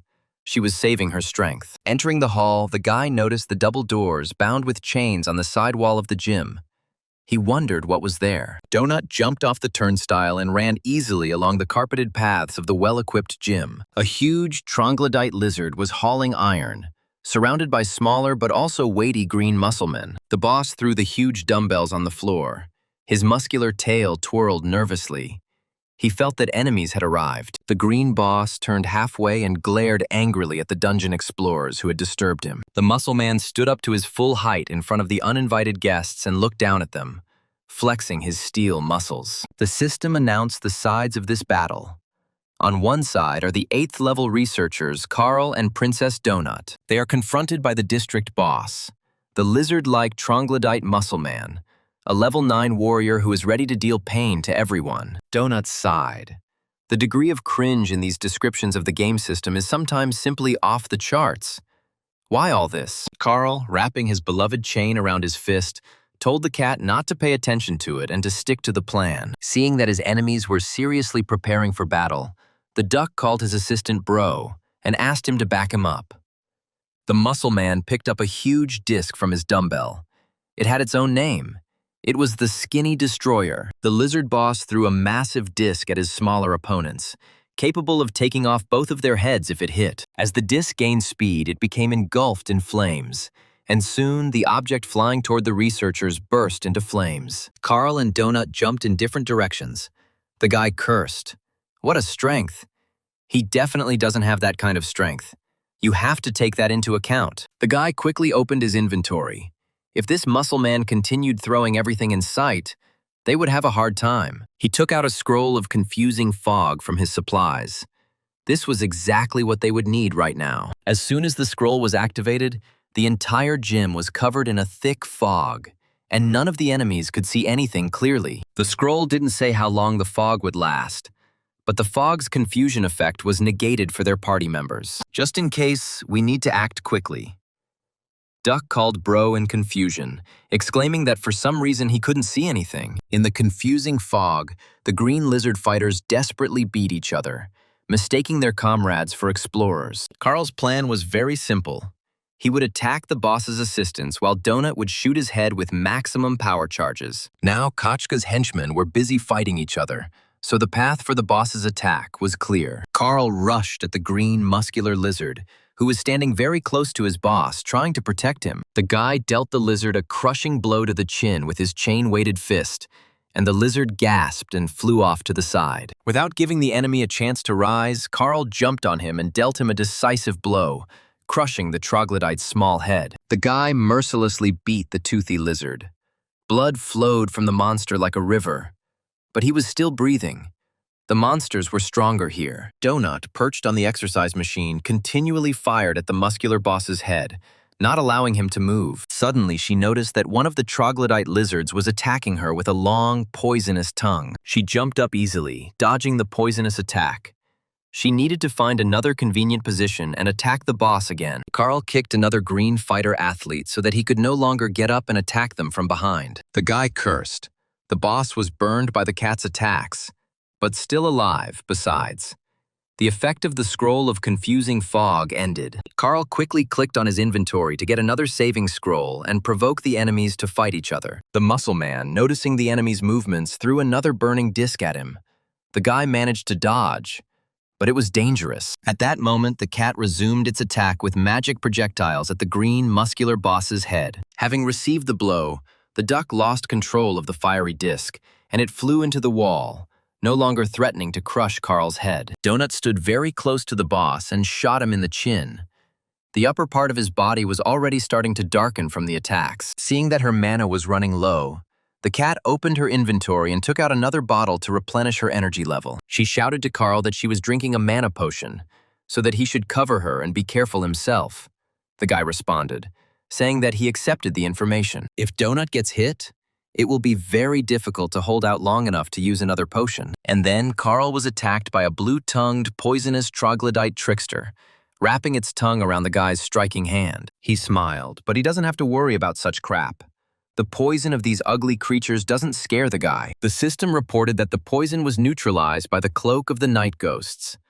Carl grabbed the poisonous tongue wrapped around his hand and pulled. The lizard was completely taken aback by the fact that its victim could pull it by its poisonous tongue. Confusion flashed in its eyes. The guy pulled the blue tongue with all his might, and the blue troglodyte trickster flew at Carla with his mouth open. Carl's arm was almost up to the elbow in the toothy mouth of the poisonous bro. He clenched his teeth, and blood gushed from the guy's arm. Carl gritted his teeth. Despite the fact that his hand was wrapped in a chain, the wound was serious and caused him acute pain. He shoved his chain-wrapped fist deeper into the troglodyte's throat, and it began to choke. Carl heard another lizard running behind him to help the choking, poisonous dodger bro. The guy quickly turned around and hit the approaching enemy directly with the body of the half-dead bro, despite the streams of blood from his own hand. Carl tensed his hand. He needed to press a little more for Bro's spine to break and for him to unclench his poisonous jaws. The enemies continued to attack the guy. Now he used the body of the lizard bro as a weapon. He dealt a crushing blow to another green fighter of the boss duck, smashing his head on the iron. The boss saw his friend Bro hanging helplessly on the arm of one of the dungeon explorers. The poisonous lizard was almost dead. The jock roared, turning to Bro, that this wasn't cool. Judging by the bar above the boss's head, he only had a third of his life left. Carl finally activated another scroll of confusing fog again. This could buy them time while Donut refilled his mana. The gym began to fill with a thick fog again. The guy, gritting his teeth, ran to another place to remove Bro's dead body from his hand, which was still dangling from it. The muscle man shouted to Carl that it was his little brother. He had just started to gain muscle mass, and the man killed him. Running past the exercise machines, Carl grabbed the barbell just in case to protect himself from the green, enraged boss. Gritting his teeth in pain, the boy ran as fast as he could towards Duckling to attack him while Donut was replenishing his mana reserves. However, with amazing dexterity, the muscle man grabbed the guy by the hand in which he held the barbell. For his size, he was surprisingly fast. Carl cursed. Fighting the boss hand-to-hand when your right hand is in the mouth of another monster is not a good idea. The muscle man grabbed the guy by the throat and squeezed his neck. Despite his weakened health, there was a lot of strength in his muscular arms. The boss began to strangle Carl. His body began to shake, and his health began to rapidly decrease. A little more, and he would die. Despite his weakness, Carl tried to kick the boss, but it didn't have any significant effect, and his grip didn't weaken. Carl's eyes began to fill with blood. He muttered through his teeth, "No, not like that. He can't die so stupidly." The guy's head began to spin. A bloody haze swam before his eyes. He felt himself weakening, consciousness almost leaving him. Suddenly he heard Donut's lively voice. She was running towards the boss and shouting to her companion for Carl to hold on a little. She jumped onto Duck's back and dug her claws into his muscles with all four paws, causing blood to immediately spurt from the wounds. This move really surprised the boss. He couldn't understand why it hurt so much. Could this little thing really cause such damage? Meanwhile, Donut was hacking at Duck's back, cutting through the muscles as if she were sharpening her claws on her scratching post. A couple of seconds later, there was no longer a single living spot on the boss's back, and due to the tension in his muscles, blood flowed in wide streams. To save Carl, the cat, overcoming her disgust, sank her sharp teeth into the monster's blood artery. A fountain of blood gushed from the bite site, and Duck screamed in pain. But he still didn't let go of Carl, although he had loosened his grip. In an attempt to get rid of the biting little thing, the boss hit it with his clawed paw and threw it off his back. The cat crashed into a glass wall, punching a hole in it and causing severe damage to its fragile body. Under Donut's weight, the hole in the glass widened, and the cat fell helplessly to the floor, not moving. Carl saw with horror that his capricious but faithful companion was lying motionless on the floor, covered in blood. He screamed at the top of his lungs, calling on Donut to wake up and drink the health potion as quickly as possible. She couldn't die. Not her. A wounded cat lay among the shards of glass, a red pool of blood slowly spreading around it. The jock let go of Carl's hands, trying to stop the blood that was pouring out of the wound on his back. Donut bit into an artery. The weakened guy fell to the floor not far from the boss, the poisonous lizard bro he had killed still hanging from his arm. Carl gathered his strength. He needed to finish the fight before the boss recovered. There was very little left to finish him off. He pulled his bloody hand, wrapped in chain, from the dead bro's poisonous, toothy mouth. The boss was losing strength due to the large number of wounds on his back. Blood was pouring out of him in a huge stream, forming terrible puddles. The guy got to his feet. He was still holding his throat, but his breathing had already been restored. He needed to kill the boss and save the cat. He looked at the bleeding jock, his head already blackened by Donut's attacks, his muscular body covered in blood. The jock, looking at his dead friend, sadly said that he was proud of Bro. He continued to fight despite the pain, and even after death. He tried to stop the bleeding, but the wounds were deep, and there were a lot of them, and all of Duck's assistants were already dead. Carl gritted his teeth. He couldn't feel sorry for this monster. He needed to survive and be sure to save his brave Princess Donut. Gathering his strength, he jumped up and struck Duck on the chin with his chained fist. He swung his paws, and the blood gushed out even more. The boss fell helplessly on his back. He didn't move, but the guy knew that his enemy was still alive. Taking a running start, Carl jumped onto the huge, muscular body of the jock and dealt him a final, decisive kick. Having dealt with the boss, the guy ran to the cat lying on the floor in a pool of blood. He called loudly to her, begging her not to die. Falling to his knees in front of the small body, he again called to Donut, asking what to do and why she wasn't recovering. The life bar above the cat showed that she had only 1 bar of health left. She was almost dead. He extended a trembling hand to her. Cursing, he told the princess that she wanted to get into the show.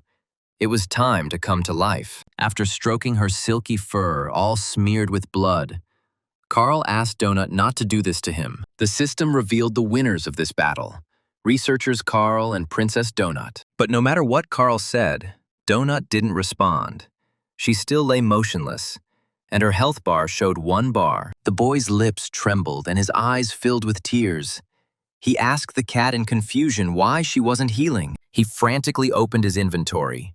He had a pet healing scroll. The guy clicked on it. It should help. The healing scroll was moved from the storage, but the system reported that there was no suitable target. The game mocked the idiot for wasting a valuable scroll. Carl cursed like crazy, but she was still alive, so there had to be a way to bring her back to life. But what was it? He took out a green healing potion and had already opened the cap to give it to Donut because it always helped him. He was about to pour the healing potion from the bottle into his companion, but something stopped his hand, trembling with excitement. Her condition does not change for no reason. There must be a reason. You need to think and take your time. The main thing is not to harm. He remembered that before all this, she shouted to him that she had started taking the mana potion, but the recharge had to finish first. Carl understood that Donut was in a hurry, which meant she probably took the potion before starting her attack on the boss. He didn't know how long ago she took the mana potion. At that time, he was busy fighting the poisonous bro and the rest of Duck's assistants. This means that Donut is still in a mana recharge state. But this is just an assumption. Carl didn't know if she would take damage if he gave her a healing potion while another potion was active. He clenched his teeth. He didn't know the answer to this question, because he still hadn't learned all the intricacies of this game system. The guy frowned, but what could he do? He couldn't just sit and watch her die after saving him. He looked at the only remaining health bar. Any damage, even the slightest, would kill her, that was for sure. But what should he do? Carl's strong, courageous face was distorted by a grimace of grief. He almost cried looking at Donut, so he needs to try it out for himself first. But he's not allowed to take another potion from the hot bar, but he could probably drink it right away. He summoned a health potion from his blue panel where he kept everything he needed. The system showed that the healing process would take 15 seconds, and a green light immediately began to flow around Carl. I wonder why his reload is faster than Donut's. Probably because he has a better constitution. He immediately drank another potion. The system reported that he was poisoned, but the poison was neutralized by the cloak of night ghosts. That's the answer. You can't take two potions. Carl swore. It turns out he almost killed Donut with his own hands. Now she can't be given anything. He can't do anything until the cooldown is over. But how do you know when it's over and you can heal? The guy sat next to Donut and quietly stroked her soft, motionless body. He was ready to do anything to make her wake up. He whispered to her not to leave him. How would he be here without her? Who would purr in his ear at night? Carl asked his furry companion with all his heart to stay with him, begged as much as he could, said that he really needed her. The guy continued to stroke the cat, swallowing back his tears, when suddenly he saw that one of the paws began to glow purple. He was overcome with joy. He realized that her paw had just recovered, which meant Donut was returning. The health bar started to turn green. It was healing. Carl was ready to jump for joy. Like a child, the cat would stay with him. Great! Donut's eyelids fluttered. She opened her eyes slightly and quietly called out to Carl. She still felt unwell due to her weak health. Everything was swimming before her eyes. She could only make out a smiling silhouette leaning over her. The cat asked in a weak voice if they had managed to win this difficult fight with the 9th level boss, Jock. A satisfied Carl confirmed that everything was fine. It was Donut who had done it. She was such a brave warrior, the envy of everyone. He stroked her and asked her not to move for now, to lie down for another minute until her health was fully restored. Looking over his shoulder at his dead boss, Carl told the cat that she had saved his life and that it was only thanks to her that he was alive. Donut sighed dramatically and moaned that she had been mortally wounded in that hard battle. Saving Carl required the greatest self-sacrifice from her, and now she must die from severe wounds. The cat said she felt her strength leaving her, but judging by the bar above her, Donut's health had almost recovered. Turning to sleep, the cat quietly said, "Her life is slipping away. It has come to an end. Her life will end here and now." She used her claws in the fight, just as Carl said, and she scratched the huge boss's fleshy back with them. And for this reason she died. There was no need to get so close to him, and especially not to bite into his body. Donut added that when Miss Beatrice finds out about her death, she will be very unhappy with Carl for not protecting her. The cat asked that Carl be sure to tell Miss Beatrice that she, Princess Donut, fought valiantly to the very end. And he will also have to find Ferdinand and tell him that she loved him. It was love at first sight. Carl cursed to himself. Who is this Ferdinand anyway? This is not the first time Donut has mentioned him. The cat's health bar became almost completely green, meaning that she could not only stand up, but also jump. The guy smiled. It seemed like the potion had recharged. That was good. Now Donut was just showing off. But he was still happy. Rolling from side to side, the cat whispered that she saw the light. It was immediately obvious that she had been watching a lot of television. Carl waited patiently for her to get tired of putting on an act and rise to her feet to receive her well-deserved prizes. But she continued to say that she was leaving this mortal world to go across the rainbow to the shining eternity to her ancestors. Having finished her fiery speech, Donut theatrically froze, her mouth slightly open and her tongue sticking out. The guy was tempted to clap his hands, but instead, he told the cat to get up already and help him get lost in the boss's lair.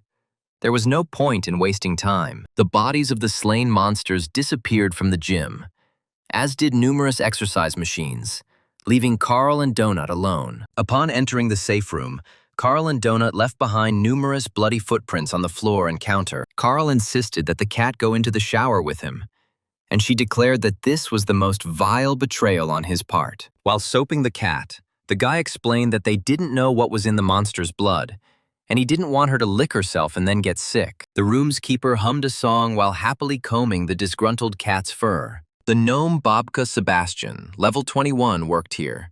He was kind, although his cooking wasn't as tasty as Tally's. As the new episode of the show began, the host noted that this season's researchers each had their own styles of playing the game. Solo explorer Lucia Marr stands out with her dogs.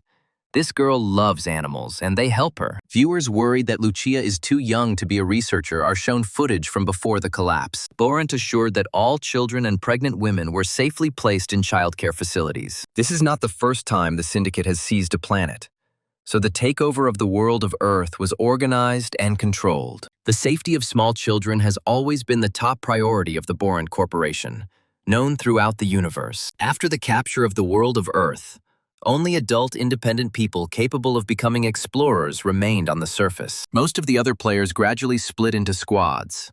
Some went down into the dungeon together, and some met here. Someone saved someone, and the researchers decided to join forces for a further joint journey. However, not every alliance worked out as well as for the explorer Hekla, who was nearly killed by the monsters of the dungeon. Several promising teams fell due to poor coordination and lack of strategy, which is a shame. At the moment, the largest successful group is La Mouvement. They immediately show that they know how to work as a team. Now they are waiting for the stairs to the next floor to open so they can fight the boss guarding the descent down. The host reminded viewers that streams would begin on the second floor and asked them to write down who they would be following. The broadcast has been interrupted. Another news episode of the show World of Dungeon Explorers has come to an end. Donut was incredibly outraged. They killed the boss of the 9th level. She sacrificed herself for Carl, and they weren't even mentioned. There was such a passion there, such a heavy, bloody battle, and not a single word. It's unthinkable. They show whatever comes to mind. The Explorer counter on the screen showed that there were currently 2.5 million people remaining in the dungeon. Carl was horrified. From 13 million in less than 4 days, the number of survivors fell to this figure. How terrible. The hologram of Cascadia appeared overhead again. The producer greeted the researchers and exclaimed that the show was excellent. The producer knew for sure that thanks to the cross-translation, everyone would now understand him, and hoped that he would not have to repeat himself. Listening to Cascadia's story about the new patches, Carl and Donut headed to the newbie guild. The guy wanted to talk to the guildmaster. As soon as they entered the familiar room, the cat happily informed Mordecai that they were now both level 9. The guildmaster asked if the two of them had actually killed a level 9 boss. That was impressive. Not every large team would dare to do that. Sitting down on a chair, Carl sighed and said that it was a stupid idea. He hoped that everything would go easier and smoother. It's shitty when they don't know what they're up against. It's impossible to prepare when going into battle blind. Mordecai suggested studying the recording of the battle and analyzing their mistakes so that they would not be repeated in the future. This is useful. He pointed out to Carl that this heavy barbell would do the same damage as his fist, and it was not worth wasting his strength on it. The guy was shocked. The guildmaster said that his hand-to-hand combat was equal in power to an unenchanted weapon. He was already very strong. And during the last battle, Carl wasted the scrolls of confusing fog. They could have been used more effectively. His intelligence was 3, so their duration was only 15 seconds. Donut's intelligence would allow one fog scroll to last 120 seconds. They need to learn to understand how their stats affect everything else and plan their fights accordingly. Carl asked if that was why the cat couldn't drink potions as often as he did, because she had a low constitution. Mordecai confirmed, adding that her cut was strong but would do little good until she increased her defense stats. They were very lucky today that Donut didn't break her neck when she fell from the boss's blow. That was entirely possible given her build. In the future, choosing a class or race with a higher constitution will help, but not much. You need to level up your stats. Hearing this, Donut was indignant. She was already one of God's most ideal creations and had absolutely no intention of changing. She was born a cat, and she will die as one. What a stupid assumption that she should become someone else. There are simply no better options. Donut stated that she even insists that Carl also choose the cat race in the future, so he will be more effective. Carl imagined with horror that he was a cat in a raincoat and shorts with hearts, arguing with the naughty Donut. He muttered in response to the cat's statement that he would never become a cat. It would be better to die than to turn into one. It's unimaginable. Cat boxing and cat kicks mixed with desperate cries, "Don't touch my tummy!" The boy told Mordecai that he had thought a lot about it. If there was an opportunity, whether he should change his race. Having weighed everything carefully, Carl decided that he would remain human. Donut snorted discontentedly. She liked the idea of making him a cat. The guildmaster suggested moving on. Regarding the battle with the goblin boss, no comment here. They did an amazing job. The goblins are tough guys, of course. Not as tough as Jock, who has excellent stats. It's surprising that they beat him. Mordecai thought. It was interesting that he had never heard of such a boss before. He only appeared in this season of the show. Carl thought that someone from his world had merged with one of the three troglodytes. He wasn't as smart as Plyushkin. The boy remembered the Spanish woman who had stretched out her hands to him, asking him to save her, help her, and tell her what had happened to her. The organizers of this show did something to him so that he would endlessly spout unimaginable nonsense, as if someone was tugging at him. These two bosses were like caricatures or some kind of inflated stereotypes from the world of Earth. They definitely reminded me of someone. And there was also a feeling that these bosses were controlled by artificial intelligence, forcing them to perform certain actions. Mordecai said that now every corner of the universe is watching Earth, all because of the extraordinary popularity of this reality show. Broadcasts about Earthling culture have filled the airwaves across the galaxy, and this happens every new season of the show. Viewership numbers must continually rise, and bosses play a role in this. Everything here is geared toward audience emotions. Carl said that they were actually here because they only found one staircase down, meaning one very serious problem. The guy talked about meeting old people, the guys who help them, and a huge, smelly boss who looked like a piece of shit. Mordecai listened attentively to this unusual story and replied that the solution to this problem was very simple. You need to skip this boss and continue looking for another staircase to the second floor. There are several of them. They will be able to find it. Carl replied that they had been on the road all day before they found this one. The guy was worried that this was their only chance. He asked if Mordecai knew what kind of monster might be there so that they could at least adequately prepare for the fight. The guildmaster lowered his head sadly. He has very clear and strict restrictions, especially when it comes to bosses. Carl can come after the fight and he will be happy to analyze it with him. But if he tells about the boss beforehand, it will already be considered cheating. And Mordecai really doesn't want to get caught doing that. It's considered a serious violation of the contract he signed with the syndicate. The guy grabbed his head. Neither class, nor levels, nor race would matter if they didn't get off this damned first floor. And those old men are so-so fighters. You can only count on 6, but to win, they must prepare well. Looking up, Carl asked Mordecai hopefully if he had anything else to say to them before leaving. The guildmaster looked up and at his family photographs, at what he once was like. How he lived. These portraits seemed to reproach him for betraying his lost world, for betraying himself, his nature. Mordecai clenched his fist, throwing off the shackles of the syndicate that constantly controlled his every word, every action. Frowning, the guildmaster said, "Okay, he will tell you something, but Carl must listen very carefully." The guy was very happy. Could it really be true that all the advice the guildmaster gave him really helped him survive in the dungeon? Mordecai asked Carl what he thought Jock had in common with the bad llama that spat out hot lava. The guy mentally imagined the drug-dealing llama they had encountered in one of the dungeon corridors. After thinking for a bit, Carl replied that they were both junkies. You could tell right away. But the llama was on drugs and the jock was on anabolic steroids. Mordecai frowned and lowered his ears. No, that's not it. Carl should think better.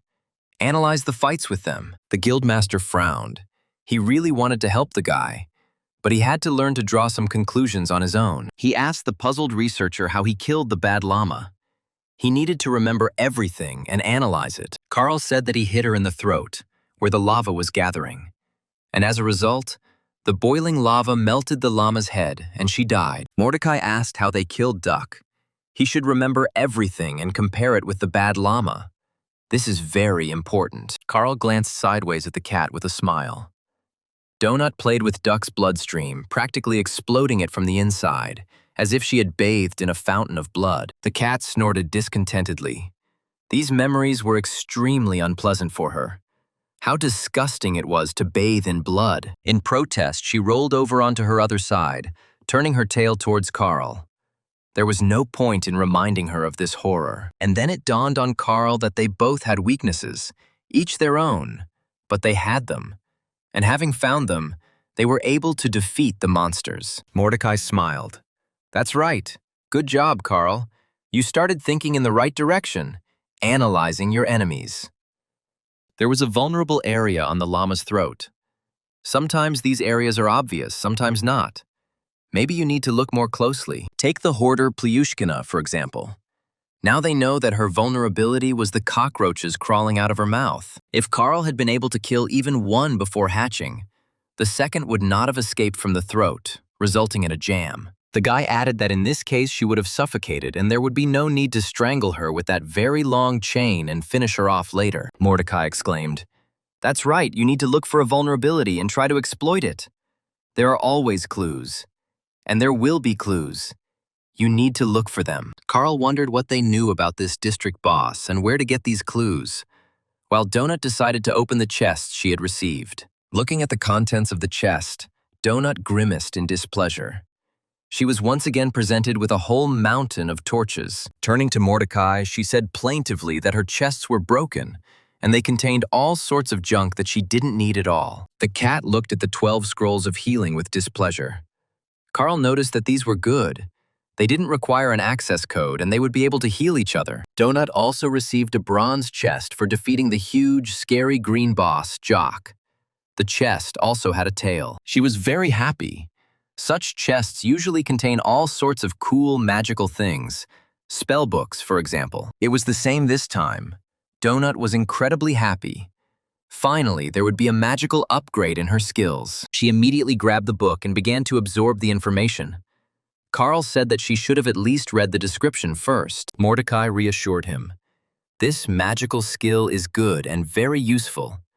It is often called blink in a puddle. Donut can teleport himself and up to 3 other people within his line of sight, which is very convenient and can save lives. There's a 10-second delay between cast and activation, so you can't spam it, but it's still a good skill. The cat rubbed itself against Carl's leg and, purring, asked what he had gotten, whether there was anything new and interesting. Carl's kicking skill has reached level 6. Now his kicks do even more damage, just like his fists. For killing 2 mobs by smashing their bodies against each other, the guy received a golden fighter's chest as a reward. He, like Donut, got a strongman's bronze chest, which contained a hat and a bunch of useful healing items. Packages, potions, bandages, and other necessary little things. He also received 100 enchanted bloodlust shurikens. If you damage a monster with these things, the damage against similar monsters will increase by 8%. Carl wondered if these 8% of the initial damage were considered. Then it would be very little, or 8% of the total damage, in which case the arithmetic becomes more interesting. Mordecai looked at the description and explained that the calculation is based on the final damage, meaning that each subsequent hit will scale. It's a shame they're so fragile. The guy's face lengthened. His arms would fall off from throwing them. There are 100 of them. But they are fragile, it turns out. He will only have one good moment for them. Carl opened the next box. He already knew that it would most likely contain some special potion. Opening the chest, he saw that he had again received a golden potion of determining the value, the same one that had already dropped last time. The guy sent it to the storage. Noticing that there was nothing new, it seemed strange to him. Maybe he needed level 5 in this skill. Finally, a golden fighter's chest appeared in front of Carl. Opening the chest, the guy joyfully exclaimed, "Yes! This is what he had needed for a long time." He received an enchanted Gruel's gauntlet, which increased his strength and agility, and raised his iron fist and powerful strike by 2 levels. But if you use the item against the minions of the war god Gruel, you can turn the attack into Gruel, and this will be a disaster. Carl looked at the gauntlet in confusion. But how would he understand who was the follower of this very god of war, Gruel? Mordecai said that all ungulates revere Gruel. Horses, centaurs, or tikbalangs can also revere him. Bad llamas can also revere it, but only starting from the 3rd floor here, and on the 2nd floor there is no need to fear this. The guildmaster added that Carl should know that this Gruel was not a real god. Mordecai suddenly became very serious. He said with a frown that there were no gods in this game. Now the eyes of the newbie guildmaster looked at the guy in a special way. Carl, a little confused, asked if this was so important. He could not understand what was hidden behind Mordecai's words. The mouse lowered his smart and serious face. Unfortunately, he couldn't say anything more to the guy now. Carl wondered why Mordecai had suddenly become so serious, why he had specifically drawn the boy's attention to this. The guildmaster reminded him that Carl had said he was worried because some bosses and mobs were here, just like him, against their will. So, he must remember that such people are in the minority here, especially at the lower levels. And he should not believe everything. Mordecai repeated that there were no gods here, only those who paid for the privilege, and that this must be remembered very clearly. Carl realized that the guildmaster was trying to tell him something that he couldn't say directly, and he wanted to know what it was. The guy said that he would definitely remember this and take it into account for the future, and he would also remember about the mobs. Donut asked what tikbalang was. It sounded like some kind of disease. Mordecai explained that it was like a horse, only much angrier. Carl decided to try out the combat item he had recently received. He clenched his fist to activate Gruel's gauntlet. Soon, an impressive-looking glove with spikes and fastenings for hand protection during combat appeared on his hand. He laughed. The benefit of this item was obvious. Now at least he wouldn't break his fingers during fights with a strong opponent. As soon as Carl unclenched his fist, the glove disappeared from his hand, as if it had never been there. The guy was sincerely delighted. "This is so cool." Donut asked if Carl remembered. She had told him many times that he looked very funny. So here she was, repeating it again. Kat asked Mordecai's sweetheart if there was an achievement for the most ridiculous outfit on the show, which would be perfect for Carl. The guildmaster replied that there is something similar. After the main episode of the show, there will be a section called Invited Guest. He usually talks about all sorts of weird things about the dungeon, like profiles of world dungeon explorers and the like. Sometimes he can pull a researcher out of the game for an interview. Donut's eyes sparkled. She liked the interview. She enthusiastically told Carl that this is what they need. The guy must definitely get there. Then everyone will definitely notice them. The guy chuckled. He wasn't the one to ask such questions. He wasn't Princess Donut's agent. The cat snorted. Of course not. Miss Beatrice is her agent. As soon as they find her, she will definitely quickly organize everything. But it's very far away. We'll have to wait until we get down to the 5th or 6th floor so that the dungeon shrinks enough for searching. Mordecai looked at Carl very expressively, silently, trying to understand if the guy understood what he was telling him. Carl understood this look, but what was hidden behind it had not yet dawned on him. Perhaps, with time, he would understand the guildmaster's words. Having thanked Mordecai, Carl called Donut. It was time for them to meet the Larks and prepare for battle. Clenching his fist on the hand that was wearing a combat gauntlet, the guy smiled. It was time to defeat the district boss. With only 30 minutes left before the first level collapsed, Carl asked the boys if they were ready to fight the boss. Brandon N. answered honestly that they were not ready, but they would have to do it. There was simply no other way out. If not them, Then who? The residents of the nursing home had already collected their things and were preparing to move to the next floor of the dungeon. Brandon honestly admitted that he was shocked that they had returned at all, and safe and sound, having increased their levels in just one day. Yolanda smiled. She had said that Carl would come back. Mrs. McGibbons had said that he had kind eyes. The guy was confused. He never expected that someone could say such a thing about him. He had been considered a hooligan all his life. Donut noticed that the kind eyes did not suit Carl's image at all. The old woman with the cat had clearly mixed something up with the eyes. Yolanda asked Mrs. McGibbons not to worry. They would go now, clear the road, and would definitely come back for everyone. Carl clenched his fist, activating his new combat gauntlet, frowned, and shouted to everyone that it was time to move forward. The nursing home staff, weapons at the ready, walked cautiously down the hallway behind Carl and his combat talking cat. Carl, with Donut on his shoulder, walked first. He remembered that there was very little time left before the collapse. He had to hurry. The guy walked forward boldly. The guys from the nursing home lingered a little. They were afraid to go where their friends died. And then Carl heard Yolanda's voice. The girls shouted at Agatha to stop. The old lady followed them into the fight. But crazy Agatha stubbornly rolled her cart forward, saying that without her, they definitely wouldn't be able to cope with the boss. The girl tried to convince Agatha that she didn't fit into their group.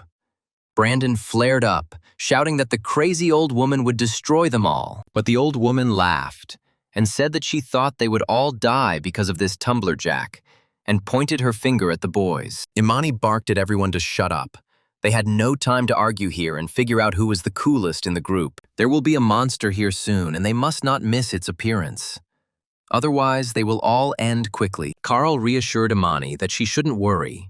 This monster was so huge and smelly that it would be very difficult not to notice it. Besides, judging by the time, he should appear any minute now.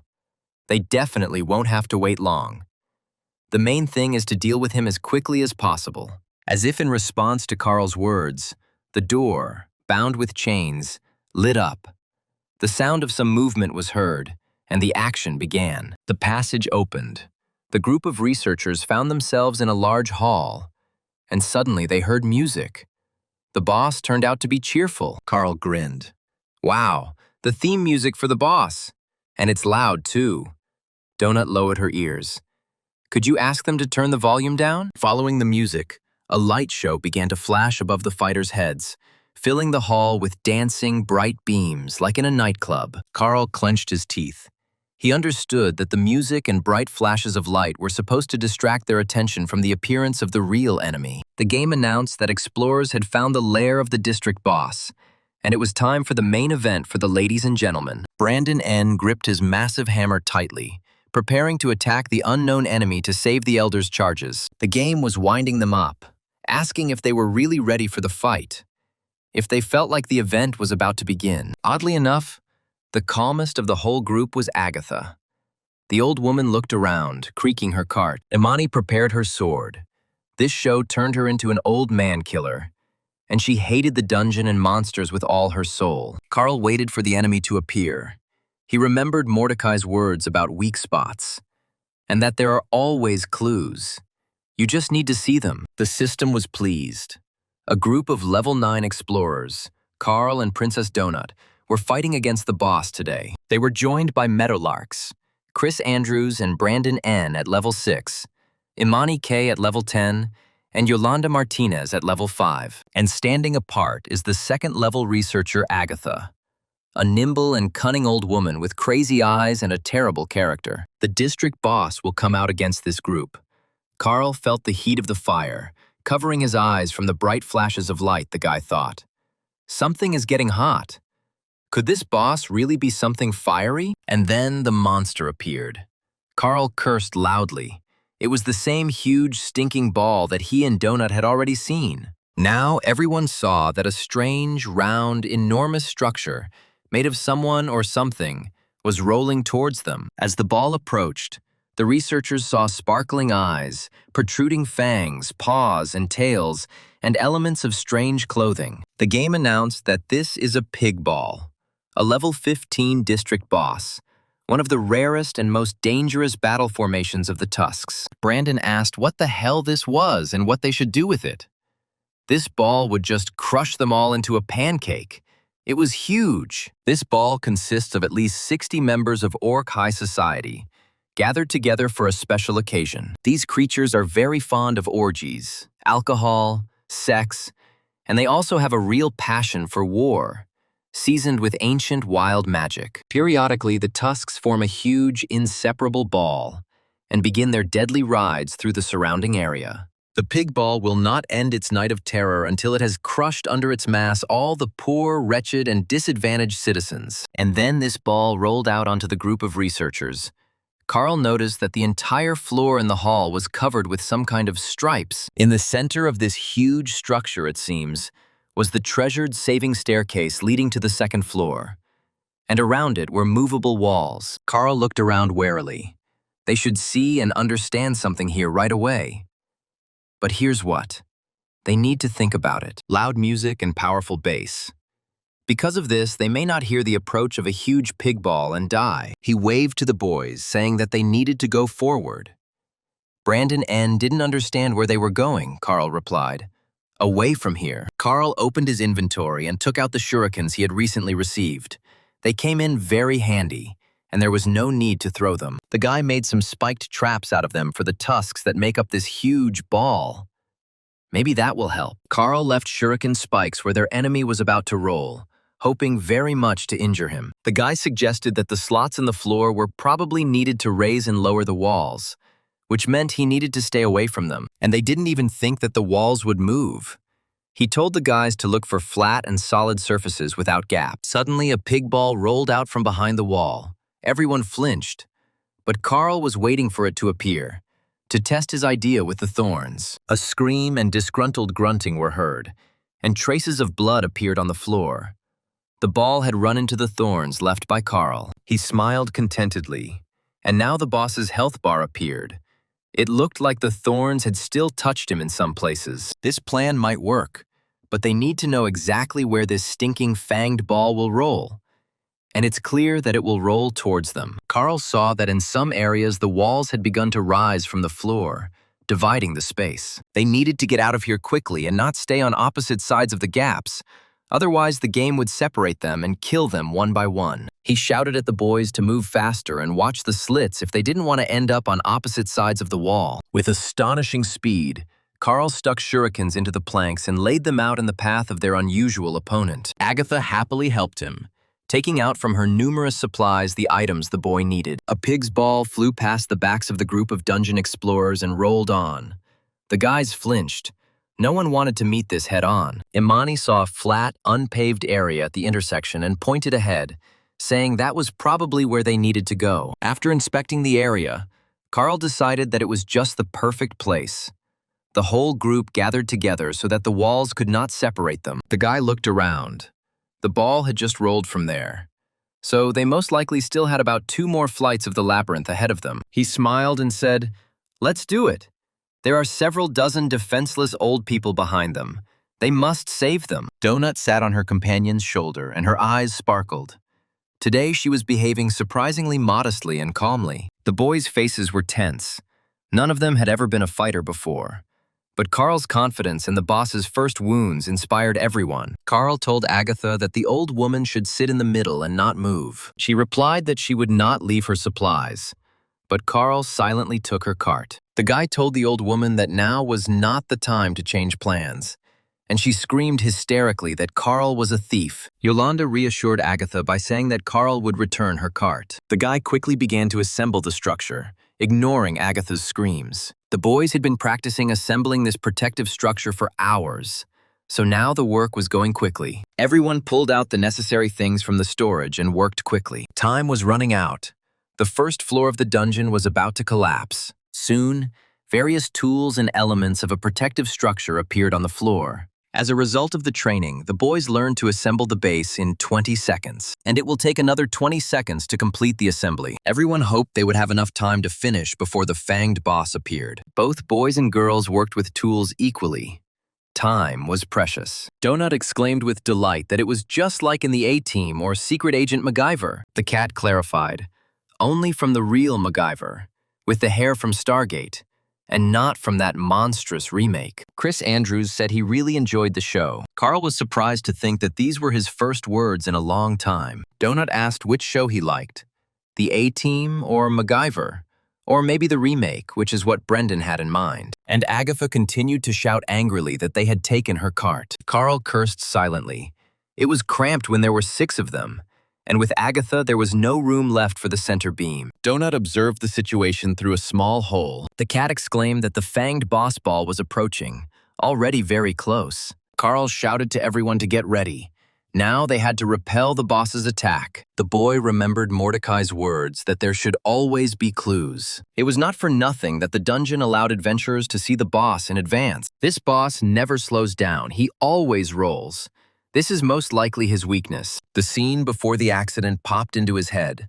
When his parents were arguing in the car and didn't notice the danger, Carl understood that they could not build a barrier strong enough to stop the enemy immediately. Back then, in Carl's childhood, they were saved from death by a random obstacle for a truck, and he realized there were other ways to stop something so fast and so big. Although back then, as a child, he was sure that in a few more seconds the truck would crush them. The father, seeing the danger, flashed his eyes and said it was a pity that it turned out this way. Carl decided that they would try to pin the boss closer to his magical shurikens and take action. The people inside their makeshift shelter prepared for the final fight with the boss. And then the decisive moment arrived.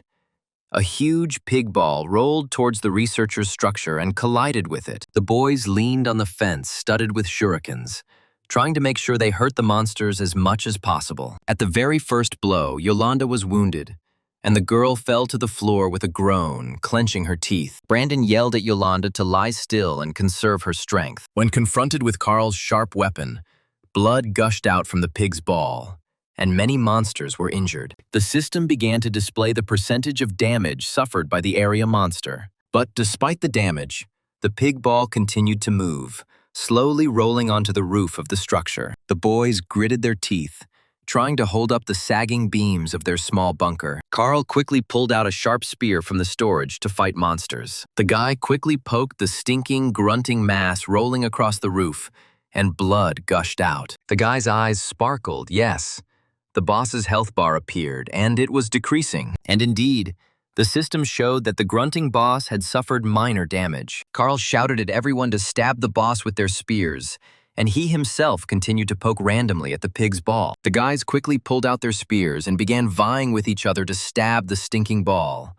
The boss's blood gushed out like a river, and Agatha continued to grumble that the naughty boys had taken away her cart. Chris shouted to Agatha that she should stop grumbling about her cart. Now was not the time. The pig ball squealed desperately, but the roof of the Seeker's shelter began to crack, unable to support the boss's weight. Carl gritted his teeth. They were almost done. They needed to keep damaging the monsters. Imani struck with all her might at the cursed monsters that had wounded her friend. Brandon was already covered in the blood of the fanged pigs, but he did not stop attacking them. Yolanda, despite her injury, also helped the boys poke the pig's ball. Silent Chris also deftly worked with a sharp pike, piercing the boss and inflicting wounds on him. Suddenly, the roof of the bunker cracked and began to crumble, and a very strong monster rushed at Carl. Carl did not lose his composure and pierced the fanged enemy with his spear. Making a quick lunge, blood gushed out. Energy bolts ran through the entire pig ball and it began to collapse, scattering pigs around it. Bloody fanged monsters flew in different directions. The protective structure assembled by the dungeon explorers also shattered into pieces. Walls began to rise up from the slits in the floor. In the center of a huge square, covered in pig blood, a staircase to the next floor appeared, covered by a shield. Carl, seeing her, exclaimed, "There is a staircase to another level." Seeing the green glow of the fanged monster, Carl shielded Donut and warned the others to be careful. There was an explosion, scattering the pigs from the pig ball in different directions and destroying the human structure. Donut called out to Carl in horror, seeing that the explosion had thrown him away from her. The explosion scattered the dungeon explorers in different directions from each other. Carl landed on his feet and saw a 4th-level Tusk Knight coming out to confront him. He was a fat bureaucrat and alcoholic who wrote laws against the poor during the day and drank himself to death at night. Donut, seeing that the pig was about to attack Carl,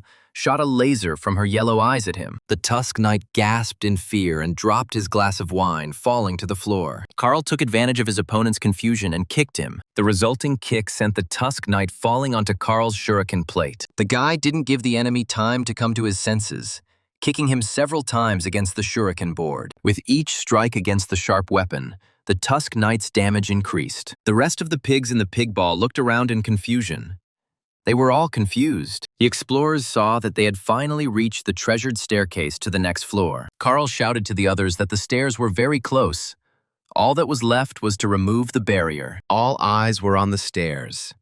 They had to somehow get to it and save the rest of the old people. Suddenly, a level 5 Tusk courtesan appeared in front of Carl. She was very angry. The guy realized that this pig doesn't understand what's going on at all. But its mark on the map is still red. There were only 20 minutes left before the first level collapsed, so there was no time to try anything else. It was time to go down the stairs and take the old people from the nursing home with them. Carl closed his eyes for a second and wondered if they had any choice. Donut asked Carl with concern what was happening to him. The guy had already made his decision and ordered Donut to climb under his protective ghost cloak. He clenched his right fist, summoning his new acquisition, the fighting glove.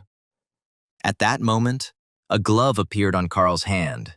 He was ready for battle. The cat quickly dived under the guy's cloak and shouted that she was ready to fight. Hearing this, Carl rushed with lightning speed at the Tusk courtesan who stood in his way to the stairs to the next level. One blow and the fanged monster fell to the floor, bleeding from the wounds it had inflicted. But Carl did not stop.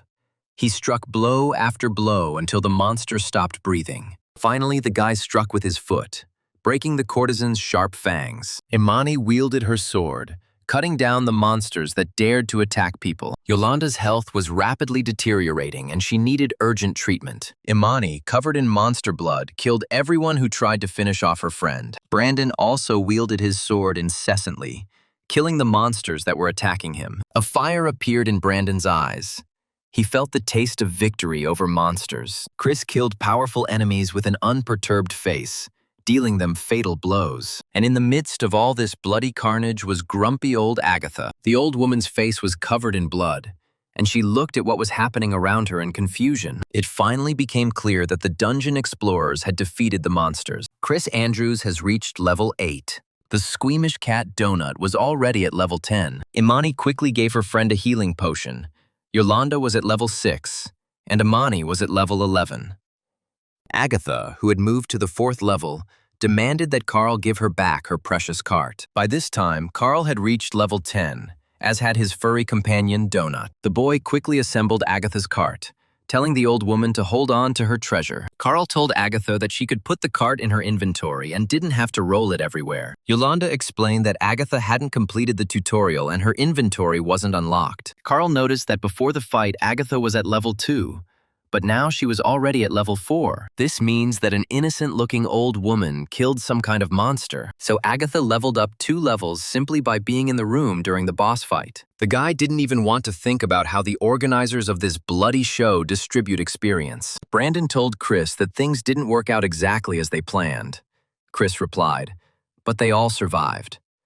Carl reminded the others that they needed to loot while they were on this floor. Imani saw one of the pig's weapons and asked in surprise why they needed it. Donut looked at the interesting pig object with interest. She asked Carl, "They take everything and then they will sort it out." The guy confirmed that yes, they would take everything that was possible to take. Spectators at the show speculated that Mordecai was even more engrossed than usual. However, there are no records of finds from the system so far. Everything is in order. One of the observers noticed that Mordecai was careful not to cross the red lines. That's the problem with smart people. They're smart enough not to screw up on obvious things. This means that when they are caught, it will be very interesting. The observers looked at Mordecai's angry face. One of the interlocutors asked, looking at the screen, if he really thought that this was all because of those two. The second one remained silent, looking attentively at the incomprehensible faces of the earthly people. After a short silence, he suggested finding out what Mordecai's 2 charges were doing now. At this moment, Carl and Donut had just dealt with the pigs that had attacked them. Carl took a piece of paper from the dead hand of the Tusk courtesan. It turned out to be a map of the area's monsters. There were a lot of red dots moving around the map. These were Beakruba mobs from levels 2 to 5. At this time, one of the old men appeared at the site of the battle and asked the children how they were doing there. They heard a loud noise, and then the gate disappeared, and they decided to go here. The old man wrinkled his nose and grumbled, "Wow, there's quite a smell in here." However, Yolanda rushed to Papa Randall. Suddenly, Chris Andrews rushed to the floor that was about to collapse. The boy, covered in blood after the battle, hurried to the old people. Carl realized Chris was running to the safe room where the nursing home residents remain. He clearly wants to convince them to go down the stairs to the next level, rather than die to the sound of Bobok's songs. Most of the old people were now eating delicious food and listening to songs. Carl whispered to the cat what they were going to do. Donut didn't understand what he was talking about. The guy glanced sideways at the shuffling old men and told Ponchik that he was talking about a new floor. They can stay with the elderly or go their own way. The cat's big yellow eyes sparkled and she smiled. She sighed. "Oh, Carl, how is it that she, the cat, understood what he would choose even before he himself understood it?" The guy shuddered slightly. He didn't want to admit it even to himself. Donut looked at the old men walking towards the stairs. Carl glanced sideways at the residents of the nursing home and cursed silently. He muttered quietly, "Damn you, Donut. You're right." He gently stroked the cat's silky fur, and she began to purr musically. Carl thought, "Really? How can you go on living if you are disgusted with yourself?" Carl added contact information for Brandon N. and the other guys to his system messenger. This data was automatically added to Brandon's messenger. Ponchik decided to tidy up her avatar. Yolanda was delighted. Now they could stay in touch. Donut suggested that everyone change the icons. Soon, all the boys had photos of themselves except Carl. Carl asked in surprise why his avatar had a photo of his leg and not his face, like everyone else's. Donut smiled, of course, to stir up the audience's interest in his mysterious person. The guy angrily yelled at the cat not to indulge in this since he was barefoot. The boys watched with bewilderment as Carl and Donut argued heatedly. Carl remembered that he had always wanted to ask the cat who Ferdinand was. Donut's fluffy face stretched out in displeasure, and she muttered that she had no idea what Carl was talking about. The cat stated haughtily that whoever this Ferdinand was, he was probably terrible. And then Donut realized where the grumpy Agatha was. Carl turned his head from side to side. The old woman with the cart was nowhere to be seen. Bloody footprints from a cart and a pair of feet led to the stairs to the next floor. Carl noticed that the stairs had turned into a ramp. The old woman had already descended. The guy grabbed his head. What a nasty old woman. Donut offered to stay in the group, but take the old men to a safe room. Agatha should be taken there too, if they find her. And then she and Carl will go about their business and find a ladder for each other. And on the third level, the old people will choose their race. Carl smiled. He knew that deep down, Donut was a good cat. Donut snorted. If she had her way, she would have abandoned them all. But she knows how compassionate Carl is, and she can't do that. Besides, if they get the old people to the third floor, they'll need someone if Carl turns into a cat. Carl imagined himself as a cat. He shuddered. No, not that. Suddenly, the floor under Carl and Donut's feet began to spin strangely. It seems they ended up in a portal and started moving. The guy shouted, "What the hell is this?" Donut looked around carefully, trying to understand what had happened. Suddenly, the cat jumped up and down joyfully, shouting, "Carl, this is it! This is really it!" Suddenly, the researchers saw that a passage opened, and a female silhouette appeared. The woman addressed Her Majesty Donut and Carl, saying that her name was Lexus. It was the assistant producer of the show. After the underground routine with Odetta, Donut was delighted. Carla shuddered. Odette wanted to interview them. Tully sat in his safe room, several miniature figures standing in front of him. Bobka looked at the figures with hatred. And finally, he reached out to one of them. Tully hit the red-haired warrior figurine, knocking it off the table. The figure, glowing, flew down. There were only 5 minutes left before the collapse of the first level. The grandfather asked his friend if she was ready, and she replied that she had wanted to do something like this since her school years. The old men burst into the hall with the llamas, threw grenades at them, and fired at them with a machine gun. There was a deafening explosion, and against the backdrop of flames, the elderly fighters merged into a kiss. One of the researchers, wandering in the corridors, demonstratively peed in the corridor and made obscene gestures. And the residents of the nursing home gathered around the babka counter and sang along with her. Following Lexus, Carl learned that there were just over 2 million researchers left. Ponchik was literally glowing with happiness. She was going to be interviewed for real. Carl was not at all happy about this. He sat down tiredly on the sofa. Lexus warned that they needed to be ready in about 20 minutes. In the meantime, the researchers can relax and have a snack. Carl asked if they were on a ship. Judging by the rolling, it was a mid-size vessel. Lexus explained that they were in a filming trailer.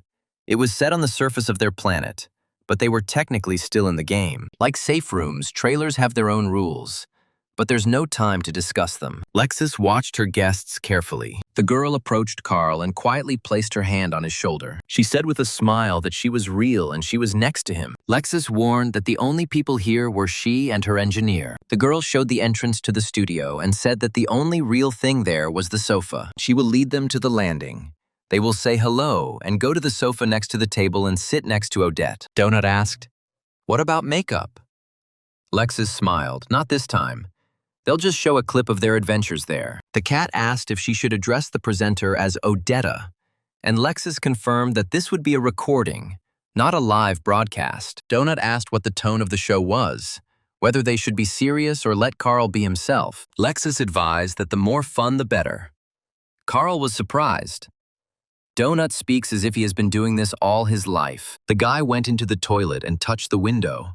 He realized that it was definitely not glass. He looked outside and was surprised to see stars and the sea there. Lexus said there is no censorship on the show. It is a private broadcast. Carl did not understand what private broadcasting means. The Dungeon Explorer world of Earth is owned by a major syndicate, but this season is the responsibility of the Borant Corporation. The syndicate's rules allow other companies to produce their own shows for a fee. This show with Odetta is the biggest and highest-rated private show in history. Odetta is the most adored presenter and interviewer in the entire galaxy. Carl tensed. So Lexus advised them to make a good impression. Carl was sweating with excitement, and Donut asked if maybe there was something else they should know. She replied that this was enough, and the cat politely thanked Lexus for the information. Donut, licking herself, told Carl that she would speak, and he should answer only if Odette asked him a question personally. Carl leaned against the unusual door. He didn't see how it could be opened. It seemed like they were stuck here. He asked Donut if she wanted cat food, she exclaimed. "He's going crazy. She'll get her face dirty." The guy seductively shook a bag of delicious crackers. Donut's eyes sparkled and she replied, "Okay, but only one pack." The cat chewed and said that she couldn't believe she was so worried. Carl warned Donut to be careful. They were definitely not their friends. The guy remembered the murdered girl sitting in a pool of her own blood, and in her inventory she had a core of exactly the same apple that Carl was now holding in his hands. He put the apple back on the table and asked Donut not to forget about it. The cat quietly turned to Carl. She said all this blows, groans, and sighs, goblin explosions. It's not for her. Donut was sure that this was all Carl's fault, but speaking in front of an audience is exactly her thing. After all, this is precisely why she was bred, so that everyone would like her. Carl smiled and stroked the cat's silky fur. Lexus invited them into the studio, saying it was time to start the show. A blindingly bright light flashed ahead, Lexus said. "Smile and wave, and everything will be fine." Carl and Donut squinted as the bright spotlights hit them in the eyes. Directly in front of them were endless rows of spectators looking at them with curiosity. The guy froze for a couple of seconds in the middle of the studio of the famous show. Through special devices, hundreds of spectators from all corners of the galaxy watched the guests. Many were delighted with the fluffy beauty Donut. Carl heard enthusiastic greetings to his tailed princess. The guy looked at the presenter in confusion and was stunned by what it was. In front of him sat a giant, ugly crab. Could this really be Odette? Carl's head was filled with nothing but curse words at this sight. The presenter greeted the studio guests with a smile. She loudly announced that today she was representing Princess Donut and Carl. The guy was speechless. The cat glanced at him sideways and frowned. Donut realized it was time to save the situation and jumped off Carl's shoulder. The cat walked importantly around the studio, fluffing up its iridescent fur. Noticing that the audience had become animated, she rolled across the floor, showing off her fluffy belly. The guy looked at the cat in confusion, not understanding what she was doing, and she quietly told Carl to move towards the sofa faster. He closed his eyes to catch his breath and compose himself. Then Carl calmly opened his eyes and looked around him. He was shaking slightly, but he walked confidently towards the sofa. Donut jumped towards him and trotted alongside him. The guy waved affably to the spectators. Odetta kept a close eye on her new show heroes. Carl carefully sat down on the sofa, and Donut jumped onto a high purple pillow. Odette raised her hand and asked her audience to calm down. The presenter turned to Princess Donut. Odette told Her Highness that it was a great honor for her to receive her here. The cat politely thanked Odette, saying that it was a great honor for them to be there too. Donut stated that she and Carl really wanted to see the famous Odette. Turning to the audience, the cat winked at them and said that they wanted to see them too. Donut walked around the studio and purred to them all that they were a wonderful audience. The cat walked as close as possible to the barrier and said it was a great joy to be here, and not with a bunch of goblins. She waved her furry paw and asked how they were all doing. Her big yellow eyes sparkled as she asked how they liked the show. The hall exploded, many shouting that they loved Princess Donut. The guy whispered, "Who the hell are you? And where did Donut go?" Odette told the guests that they may not know it, but the audience has been watching them from the very beginning. Although Carl and Ponchik are not mentioned in the official programs, the two of them created a real sensation. The presenter asked the cat if she was a member of the royal family from planet Earth. Carl winced and thought, "Oh, don't talk about that." Donut's eyes sparkled and she answered, "Of course, Odette." The guy grabbed his head. "Well, that's it. Here we go," Donut explained. "Understand correctly, the Earth is ruled by one species, and that is humans. But among cats, there is an elective monarchy. It is carried out in the format of a beauty contest among cats." The cat announced that her full name was Princess Donut Queen Anna Pushinovna. Carl listened to the cat with horror, and she said that she did not want to tire Odette with all the regalia, but among them there were important ones. Odette asked the cat, "And what? She won this competition." Donut winked and cheerfully asked what they thought. In response, the audience thunderously applauded the fluffy beauty. Odette also clapped, saying that they were both simply beautiful. Carl looked at the enthusiastic audience and understood that the audience had swallowed his cat's boast. Now the presenter turned to Carl, who was sitting silently. She turned to him, and the guy cursed silently. Odetta said that before they arrived, she promised the audience that the guy would say this. Carl asked in surprise what exactly he was supposed to say. The presenter pointed to the footage and explained that everyone was waiting for his signature phrase. The guy was confused. He had no idea what Odette was talking about. But looking at the pictures, he remembered what exactly he had said. Looking sideways at the cat, Carl asked if they really meant the words, "Your mother, Donut." The presenter smiled, and the guy guessed what they were talking about. The entire hall froze in anticipation of the show's hero's signature phrase. Donut whispered with a smile, "Come on, Carl, tell them. Everyone's waiting." The guy wilted. He knew how indecent his signature expression was. Finally, Carl said, "Your mother, Donut." The hall exploded with delight. Everyone was shouting. He said his signature phrase. A clip of their battle with the first boss appeared on the screens, where Carl said that he could use some support. In the second frame, Donut exclaimed that Carl was doing a great job on his own. In the third episode, Carl was pulling the chain and cursing at the cat. Everyone was looking at the screen, where the most striking episodes of the hero's adventures were shown. Odette asked Carl what he was thinking about when Donut wasn't helping him. The audience laughed. They liked the question. The guy replied that everything happened so quickly that he didn't think at all. A close-up of the French woman, the cockroach boss, appeared on the screen. Carl thought with hatred about the spectators. They were laughing, the bastards. For them, this was all just a funny game. He remembered footage from the news where a reporter asked a girl what it was like to have your house blown up. At that moment, the guy hated these spectators, because for them, the pain and fear of the researchers is entertainment. The guy was wondering what else he could say, but then Donut intervened in the conversation. She declared that Carl handled it like a true champion. The cat assured Odette that if Carl was really in trouble, she would immediately come to the rescue.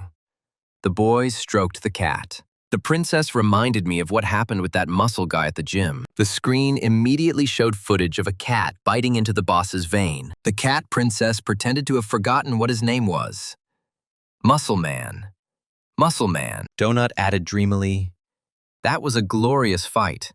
The whole gym was covered in the blood of monsters. The charming cat smiled and decided to tell the audience one last thing. She waved her paw and urged everyone to follow her and Carl and vote, because they would not just kill all the bosses. Odette asked with interest what else they would do. Donut added with a smile that they would kill them in style. Carl whispered to Donut that she stole that expression from Mordecai. The cat shook her fluffy fur so that it sparkled in the spotlight. She smiled at the audience as charmingly as she could, using all her charm. Carl looked sadly at the cat and mentally cursed, "Your mother, Donut." Odetta waved her hand, indicating that the recording of the program was finished. She said, "Great show, thank you all." The host told Lexus to watch the data packets, and the assistant had to let them know if anyone with AI decided to drop in on them.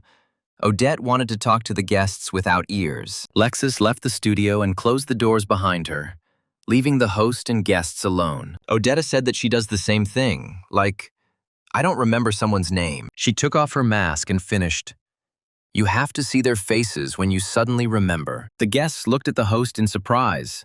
A human face appeared from under the mask. The part of the body above the waist was also human. Odette complimented the cat warmly.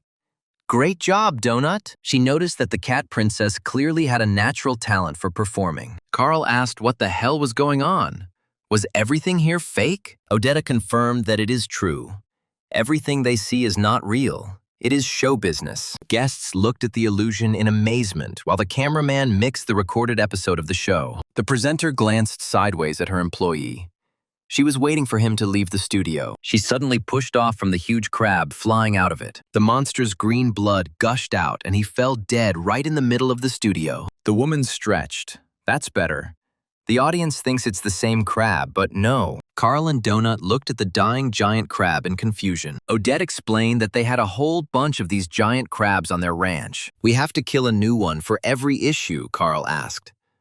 "But why do that?" The woman explained that she was like this when she reached the stairs to the 13th floor. Carl was surprised. She was on the 13th floor. She lowered her head. No, she never got there. She made a contract. The boy remembered Mordecai's words when he warned the boy not to do this. The guildmaster whispered that whatever they said, it wasn't worth it, at least until Carl reaches the 12th floor. Part of the deal was that Odette would be the coach. Donut asked, "Is that like Mordecai?" The woman confirmed that yes, like Mordecai, she had once been his curator. By the way, this is how Odette found Carl and Donut. She is following him. After seeing the couple's adventures, the presenter decided to find out more about these explorers. It all started when Carl knocked on Mordecai's room door and asked to let them in. Carl was surprised. Odette trained Mordecai. It must have been a very long time ago. Odetta confirmed that yes, a lot of time had indeed passed since then. She knew that this was his last case. Then his contract would end. The presenter asked Carl to tell Mordecai to find her when this was all over. The woman flew up to the stunned guy and asked if she could rely on him. Carl looked at the assertive host of the popular show with confusion. He muttered that he would, of course, convey her request to Mordecai when the opportunity arose. Odette thanked him. For some reason, she could not do it herself. And now Odette decided to give the kids some advice. But they shouldn't tell anyone about this conversation. The mudmen won't like it. Carl didn't understand what kind of mud dwellers they were, who they were anyway. She explained, Kuatin, Borant. But they won't hear them here. But you can't say that in the dungeon. So the first piece of advice is that when they go down to the 3rd floor, the princess should remain a cutie. People really love the cat Ponchik, and they won't love the saber-toothed tigress Donut. And let her not even think about changing her race. Odette has seen this 1,000 times. As soon as you change your race, your ratings drop through the floor. Donut replied that she wouldn't have thought of it. Odette praised her. What a clever girl. Carl asked how it was with him. The show's host noted that viewers are fed up with people, so if Carl changes his race, nothing critical will happen. Mordecai will help them choose a race and class. Although she doesn't know what they will choose from, they come up with something new every season. Mordecai won't tell them outright, so they have to take hints. But he knows a lot and will do everything to help them. But it is important to remember that dungeon exploration is first and foremost a game. She knew better than anyone that the coach couldn't always help, just as she had once been unable to help Mordecai. There are certain rules or something like that, but it's all for the company's profit. For example, if it is profitable for the organizers to keep them, then they will come across more useful loot. Let them take a look at it. She, being a researcher, lost her legs on the 11th floor due to a blow from a demon's scythe. After such a horrific injury, Odette almost died. She would not have survived another attack, but there were spectators watching her. And there were a lot of them. She was also being watched by 5 sponsors, and none of them would have liked her death. The richest sponsor shouted that this was not just bad, it was incredibly bad. So the organizers sent her the perfect item that would give her a second chance. It was a belt that allowed you to attach parts of monsters to yourself. First, Odette had to kill the huge crab that attacked her, but she used his entire body as legs and was able to move fully again. The woman entered the body of a crab, but the sponsors and organizers didn't really care about her life. But she was sure that if she had to die, it would be better to do it in the rays of glory. And they must remember one more thing. There is a game, AI. It determines the further course of the game. And if the AI decides that their deaths will boost the show's ratings, it will try to kill them at all costs. AI will choose the most opportune moment for them to have the most memorable and striking ending. Carl called out to the cat and asked Donut what was wrong with her. Why was she hitting the wall? The cat told Carl that something was wrong with this room. He reminded her what Lexus had said.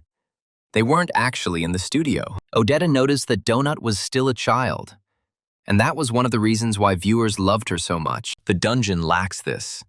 But such heroes need to be motivated to give interviews. The guy angrily asked Odette what she did with the cat.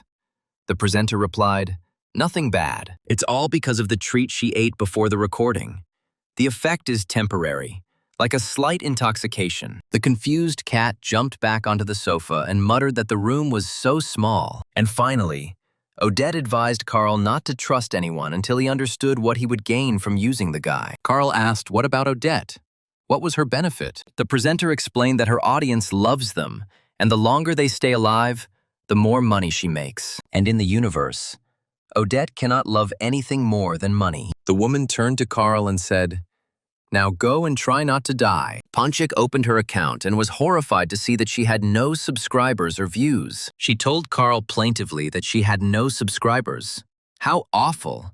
How could she gain ratings in such a situation? Carl suggested that the statistics would update normally after the show's episode aired. The cat asked, "Well, how can we stir up the intergalactic internet when the second floor is identical to the first?" The boy and the cat moved carefully along the corridors of the second floor of the dungeon, studying the map. The second floor was darker than the first, and caution was needed. Mordecai said that strange and strong mobs would come from the 3rd and 4th floors. Suddenly, Donut jumped with joy, inviting Carl to look at the dungeon map. A staircase to the 3rd floor appeared on the map. It was very close to them. Noticing that Carl had come online, Brandon said that they had also gone down and asked a guy where he and Donut had disappeared to. He informed the others that Carl and the cat were alive, and explained that they were in the nearest safe room east of the stairs. Yolanda was worried that Agatha's signal was nowhere to be seen. Donut bragged that they had been to Odetta's show. The episode should be shown within an hour. Carl wrote that they will be there soon. Suddenly, Carl saw the corpse of a second-level striped caterpillar. He was surprised what the hell it was. In front of them lay a vial of striped caterpillar hemolymph, an alchemical ingredient. It was a corpse with prey. The caterpillar was killed by Agatha. It looks like the old woman ran over the monster with a cart. Carl glanced at the map. There were still mobs ahead, both living and already dead. The guy carefully peered out from around the corner. There were 2 more fat striped caterpillars crawling there. The system reported that the more mobs the explorers killed, the more the caterpillars would eat, and the larger they would become. If they suddenly see that the caterpillar has turned into a chrysalis, it is better to run away. It is easy to kill a caterpillar, but not so much its older brothers. Carl asked the cat to prepare the healing scrolls, in case the caterpillar's blood was poisonous. He would take the right one, and Donut the left one. Donut, sitting on the guy's shoulder, killed her caterpillar by shooting it with a laser, and Carl finished off the monster by hitting the caterpillar with his new boxing glove. He then finished off the vile creature by crushing it with his kick. The striped caterpillar shattered into tiny pieces, turning into a nasty puddle. Carl's entire leg was covered in disgusting slime. Donut grimaced in disdain, feeling sick at the sight. The cat asked Carl if he was okay after trampling on those nasty caterpillars. The guy tried to wipe his foot on the floor, reminding the cat that she had read the description and that they couldn't leave corpses. So Carl, grimacing, trampled the caterpillar killed by the squeamish cat. Suddenly, the researchers were attacked by other monsters. These were flying brains that looked like jellyfish. These enemies attacked with ultrasonic waves. Carl grabbed his head and clenched his teeth in pain. But Donut quickly fired a laser at the two monsters and finished them off immediately. And Carl, overcoming the pain, hit the monster with his favorite boxing glove. Following the brains, giant saber-toothed dogs appeared and rushed at the people with a growl. Donut furiously charged at the dogs' sworn enemies, firing a laser at them and screaming for them to die. Finally, Carl and his cat reached the safe room where their entire group was located. This room was noticeably different from those on the first floor. Old people were wandering around and talking to each other. Carl was surprised to see a mailbox in the safe room. He was amazed that there was mail here too. Out of curiosity, the guy pressed the mailbox button. But the system returned an error asking who should send Carl mail. He glanced sideways at the mailbox in bewilderment. Its appearance seemed very strange to him. Suddenly, he felt someone tugging at his cloak. One of the old women said to him, "Forgive me, dear." Grandma asked Carl to put Court Hour on her TV.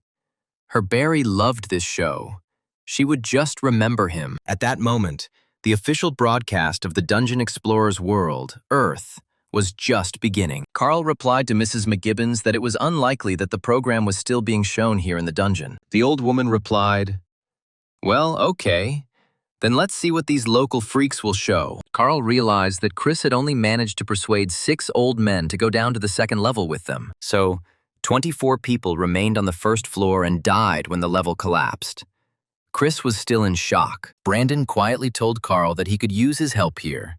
The guy was very surprised. Brandon was about to send everyone to the 3rd floor. He looked down. They can't train, so there's no point. Following internal strife, La Mouvement's numbers were reduced from 150 to 80 men. But Hecla's squad is just gaining momentum, crushing high-level monsters. Carl asked the other guys how they were. They all needed to level up. Everyone wanted to go with Carl, without risking getting separated. The presenter announced that the notorious Lucia Mar continues to play solo, and that one of her dogs bit the producer of the show with Odetta. Carl suggested developing a route for the old men and clearing it out. And suddenly Donut exclaimed joyfully, seeing herself on the screen. The cat held her breath. She remembered how she, Carl, the other guys, and Agatha entered that very location with the music. But for some reason, the old woman wasn't in the news broadcast.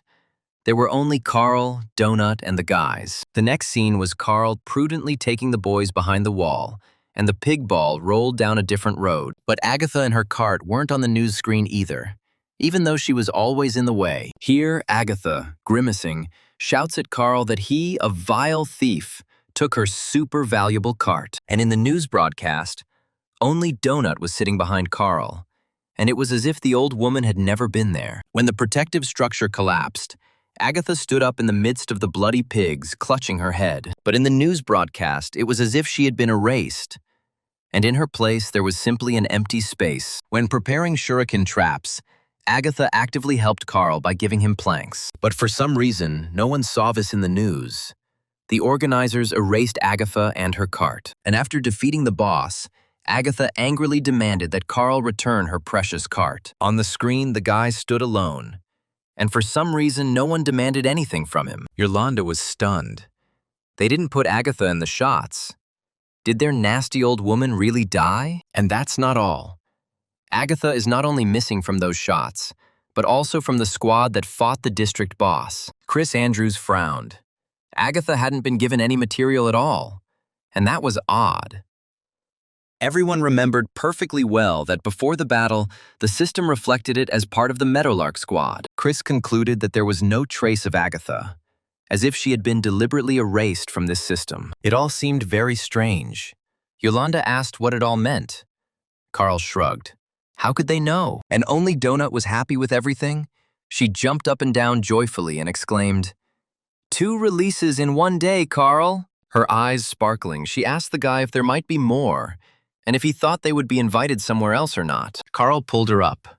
There's no point in dwelling on it. The main thing now is to survive.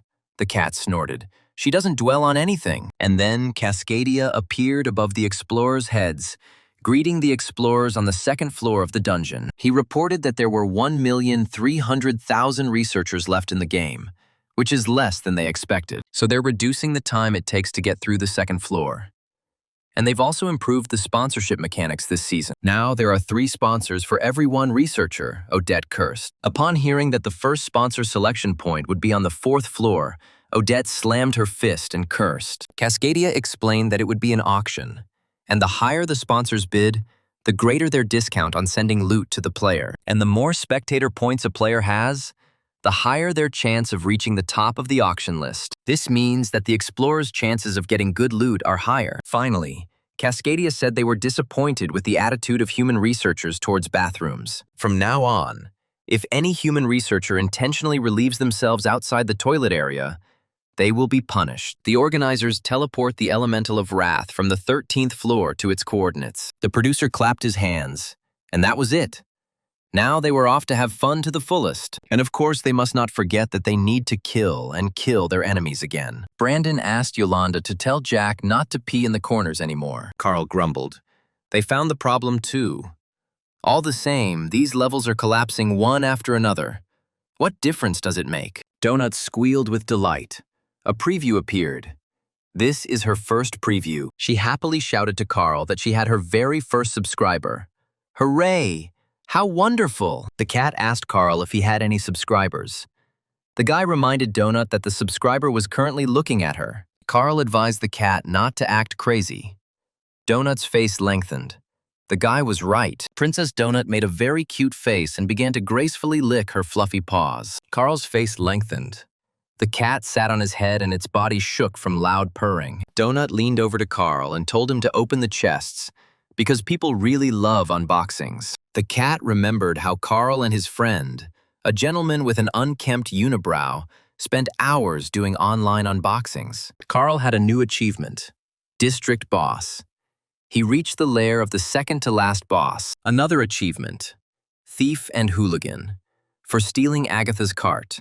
Reward: Bronze Chest of the Ass Shaker. New achievement: Battle Fortification. He built a fortification and placed it on the battlefield. For successfully building a battle fortification, Carl receives a silver mechanic's chest as a reward. The guy's new achievement is that he sent a fat pig to the market. Carl also killed more than 5 mobs in the battle with the district boss while barefoot. As a reward for such achievements, the guy receives a platinum shoebox. Carl angrily shouted, "What the hell is this? At least it's platinum.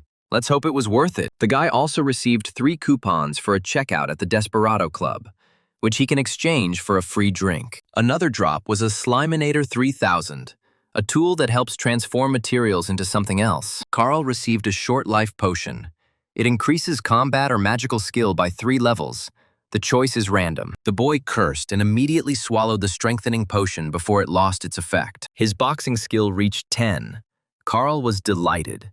Now his fists deal damage equal to Brandon's electric hammer. The guy thought that he could bend the iron beam with a blow at half strength. But when he opened the shoebox, Carl couldn't help but curse.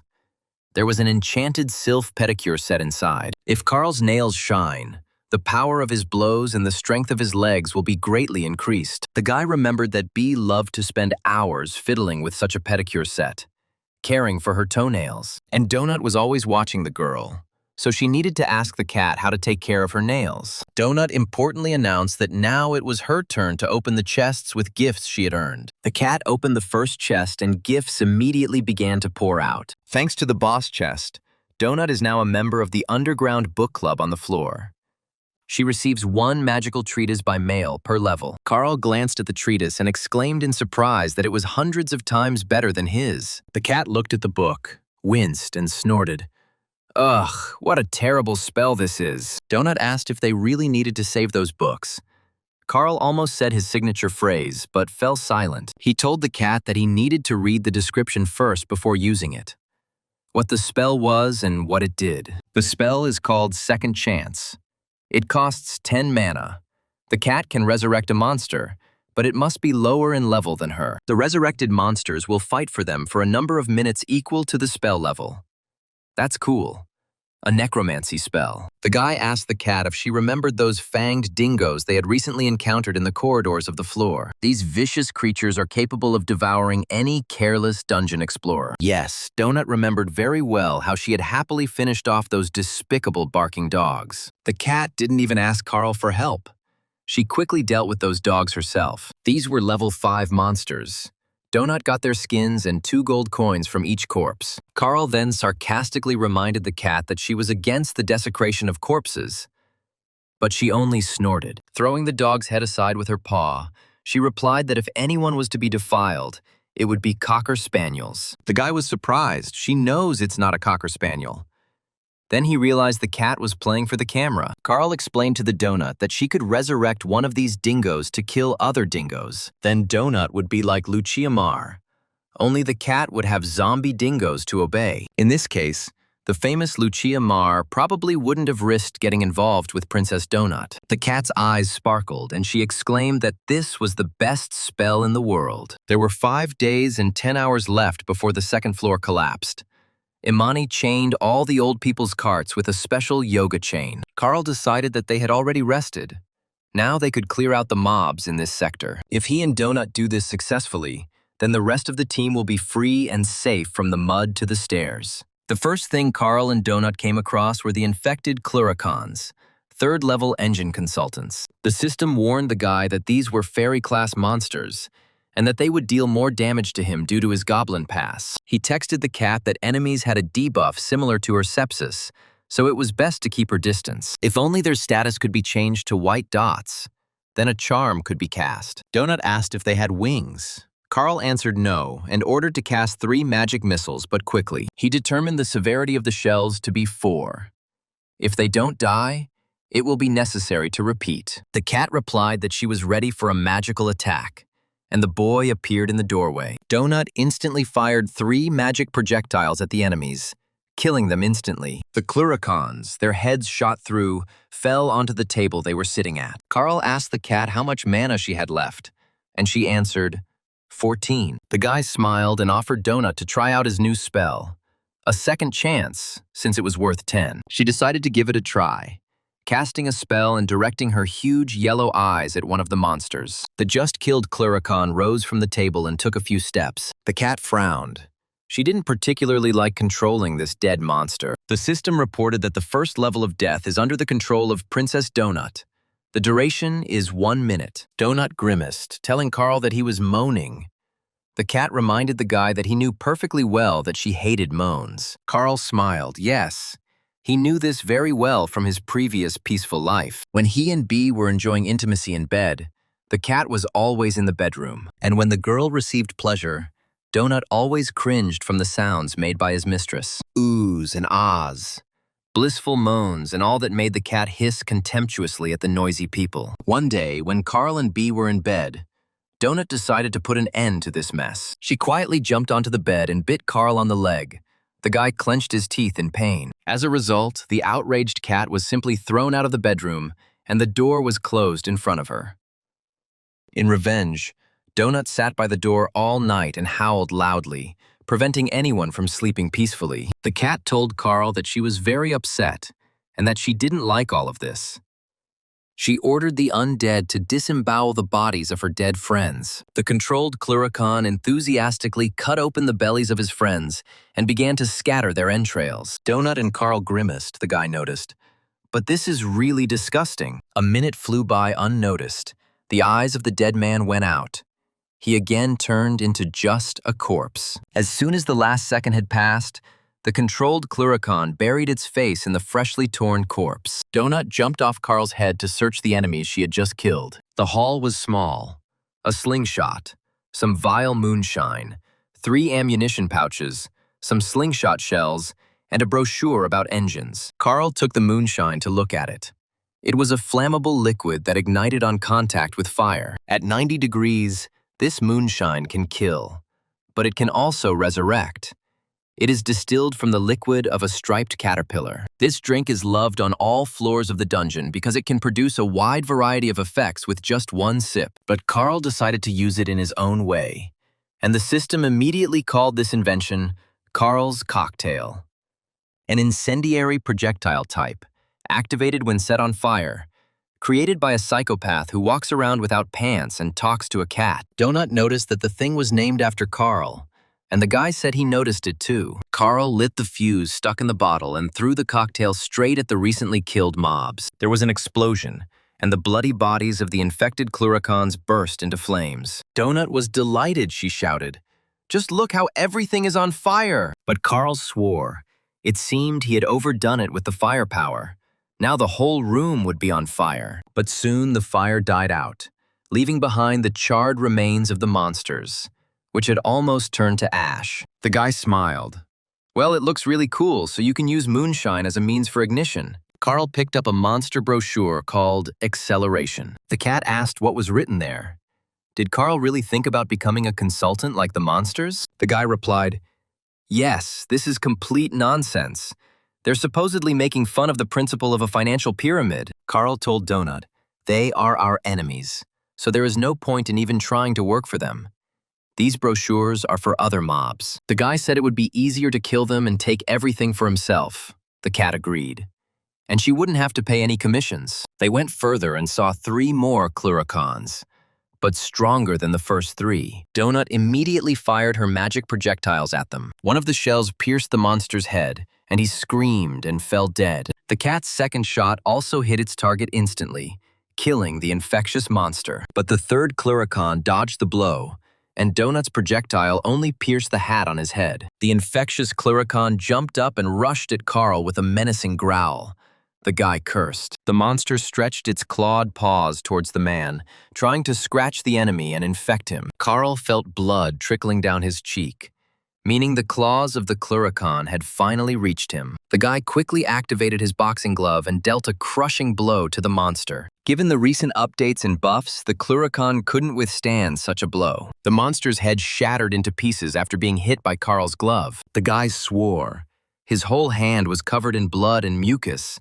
The system told Carl that he was infected with corruption. While under the effect of the curse, you can't restore your health points, Carl thought. No problem. You just need to wait it out. The monsters probably have this tactic. The first hit infects with corruption, and the second one applies a debuff that reduces health. And although these cluricons are only level 3, they are dangerous. Donut cautiously peered into the next room, where she saw the elite 6th-level Laminac consultants. There were significantly more enemies in this room than in the previous 2.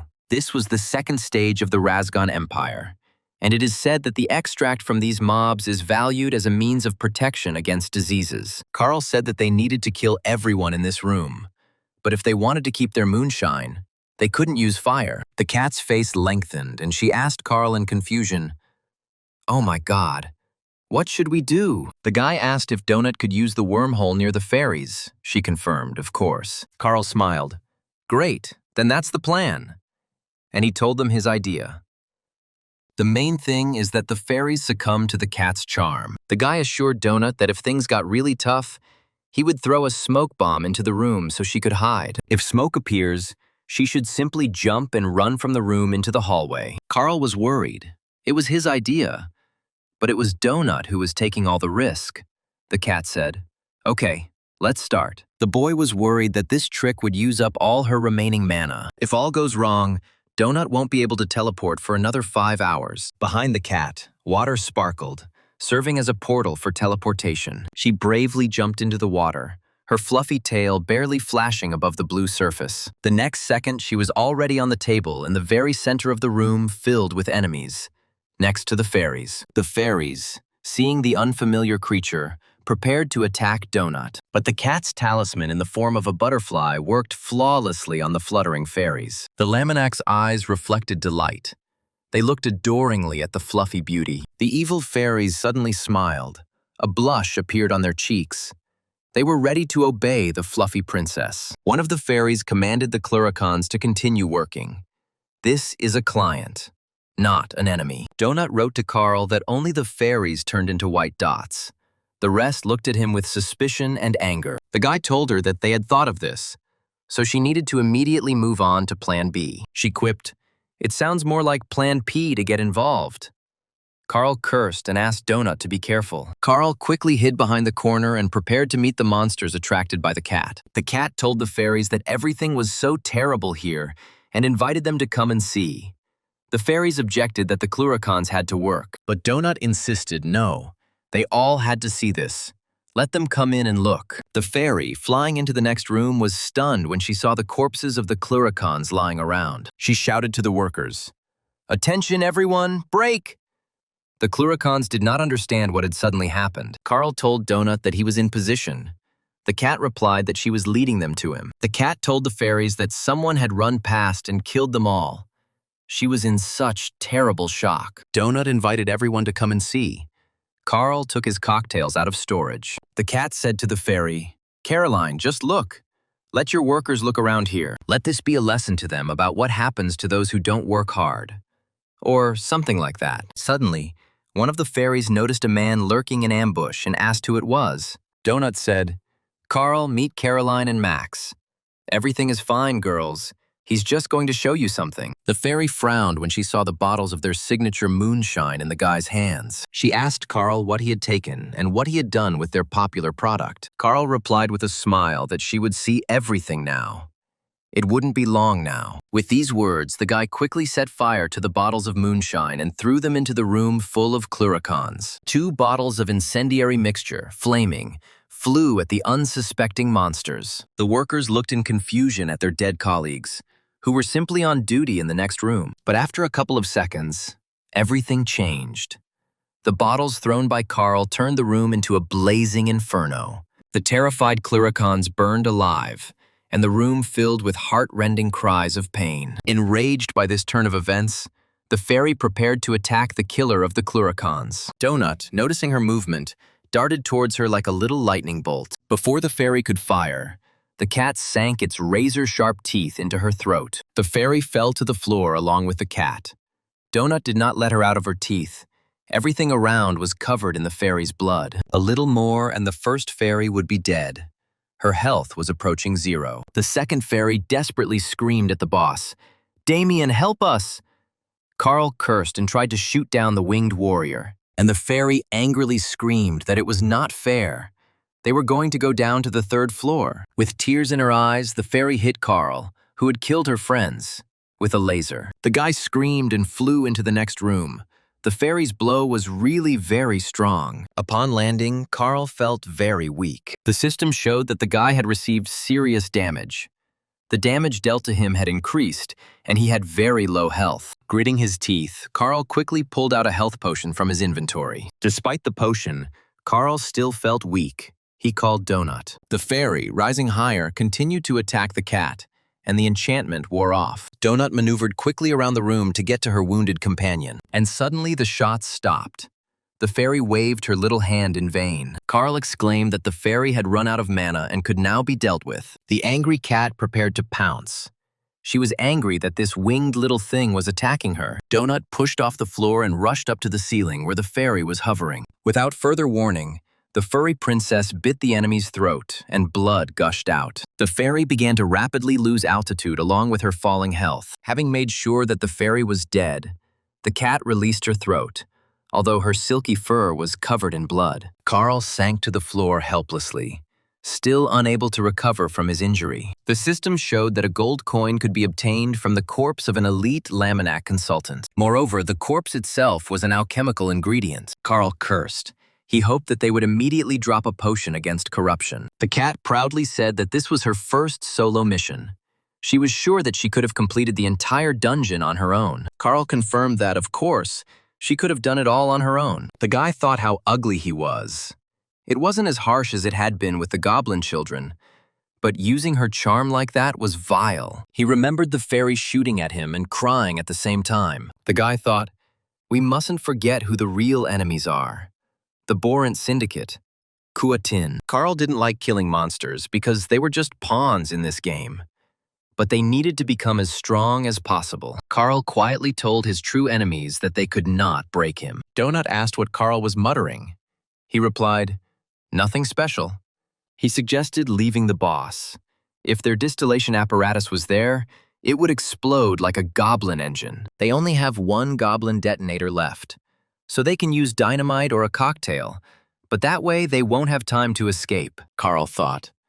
There might be children there too. He knew that if he said it out loud, they would deliberately put even more children in the boss's rooms. The guy exclaimed, "Wow, it's good that they discontinued this, it's just disgusting." The cat asked what he was talking about. Carl had a recipe in his hands. He said it was a setup. They had to find this recipe. By making this smoothie, they gain immunity to corruption and something called nuclear measles, giving them protection for the boss fight. Carl said that all this is really disgusting. It's better to take it all and leave. But at that moment, the doors swung open and a disgusting pink creature with tentacles appeared in the room. Donut looked sideways in surprise at the pink tentacles with many mouths. Carl frowned when he saw this. It looked like he couldn't avoid the boss battle. The pink tentacles were dotted with sharp-toothed mouths with painted lips and protruding tongues. The door leading to the corridor was instantly blocked by strong, magical chains. Carl cursed. They weren't in the boss's room, the system responded. Bosses on the second floor can leave their rooms. The system showed the characters of the upcoming battle. Carl, level 11, and Princess Donut, level 11. They are opposed by the district boss Kraken, level 10, although it is not the Kraken but its clone. Along with the Kraken's tentacles, several more Cluricons emerged from the boss room. Carl cursed and asked the cat to hold them back. He still needed to make that damn cocktail. The guy took a container from the apparatus for preparing various mixtures. He quickly took a bottle of improved moonshine Razgon from the storage room. The cat fired lasers at the Cluricons as soon as they entered the room. Blood began to ooze from the boss's many mouths. 2 Cluricons fell dead, struck by Donut's magical projectiles. One of the boss's servants peered cautiously around the corner, but Donut noticed him and immediately shot him in the chest, killing the enemy. The cat asked Carl what to do with these nasty tentacles. The guy advised not to attack the boss yet. He probably can't see anything. That's what he needs the Cluricons for. Suddenly, the ceiling of the room cracked, and another fat pink tentacle appeared from there. Carl took the bloody body of the fairy killed by Donut out of the storage room. The guy looked at the small, fragile body of the magical creature. Carl shuddered. They had to come up with such a disgusting recipe. The cat looked around, watching for enemies leaving the boss room, but she seemed to sense something and turned to Carl. To her horror, she saw a fairy in the container and asked, "Carl, in the name of God, what are you doing there?" The guy replied that this is how it should be according to the recipe and started pedaling to make a smoothie. He pressed down on the pedals and the contents of the container began to quickly grind and mix. Donut snorted, declaring that she definitely wouldn't drink that. As Carl pedaled furiously, a huge Kraken tentacle hovered above him. The district boss's infectious green mucus flowed from numerous mouths. The system informed Carl that he was infected with corruption. The guy swore loudly and pressed on the pedals. And so the motor immune smoothie was ready. A sip of this remedy gives immunity to debuffs, but also gives debuffs itself. Carl saw the Kraken bursting out of its room, breaking down the doorway. The guy grabbed the finished smoothie and jumped off the bike mixer. He immediately swallowed the horrific mixture to gain immunity. Carl winced. Oh God, it tasted like a sick skunk's ass. He handed the jar to Donut, telling her to put it in the quick access slot and use it. The curse is still active, which means Carl won't be able to be cured. Or at least he won't catch the deadly measles, or whatever it's called. The guy suddenly laughed idiotically. Some kind of deadly measles that made him laugh. He thought, this isn't funny. What the hell is going on with him? Suddenly he felt something hit him on the head. The guy yelped. The system warned that the damage received had increased. He understood that it was a buzzing sound. But if it made him buzz, then how shitty he would be. Carl asked Donut what was wrong with her mana, if there was still enough power left for shooting. The cat, who had also taken a sip of her smoothie, answered with a slurred voice, 16. She immediately fired with a scream, "Die! Freak!" and recovered. Now 12. Cluricon, his head shot through, immediately fell dead to the floor. Carl built a metal shield near the exit and hid there with the cat. He looked in horror at the approaching infectious tentacle of the Kraken. The boss spat out a green, disgusting liquid. The system reported that they were infected with nuclear measles, but the effect did not work due to immunity. Carl warned the cat not to shoot any more projectiles. The boss was pressing on the shield, the guy thought. Damn, How to kill this thing? Donut peeked out cautiously from behind the metal shield. The boss was huge, and he pounded the small, thin shield with incredible force. The cat saw that Carl was holding the shield with all his might and didn't know what to do next. Donut rubbed herself against the guy's leg and quietly purred to him. The district boss continued to smash their small shield. A little more and it would not hold up. The cat told Carl that if they died, he should know that she loved him very much. Then she added, though not as strongly as Miss Beatrice. The fluffy princess sheepishly justified herself. After all, she was its owner. After a pause, Donut said, and she loves Ferdinand more. The cat pressed herself against the boy's strong leg, trying to express her affection to him. She lay down near his leg and purred that she still loved him. Carl looked at the cat in confusion. What a strange confession she had. He lifted the cat from the floor and told Donut to get ready. They had to endure the fight. The boss's pink tentacles continued to persistently pound the shield. The guy, clenching his teeth, thought in surprise, who the hell is this fucking Ferdinand of yours? The metal sheet began to crack from the strong blows. A little more, and it would fall apart. Carl looked at the cat and thought, B, her owner, whom Donut loves so much, is also a bitch. Meanwhile, the cat jumped out from behind the shield and slashed the slingshot-wielding Cluricon with its claws. The guy knew that B wanted to give up Donut and exchange her for a younger cat. The girl even showed Carl a photo of her future new cat. She asked in surprise, you don't even like Donut, Carl. Why are you suddenly so worked up?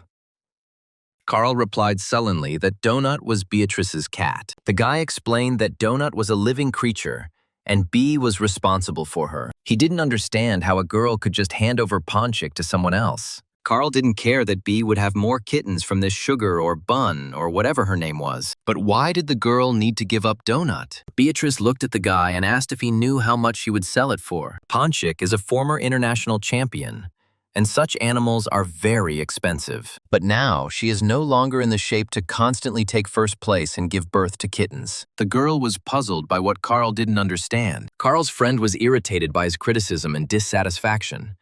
She didn't understand why everything was being made so complicated. Then the guy decided to rent an apartment and take the cat with him. He wondered if people had completely forgotten about loyalty. Carl pushed the memories away.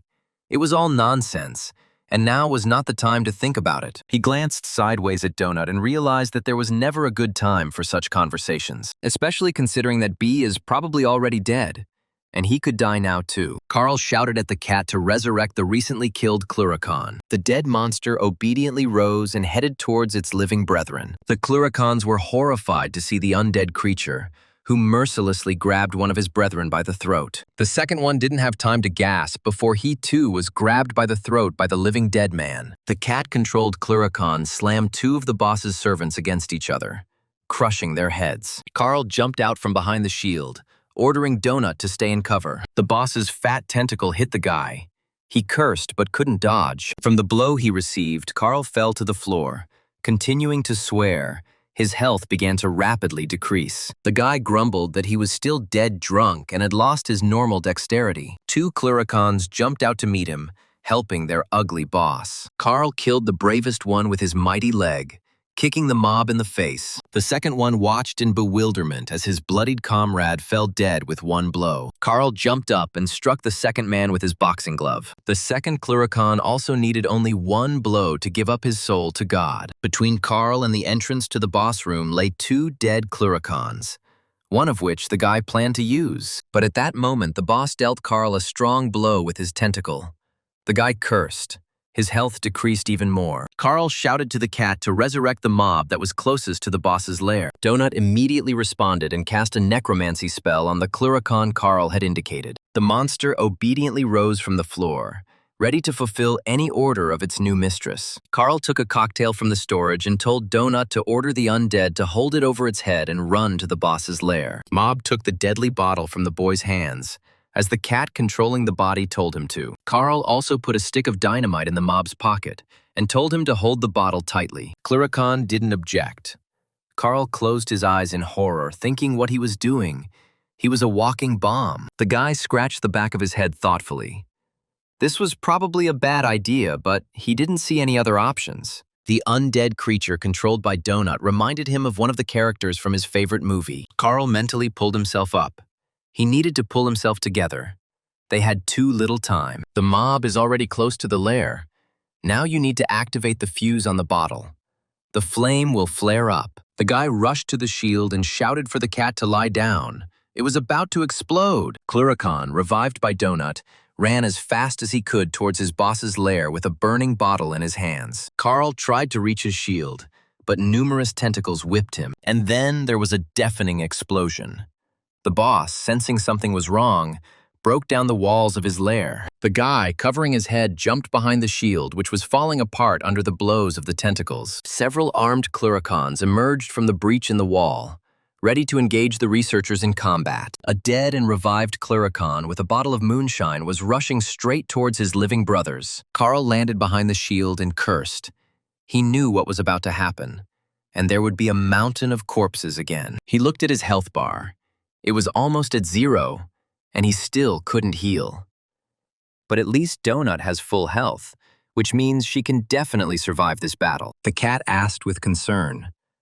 Carl said that the explosion would be too strong to use it here. The guy called an alchemy table from the storage, but the system returned an error. It can only be used in a safe place. Carl grinned, that's right, and crawled under the table, calling Donut there too. He quietly told the cat that he seemed to be about to die. His health was running out. The guy took the cat in his arms and smiled. But at least she would be okay. Donut's already huge eyes widened and she exclaimed in fear, "Carl, no!" He hugged the crying cat and calmed her down. Everything was fine. She was strong, so she could handle it. Carl told her to return to Brandon after the fight was over. The guys would look after her. But Donut screamed with tears in her eyes that she didn't want to go on without. She stretched out her furry paws to his sad face and said that she had lied to him. In fact, she won't be able to complete the dungeon without him. She really needs him. The weakening boy smiled. This confession from the cat pleased him. At that moment, a deafening explosion was heard. Moonshine and a stick of dynamite exploded in the boss's lair. A huge column of flame erupted from the next room, destroying the boss and his minions. Charred pink tentacles and sparks of fire littered the alchemy table. The system warned Carl of danger. Due to his low health, he would now lose consciousness. A flash of surprise flashed through the boy's clouded consciousness. Was he really still alive? Carl suffered extensive burns, a concussion, and was temporarily stunned. And he thought about how everything hurt. The guy woke up in a half-destroyed room, with stones, pieces of walls, and the boss's burning tentacles scattered around. Suddenly he felt someone pulling his cloak. It was strange. Suddenly he realized it was Donut, the crying cat trying to pull him out of the rubble. She saw that Carl's health was almost gone, but the damage would last for another 15 seconds. She wrote in a messenger that Carl could use some cardio and that he was much heavier than he looked. The guy's life was almost over, he warned the cat. Another 10 seconds and she would be able to heal him. He needed to prepare the scroll. As soon as the curse ended, Donut immediately began treatment, and Carl's wounds began to heal. He quickly came to his senses, feeling his strength returning. The treatment was working. Donut angrily licked her paws. Carl told her with a smile that she saved him again. The cat smiled and cheerfully said that it was her duty. They were one team, after all. She rubbed herself against Carl's cheek and said, "I don't want to say this out loud, but his views have jumped. That's cool." The guy opened his storage and took out a healing potion. After using the remedy, the wounds began to heal even faster, and he almost regained his health. The system has declared an indestructible buff that will protect his beautiful metatarsal bones for 30 hours. Carl grimaced. Was it that damn pedicure set that saved him? Now that the district boss was killed, it was possible to enter his lair and receive prizes for victory. Donut, as always, jumped onto Carl's shoulder, and together they moved forward. The guy was surprised, but there was not a scratch on his alchemy table, as if the explosion had not affected it at all. He put his hand on the table. The system immediately gave an error. The table can only be used in a safe place. Carl realized that it was the indestructibility of this table that saved him and Donut. He quickly returned the alchemy table back to the storage and thought, but this is a bug. And Carl can use this bug. It's better not to talk about it, at least out loud. While pondering, The guy carefully made his way through the ruins to get to the boss's room. He thought that now he would have to read the patch notes so as not to miss a possible fix. Soon they found themselves near the dead boss. After the victory, they received a map of the area. It turned out that there was a guild nearby. Carl decided that while they went to chat with Mordecai, they would also fulfill Odette's request. Hearing Odette's request, Mordecai exploded. This bitch really said that. She wants him to look for her. He yelled that he would rather find himself a woman, make her have children, and eat them himself, than interact with her in any way. Carl and Donut were shocked by such a violent reaction from the usually calm guildmaster. When Mordecai fell silent, the cat gently asked him if his answer was no. The guy grinned. Well, they picked up a monster for Mordecai. It's scary to look at, the guildmaster replied. And don't say anything. It's good that no one will see him like this again. Carl asked him if the audience could watch them now. Mordecai confirmed. The only place where they won't be able to spy on him is the toilet. The system notifies them about this and asks them to wait. However, only those with press accreditation can see and hear Mordecai himself. For example, Odette is one of those who has this opportunity. Carl cursed silently. He hadn't thought of that. Now it would be even more difficult to get answers from him. The guy asked Mordecai, by the way, about Odette, whether they had anything to worry about. The guildmaster sighed heavily. Odette only cares about herself. This woman is smart, cunning, and so self-centered that she is practically on fire with her ego. Odette knows the system of this game very well. What influences what and how. Mordecai believed that she could be extremely useful to the boys as long as she needed them. Carl remembered that she had said the same thing about the game AI. The guy asked the guildmaster if Odette invited them to the show again, should they go. Mordecai replied that her program was one of those he could recommend to them, although they didn't have much of a choice. Speaking of the show, someone really wants to talk to Carl and Donut. Mordecai was asked to ping her as soon as they were in his room. Donut's yellow eyes sparkled, and she asked admiringly if they would really be invited to the next show. The guildmaster cautiously said that she would explain everything to them herself as soon as she arrived here. He whispered to Carl, "Just don't disappoint this lady. She has a huge influence on their fate." The guy frowned. This was definitely not a good warning. Mordecai told Carl that as soon as she arrived, all the cameras here would be turned off immediately. But the guy should know that the cameras are always turned off when Kuatin arrives. The system warned that they could not use weapons in the presence of the administration. Otherwise, they would be immediately executed. The frightened cat clung to Carl. He stroked her and said, "Calm down, Donut." Lightning flashed and energy swirled in the room as the important guest began to teleport. Carl frowned. Now they would see a representative of the Borant Kuatin Corporation, their enemy. A second later, a bulky body in a spacesuit appeared in Mordecai's room.